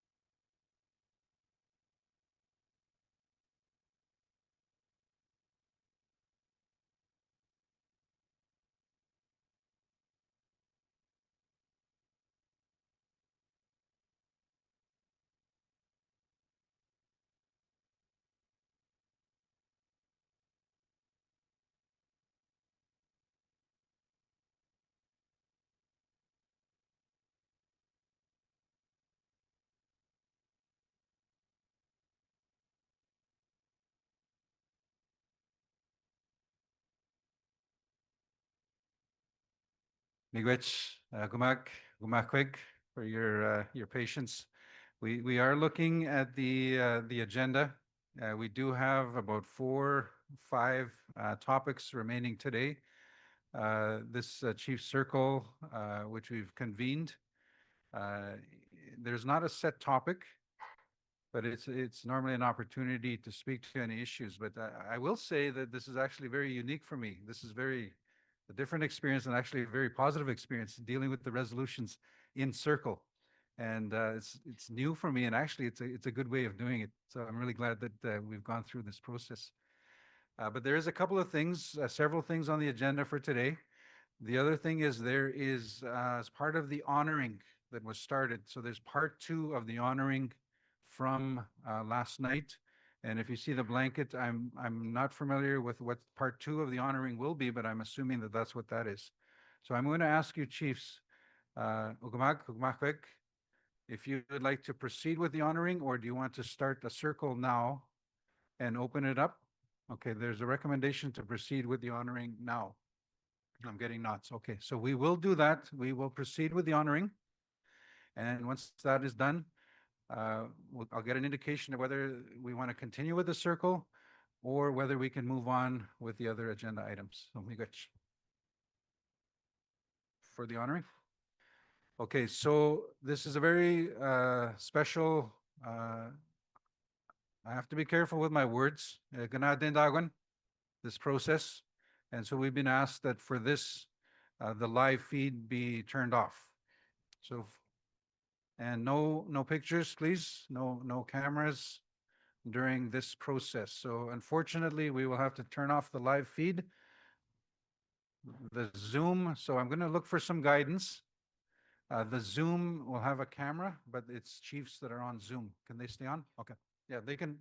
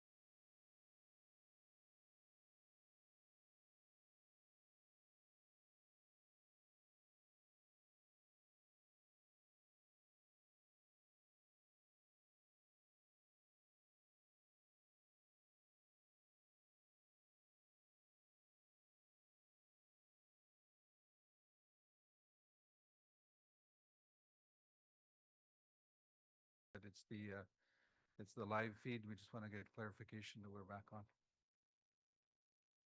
And then I can welcome back any observers.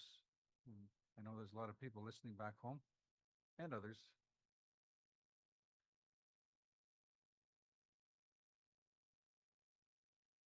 While we are waiting, they'll give me an indication once the live feed is back on. So Chiefs, quick.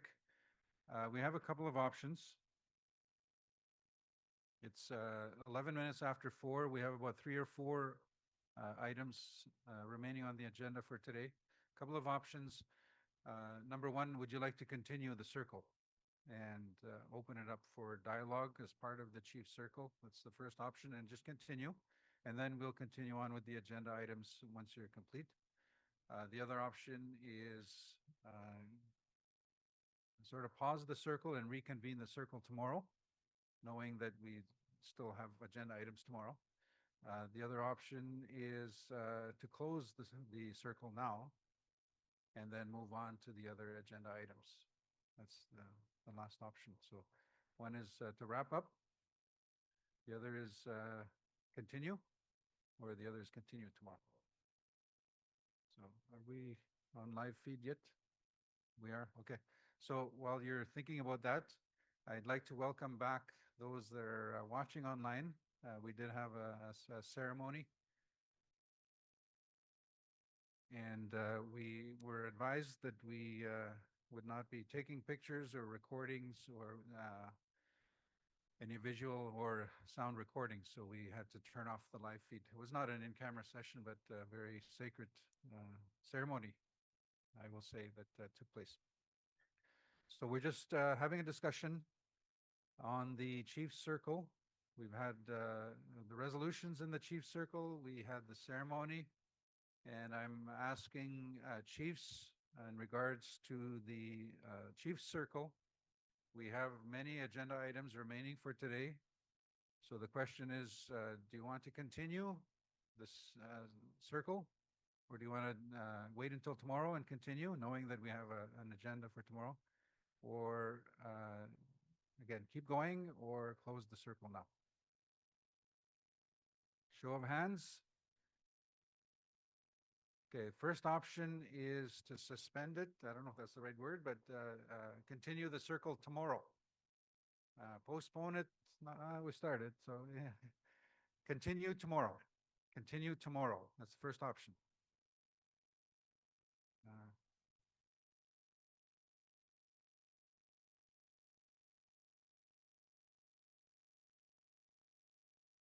Okay. Miigwech. The other option is continue right now. Continue right now.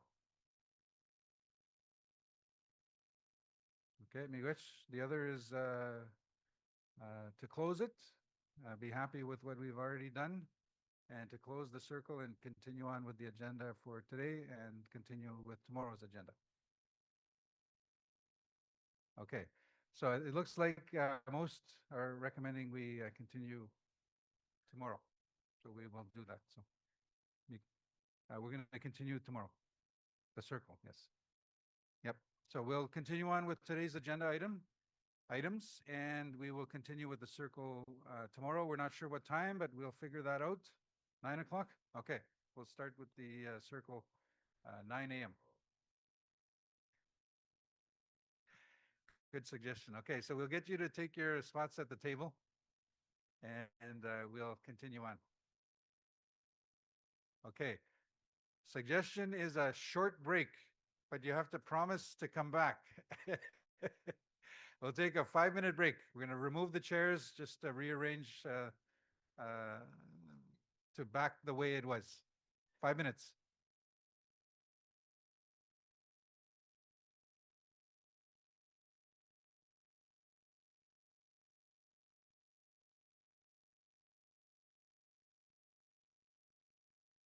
Public service announcement, Bill 5 passed. So we got word at the legislature that Bill 5 did pass, just to let you know.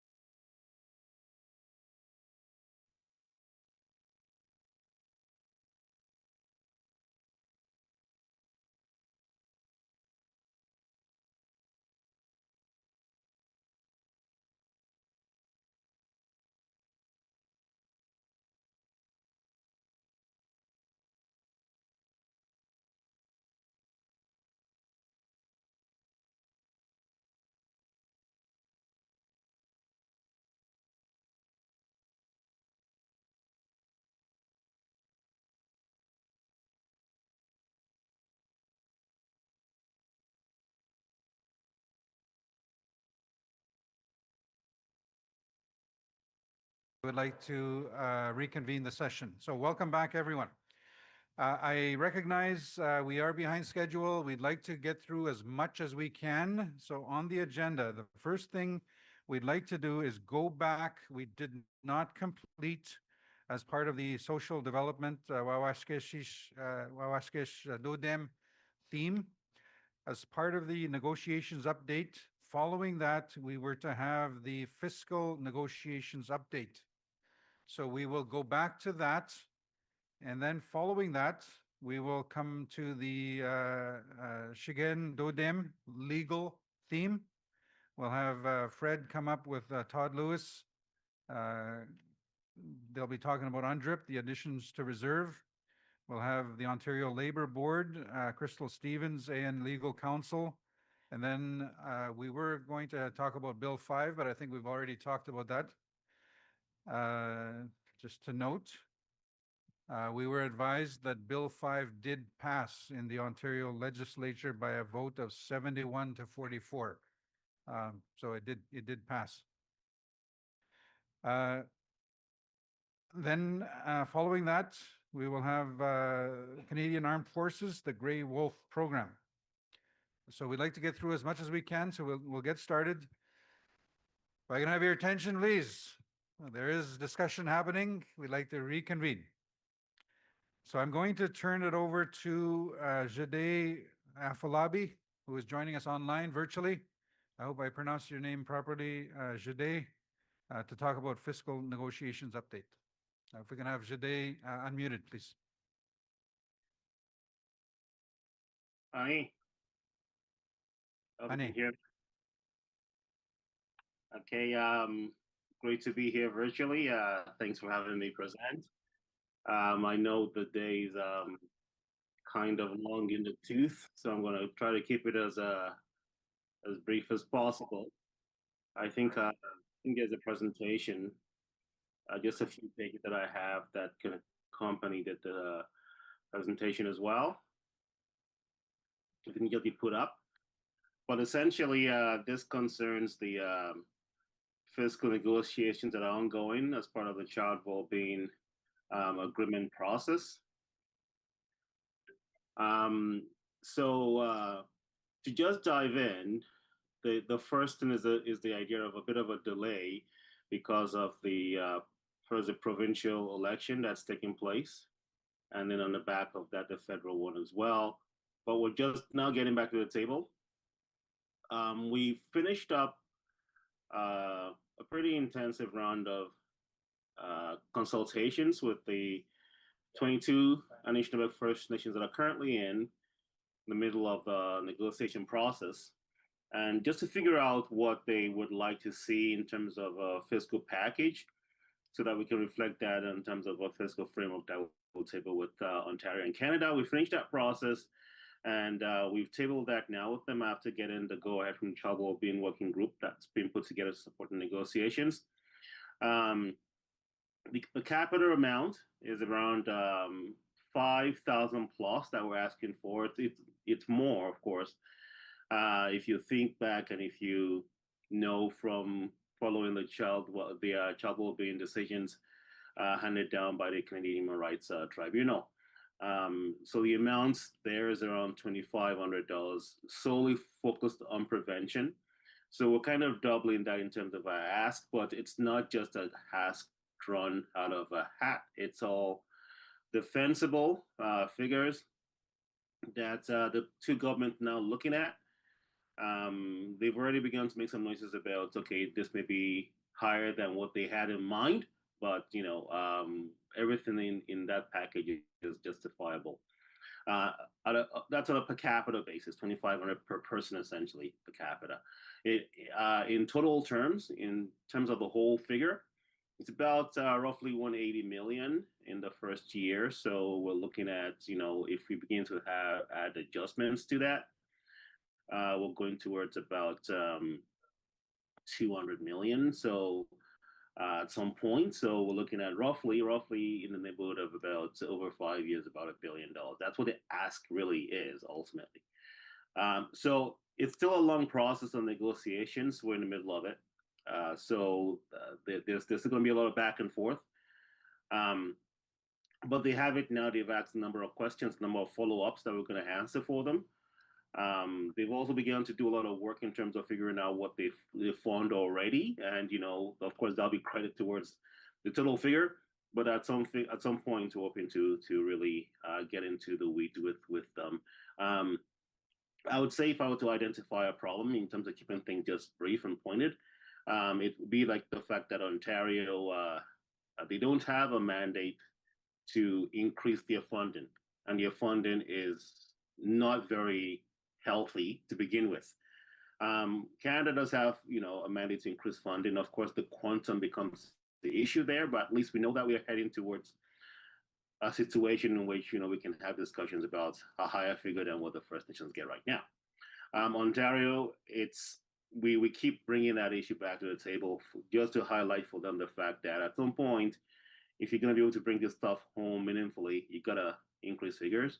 I don't think they're there yet. So we'll begin to work. We'll continue to work our way with them on that. It may become ultimately political before we finalize this to see if they can actually put some more money on the table. So I'll keep it at that in terms of child well-being negotiations, the fiscal negotiations. 2 separate tables ongoing. And of course, we talk back and forth between the 2 tables as well. Any questions? I'll be very happy to take them. Miigwech. Miigwech, thank you very much. Any questions? Not sure if they can hear me. Thank you, Jade. Any questions from the floor here in the room or online? I don't see any hands raised online. Nobody in the room. So it looks like you did a good job, Jade. No, I'm happy. Any final comments?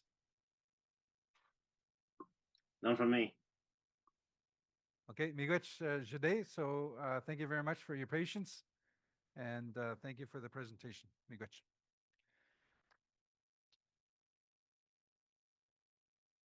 If you didn't hear that, Jade, there was a big applause for you.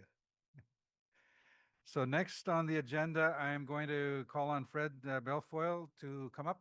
Fred was just here recently. Anybody see Fred? And so the next agenda items are the UNDRIP report, followed by the additions to reserve with Todd Lewis, and then the Ontario Labor Board discussion. And then we had Bill 5, but I think that's probably pretty much complete. Fred Belfoyle. Is Fred nearby? If not, we'll go right to Todd. Todd Lewis. If I don't see Fred in a few seconds, we'll go right to Todd. Time has been called. Yeah, and then we can come back to Fred when he comes in. So Todd Lewis, we'll talk about additions to reserve. And of course, Todd Lewis, Director of Policy. I'm not sure if there's a slide deck. No slide deck. We'll go right to the presentation. And then following that, Crystal Stevens, Anishinaabemowen Nation Legal Counsel. Can I get some indication if she standing by? Okay, for Fred or? Oh, okay. Should we wait or should we go to? Oh, there's Fred. Okay, everybody applaud. Yeah. He's making his way up to the front. We'll give him a second to catch his breath. Yeah. Put him on the spot.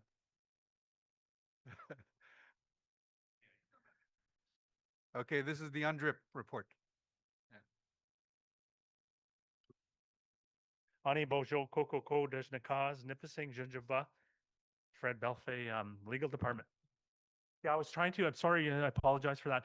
I'm trying to coordinate a meeting with a contractor on using artificial intelligence to help with additions to reserve. I'll talk a bit more about that in a few minutes. First, the update on UNDRIP. This June, I think on the 21st, will be Canada's 4th annual report to Parliament on the implementation of UNDRIP and the progress related to that. They have a lot of things in there in that report. I looked at it. Canada asked Anishinaabemowen, the Union of Ontario Indians, for to review it and give their comments. I've done it every year for the past 3 years, but I couldn't do it this year. We were too busy with Bill 5 and then the federal legislation. But the fourth annual report's coming out. Essentially, what it talks about is how they changed the Federal Statutory Interpretation Act to take account for treaty and Aboriginal rights. They've developed this body called the UNDRIP Advisory Committee. It's a national committee. Unfortunately, the Eastern reps, there's 2 of them for a big territory. We tried to get a rep in there. We tried our best. We weren't too successful with that. They've amended the Indigenous Justice Strategy. They've updated that recently. They included the Indigenous agenda on climate change. I'm not too familiar with it. We didn't provide feedback. At least my involvement didn't include the feedback on that one. We might have done it in the lands department. I'm not too sure. They've started to address the Jay Treaty and border crossing. There was a legislative committee dealing with it a couple of years back. They provided a very good report on the state of the landscape and how Canada has a bunch of hodgepodge of policies and approaches to Jay Treaty, and basically to essentially, first of all, start with a policy on it that's consistent across the country, and then eventually, I hope, legislation. At a local level, like the Anishinaabemowen Nation Union of Ontario Indians, we're trying to develop our work plan. The work plan we've been approved for a little bit of funding, not as much as the past years, to work on it this year. And we're trying to finalize our work plan, even though it's already June 2nd or 3rd or 4th. It's 4th, June 4th. We're trying to finalize our work plan on what items we will work on. The UNDRIP action plan has 181 measures, and we can basically work on whatever ones we see as priority, and the work plan has to support it. We're finalizing that right now. Some of the challenges and cautions, I guess, is what we're finding is that the implementation and the action plan are limited by the bureaucratic framework that exists. So, for example, National Parks has developed a policy, Indigenous stewardship policy, and it's fine, but when we want to discuss something that's outside the mandate of what they're doing, it becomes a huge challenge, and they kind of look around to see that's out of our framework, and it becomes a huge issue. That's just a challenge we have to work through. We have to keep pushing on it. Also, really, on this UNDRIP action plan, a lot of the items that are already and how always have been a priority, such as additions to reserve, I mean, they're in the UNDRIP action plan. Does that make any difference at all? Not necessarily. And so, we have gripes and concerns about that. They definitely need better coordination in the federal government in regards to UNDRIP, because what's happening is they're inviting us to give feedback on different issues at different events at the same time. So they may want feedback on the duty to consult on the same day as they want feedback on some other piece of legislation or policy. So we're struggling to sort of coordinate, and clearly they're not helping the situation. The other thing is what I'd like to do with our feedback is really understand how they code and incorporate feedback into the larger system. Because if we can streamline our codification, like the feedback we get, our input, our suggestions and recommendations, if we codify it so it fits into their system, it'll be given higher priority. It'll be easier for them to absorb into the system and help them. This was actually the first question way back after it became legislation that we asked You know, what is the process? How do we make it easier for you? And they haven't really been very supportive in that area. So, in a nutshell, and I know we have time is of the essence, that is our UNDRIP update. Todd, I don't know if you want to add to that. Okay. Okay. And just the one last piece then is we always refer to UNDRIP in regards to our advocacy, no matter what the issue. Even if it's a provincial government issue, as you know, the provincial government has not supported UNDRIP officially. Their policy statement is one line, will follow the lead of Canada. And whenever we're dealing with an issue, I say, okay, what are you doing to follow up on additions to reserve, which is a priority for Anishinaabemowen, a priority for Canada too, supposedly, and they sort of don't know what to say. So we just keep hammering away at it. It's kind of what we have to do. In regards to, yeah, in regards to ATR, the other item on our agenda is last fiscal year, which ended March 31st. Of course, we spent the 12 months participating in the redesign process and through making our submissions on recommendations, reports. We had a consultation sessions, including December of last year, which were really good.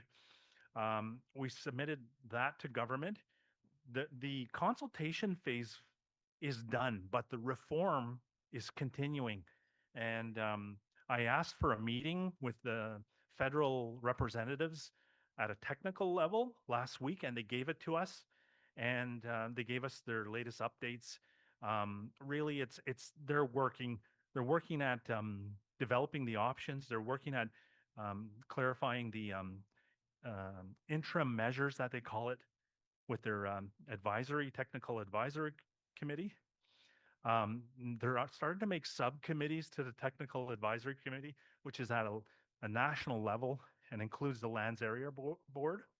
So they continue to do the redesign framework, much like what health was going through. The federal election and the pause that they had impacted ATR, UNDRIP, anything federal. It impacted our work, and that was like a 3-month window, 90-day window at least. That really impacted us, and sometimes it's continuing to impact. The other thing on ATR that I want to invite you to, and that's actually why I wasn't here, was we have a meeting with a contractor. One of our chiefs, Muskokaman, asked that we look into deeper the use of artificial intelligence on improving ATR.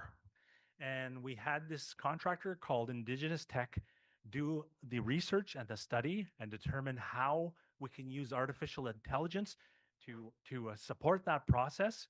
They're presenting their report actually at 5 o'clock in the Derby room in this building, so in 20 minutes. And it should be quite interesting.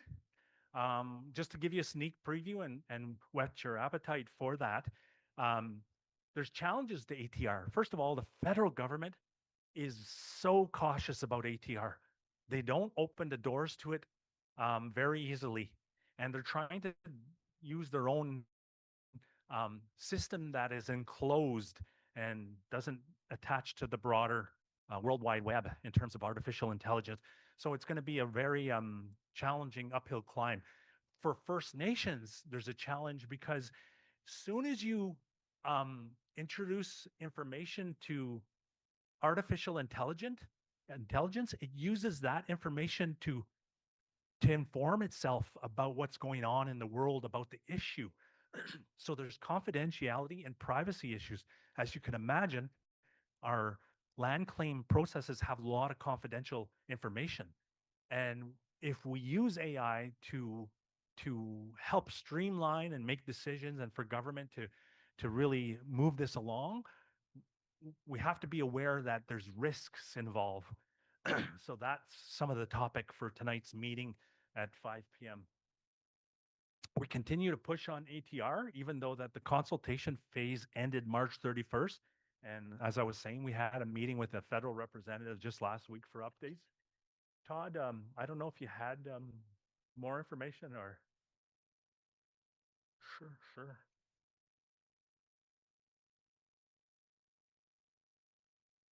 Yeah, miigwech, skoda bijiki nene dijnakas, we kwam kong in donjaba, mene in donde. Just to further elaborate on our meeting tonight at 5, as Fred said, we had initiated a meeting with our federal counterparts to move this idea about using AI to speed up the ATR process. And what the federal representatives had said to us was, it sounds like a good idea. Let's see what the Anishinaabe Nation can come up with. And over the last 6 months, I guess now, we've been dealing with Indigenous Tech, who we contracted to see if they could come up with a model that we can utilize an AI model. It's not developed yet. It is essentially the plan how to develop it. And that, I guess, is one of the first steps that we'll be looking at tonight, and that will be presented at 5 p.m. tonight in the Derby room. So we invite Gimak if they want to come hear that presentation and how that can be utilized to speed up the ATR process, because ATR is essentially a huge bottleneck where our federal counterparts don't have the resourcing to move those particular requests faster through their systems. So we're using artificial intelligence, or we're looking at artificial intelligence to see how that process could be made faster to eliminate the human equation on the federal side of things, because it is essentially a checkbox exercise for the person looking at all the requests for ATR. And if it can be sped up using AI, that's another tool that we can use to help make sure that we can get our lands added a little bit quicker to our community. So with that, I'll say miigwech, and I'll pass the mic over to.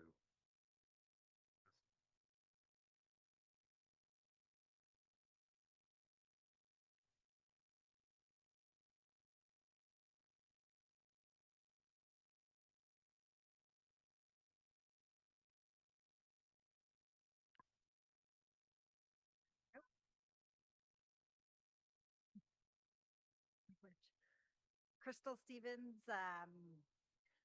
I'm from Nipissing First Nation and Beezing Donjaba.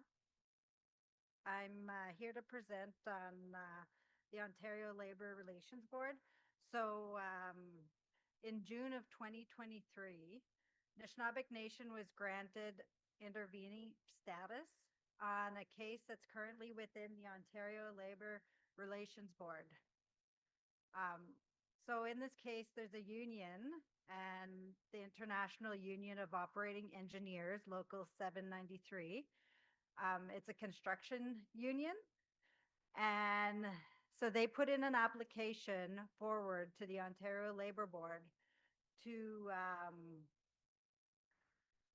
a First Nation business in Chagin that's wholly owned by the Chagin First Nation band members that own the business. So if the union is successful in this file, the First Nation business will be forced to unionize.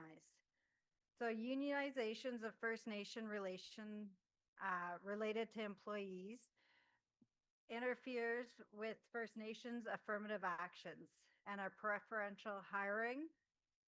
It could interfere with tax exempts in payrolls, increase costs to the First Nations businesses, just to name a few.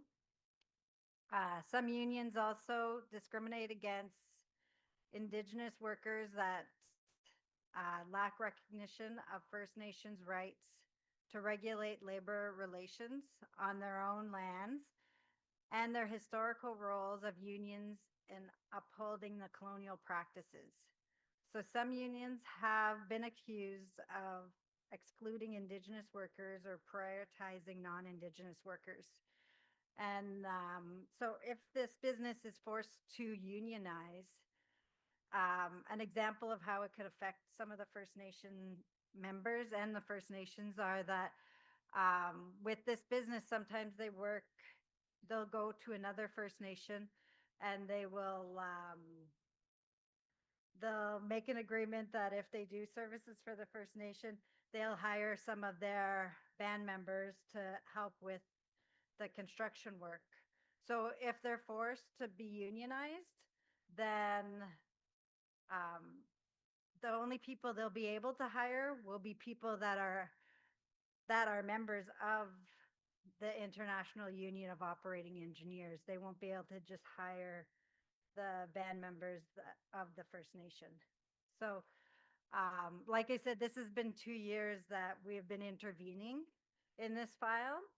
In January 9th of 2024, the board directed that the First Nations businesses and the interveners that have, for them to prepare written submissions on the issues of if the business was a provincial or federal jurisdiction.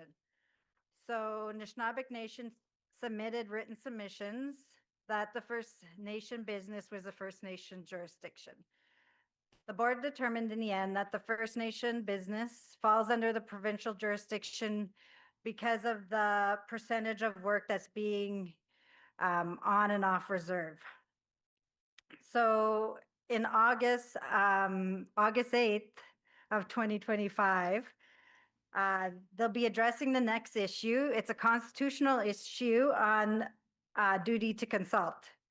So the employer's lawyer, along with the interveners, so the interveners are United Chiefs and Councils, Chagin First Nation, AOK, and Union of Ontario Indians Anishinaabe Nation. So we're preparing a joint submission with the Chagin business and on to address the duty to consult. We had invited Alan Corbier and Darlene Johnson to meet with us to assist with the historical portions of the written submissions and to talk about the roles of businesses within First Nations traditionally. And they have accepted and they are helping us with the written submissions. So Anishinaabe Nation, like I said, we're intervening. It's been 2 years. It's going to be beneficial to all First Nations because it's important to establish our meaningful consultation process with First Nations and to develop policies that are respectful to Indigenous people. And also for the unions to respect First Nations rights to self-determination in labor relations. Miigwech. Good.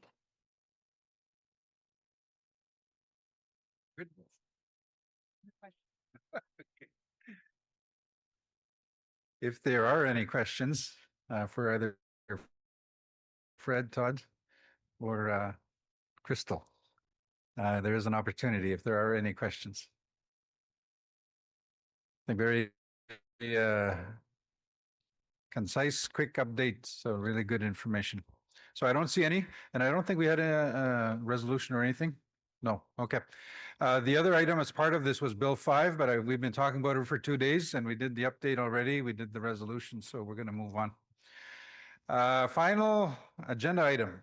I hope I'm correct, and there's one more. We've saved the best for last.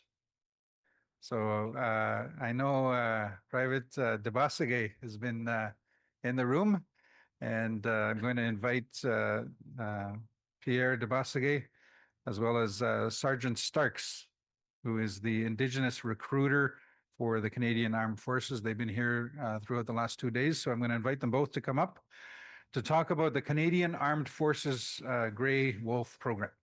So with that, Sergeant Starks. Miigwech, Wuju, Grand Chief, Chiefs, Elders, Veterans, Council members, and community members. Miigwech for having us here today. We're honored to be here. We're speaking about the Canadian Armed Forces Indigenous programs that we have. The Canadian Armed Forces has a lot of careers that a lot of people don't know about. We have evolved immensely over our years. A lot of people still have the misconception that all that we have is combat-related careers in the Canadian Armed Forces. We're currently at 110 different careers in the Canadian Armed Forces and growing. And that being said, only 4 of those are actually ground combat specialty trades. Top of that, though, one of the places that I'm proud to see that we've actually grown is the Canadian Forces Indigenous programs. The Indigenous programs are only open to Inuit, Métis, and First Nations, don't have to be status, and there is no obligation to join the Canadian Forces afterwards. So a fantastic way for people to, Indigenous people, to feel out a career in the Canadian Forces and see if it's for them, possibly build a resume, add the Canadian Forces to their resume as a reference for the future, but also potentially look at the Canadian Forces out of those 110 different careers as a potential part-time or full-time career. I joined the Canadian Forces in February 23rd, 1993. I've got 32 years of service in right now. So the Canadian Forces has been a phenomenal career for me. And like many of you in the room, every one of us has a family member that has served in this uniform, whether it's, you know, a great grandparent, warriors from the past before we even wore a uniform, or even in more immediate relatives. I know in my own family, my grandfather served, my father served, myself, and now my son is 10 years into a career as well. I'd like to start off talking about one of the Indigenous programs as a paid gap year. Many of us run into youth in our communities that don't know what they want to do for a potential career when they finish high school. Well, we happen to have a paid gap year where they would be able to explore careers not only in the forces, but also look at paid post-secondary education as well. And again, add the Canadian Forces to their resume. The program I was going to talk about is called the Indigenous Leadership Opportunity Year, which is a one-year academic program ran at the Royal Military College in Kingston. So this is one academic school year where they can get the Canadian Forces on their resume and one of the most prestigious universities in the whole country on their academic school year and their transcripts. The deadline to apply is mid-February. The course starts in August. The academic school year starts in September, just like other universities. Location is Kingston, Ontario.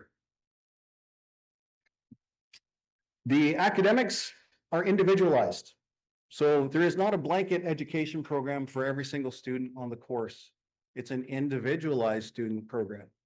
So every single student on the course will have their transcripts looked at and scrutinized. We will see if there's anything that we can help them upgrade in, but also what preparatory and first-year university courses that we could offer them to complement each one of them getting their prospective degree or diploma.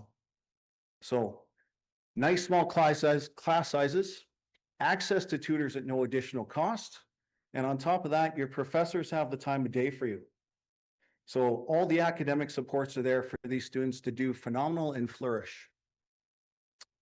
The other things that are included in this course is sports, varsity sports, anything from lacrosse to fencing and everything in between, without having the pressure to join any of our teams or buy the equipment. The sports definitely encourages the teamwork, the camaraderie, and the confidence building that they're going to need for future careers down the road. There's field trips, leadership development, military training, and cultural support activities. You know, for example, attending a community powwow, doing cultural activities with the course elder, which happens to be Bernard Nelson. Leadership development is something that I wanted to touch on. Again, obviously, if they're looking at getting a post-secondary degree, college or university, at some point down the road, they will be looking at following in the footsteps of people like yourselves, becoming leaders. And I know I'm preaching to the choir here that leadership is not just something where you bark orders and it happens. That's an art form in itself. They're going to learn from where the Canadian Forces gets the bulk of their officer corps. So getting leadership training from the Royal Military College is definitely going to be a gigantic help, no matter what career or pathway they look at in the future. Yeah, next. The prerequisites to go on the ILOI course, the Indigenous Leadership Opportunity Year.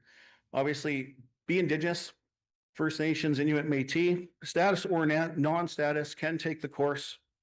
Be a Canadian citizen, 17 years or older. All applicants under the age of 18 obviously need parental or guardian consent. and have completed grade 12 or a GED within the same academic school year. That is all for the ILOI course, the Indigenous Leadership Opportunity Year. I know it was faster than I would like to present, but if I got a couple minutes just for a quick question or two, if anyone has any about that program before I move on to the Indigenous summer programs. Anything? We'll be around tomorrow morning, and I know we're getting late in the agenda, so please feel free to stop by and ask. Okay. Moving on, the summer Indigenous programs that we have. We have 5 of them across the whole country. The first program started in 1989, Bold Eagle, and it was started in collaboration with one of the First Nations out west in Saskatchewan. Our programs have grown since. Someone from Ontario can attend only 3 of those programs. The deadline to apply for these programs is the end of March. The prerequisites is to be 16 years or older and have 15 high school credits or more. Next.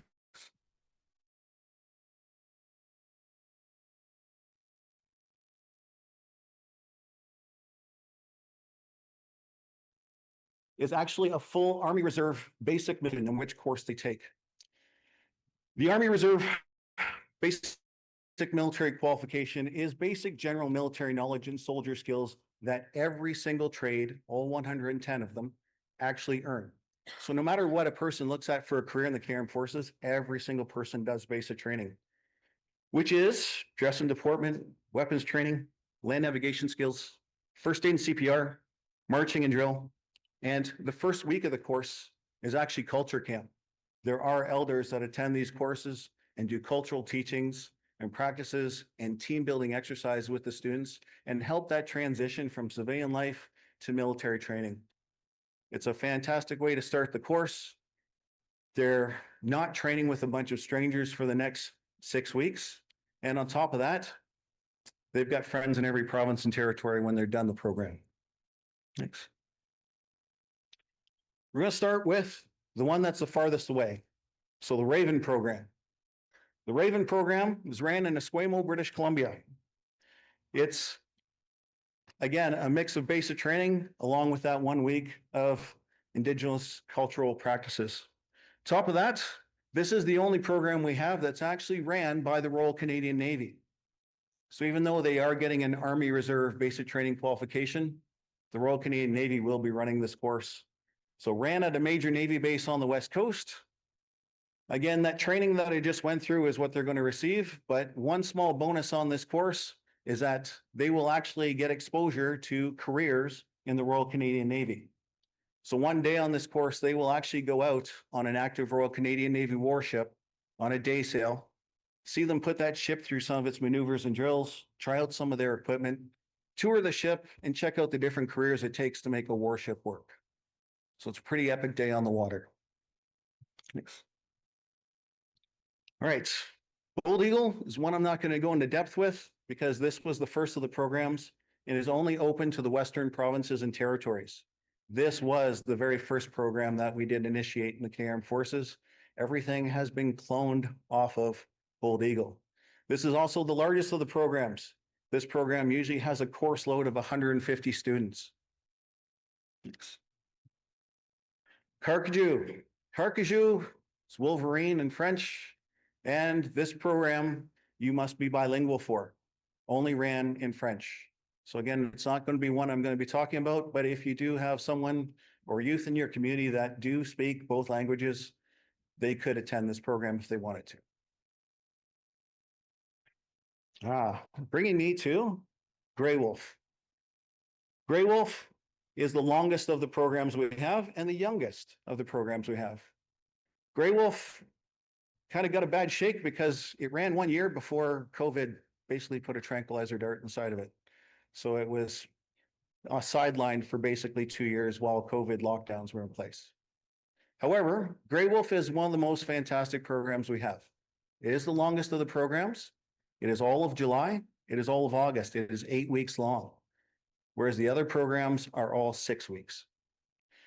With Grey Wolf, they are getting the exact same basic training qualification as the other courses for the first 6 weeks. However, week 7, they are doing some training with the Canadian Rangers at our basin board in Ontario. And they are also doing an actual military exercise during week 8 of the program. That's ran in Meaford, Ontario. And lastly, we have Black Bear. Black Bear is again 6 weeks.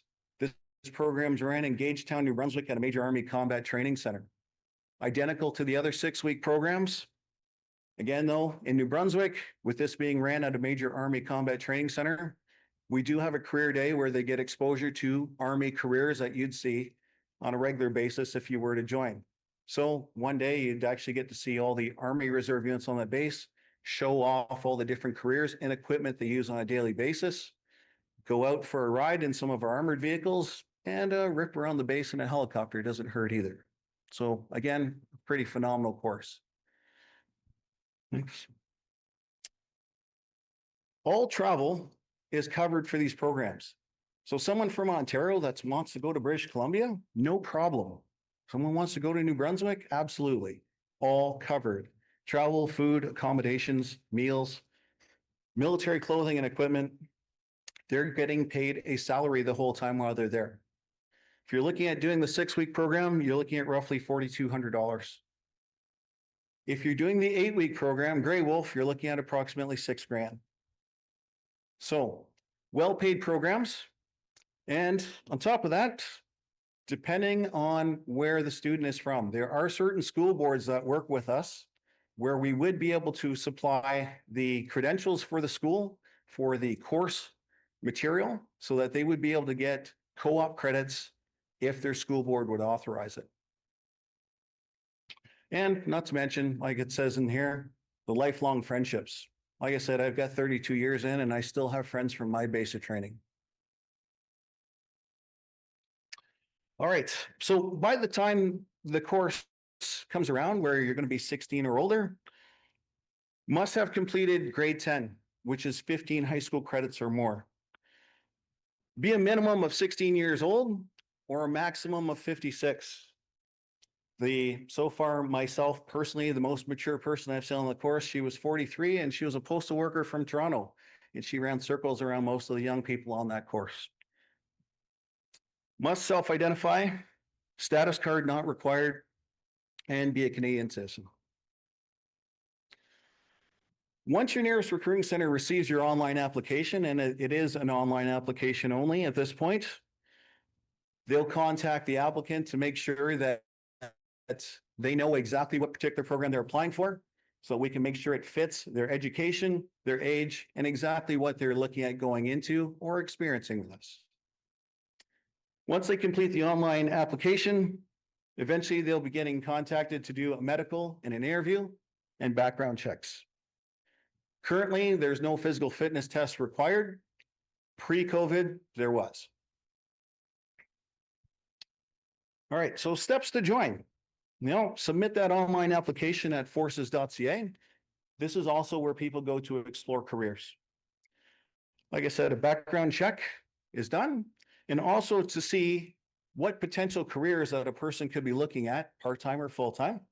They would be completing the scored employment application form as well. Once that's complete, there is a medical done at our office and also an interview. The best way to prepare for these programs is contact a recruiter like myself or to explore careers on the forces.ca website and look at potential education that might be required to go into those fields. Next. All right. This is just a chart of the online application. We can actually skip over this. Same thing. All right. Benefits. Obviously, pay, medical, dental, and vision care, vacation time, maternity and parental leave, and retirement. We do have one of the shortest pensions around. So 25 years of service, and a young person could actually retire and start collecting their pension right away. So for instance, I'll use my own son, who's now 10 years into a career. He joined at 18, just like I did. He's going to be able to retire and start collecting his pension at 43, if he decides to do so. That's a pretty sweet way to go, considering the economic turmoil we're in right now, and trying to find some place that's going to give you that job security so you can actually collect a pension. Community, diversity, flexibility, travel, adventure, esprit de corps, having a place to belong. I'll tell you, the Canadian Armed Forces is a second family to me. And I meet people from all across the country, from every walk of life, and we all wear the same uniform. We have that common ground. Family support. 32 years ago when I joined, this was not something that was part of the Canadian Armed Forces. However, I'll tell you hand on heart, that is here now. Family support so that you can have that career and you can have that family as well are here. And CAF sports. Again, more team building stuff that we get to do in the forces while we enjoy our career. Next. Ready? That's it. Okay. I have, on this particular occasion, I've actually got a really great guest in that you all know Pierre Dubosky. So Pierre, cousin of mine actually from Chigang, actually did the Grey Wolf program last year. Now, it's a rarity for me to actually present the programs and then actually have one of our graduates be able to talk about their experience. Pierre did a phenomenal job on his basic training, and actually soon he'll be leaving to do his DP1 infantry course in Meaford, Ontario to get trade qualified. Okay, so I'll turn the mic over to Pierre and he can talk about the Grey Wolf program a little bit more in depth, keeping in mind that his experience on the Grey Wolf program is very similar to the other programs that I spoke of. And again, I'll be here tomorrow morning to answer any questions that you all might have. Miigwech. Chimiigwech, Sergeant, cousin. Ani Kinoya, Niganzit Nimki Benestijnikos, Dictodem, Chigin Donjaba. I know many of you may know me. For those that don't, which is probably could be really rare, my name is Pierre Dubosky. I come from Chigang First Nation. As well as I'm a private in the Canadian Armed Forces. My home unit is the 2nd Irish Regiment based out of Sudbury, Ontario. And my current position is I am the 4th Canadian Division Indigenous Liaison. So I have had a lot of opportunity to go on recruiting events such as this, information events such as this as well. I know I've been to a few communities throughout the Anishinaabemowen Nation as well with some of the Grey Wolf recruiters. So my experiences with Grey Wolf, it was actually very funny because there's actually Sergeant Starks here who recruited me, got me in there. And so I joined. I started my travel to Grey Wolf July 2nd. And from there, I became very accustomed to base life. And one of the reasons I wanted to bring this to the Anishinaabemowen Nation and to our assembly was for a few great and amazing reasons.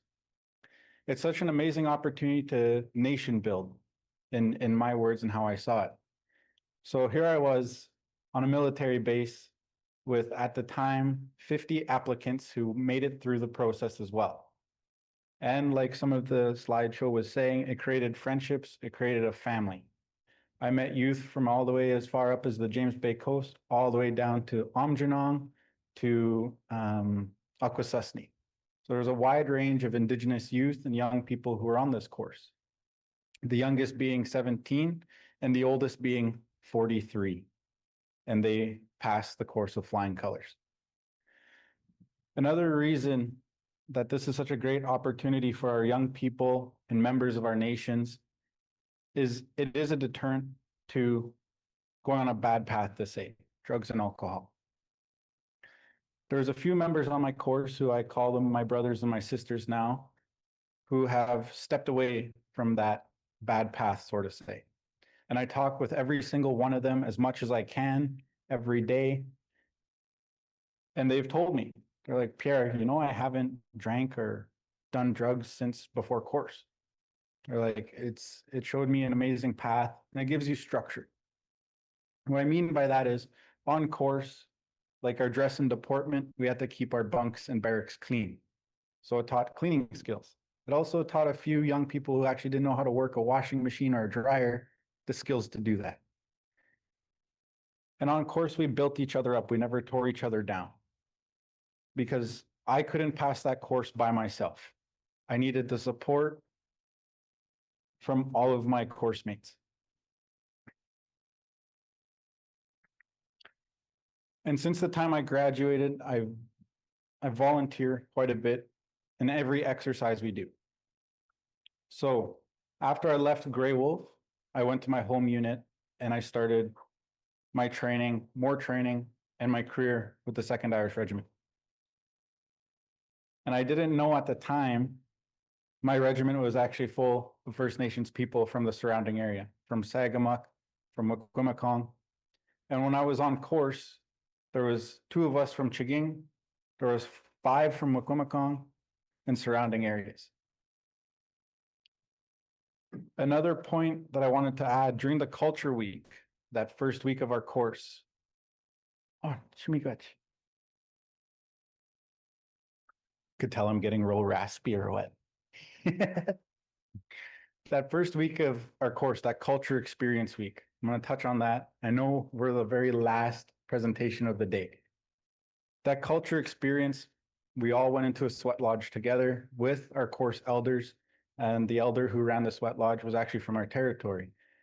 He's from Wikwemikong by the name of Ray Jackson. You know, many people probably know him.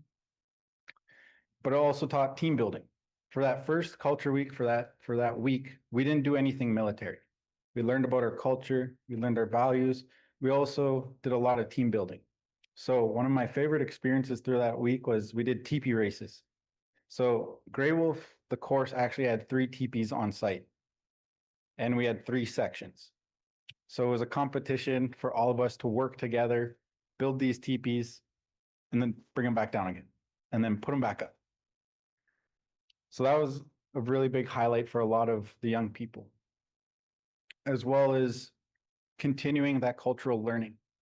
I had one of my very close friends, my brother, I call him, who actually went back to his community after course. He went back and found family in Whitefish, just outside of Sudbury, because that's where he was from, but he grew up in the city all his life.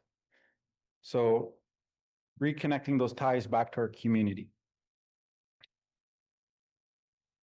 And actually, in this, I don't know if anybody can see it, but in this bottom left picture was my section. So these were the young people that I had to work with every day. And in that picture was week 7. We went to base Borden, which is just outside of Barrie, Ontario, and we did our experimental learning week. So we trained with the Rangers on how they execute their search and rescues in the far north, as well as we were able to experience the different types of careers in the armed forces. We were able to go to the MP school, which is the military police school within the base, and they did a little tour of their school, but also a presentation.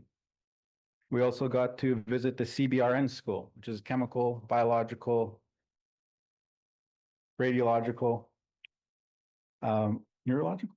neurological defense. So learning about different types of chemicals that are used in warfare and how to work against it.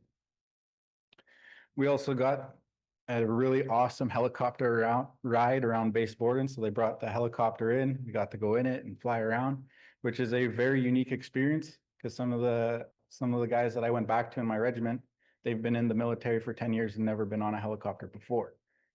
So you could experience a lot of amazing firsts. We also went and checked out the firefighting school in base Borden. So we learned what it was like to be a military firefighter, as well as the avionics department as well. So we went and toured the airplane museum, and learned about the Air Force in a little bit of depth. So I wanted to bring this more to our leadership here to continue that conversation on. Right now, our applications have been closed because we are at capacity for Grey Wolf. But I would love to come back into our communities to the leadership and explain more about the program or programs, whether you so choose.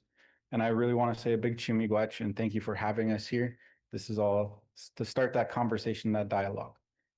I don't know how we're doing for time, but if there's any questions, like the sergeant said, we can take a couple or we'll be around tomorrow morning as well. So I just want to say Chimigach. Thanks.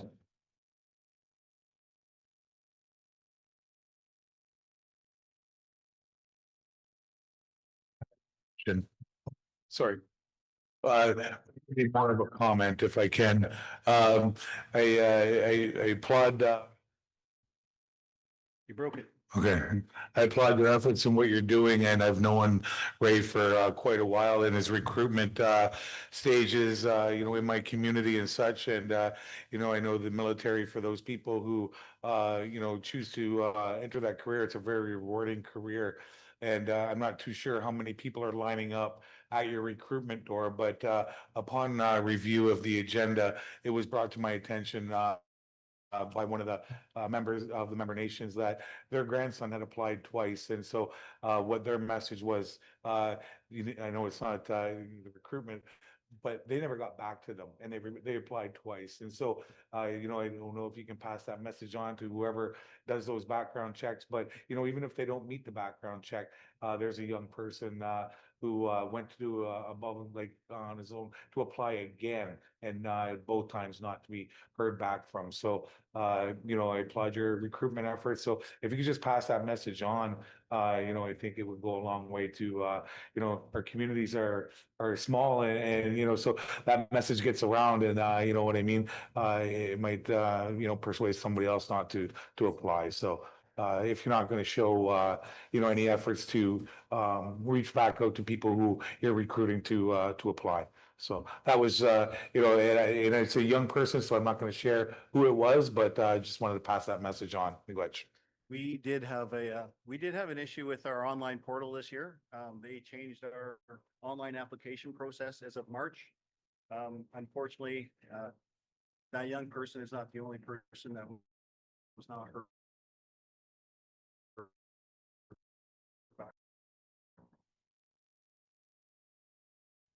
Okay.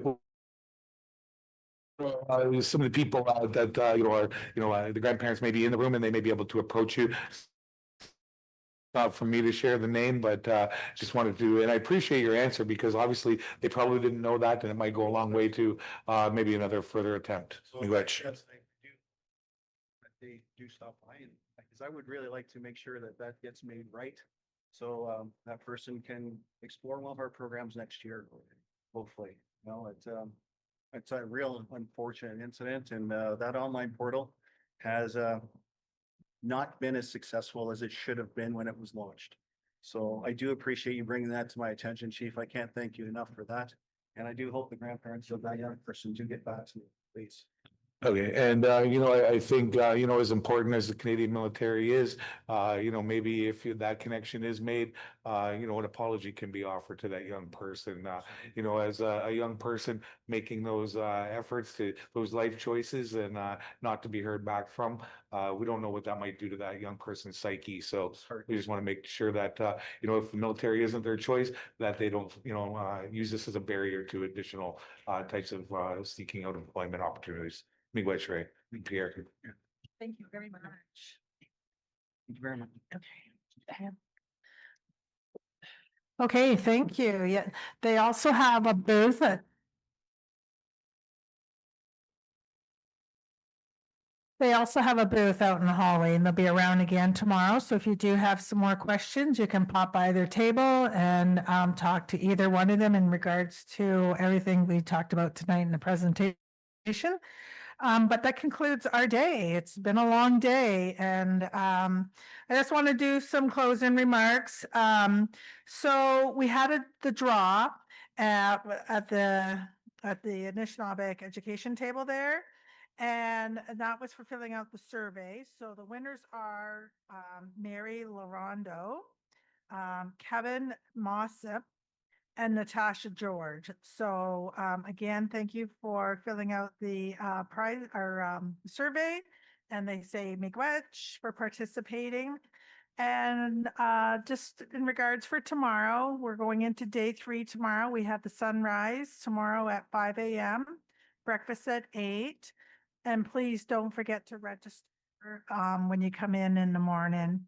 Okay, and also last is catch the ace. If you haven't got your tickets, you have, the draw will be at 7, so you have at least over an hour to get some tickets if you haven't got any. But that concludes for today, and I'll see you again tomorrow morning. Miigwech. You buy them online. Yeah.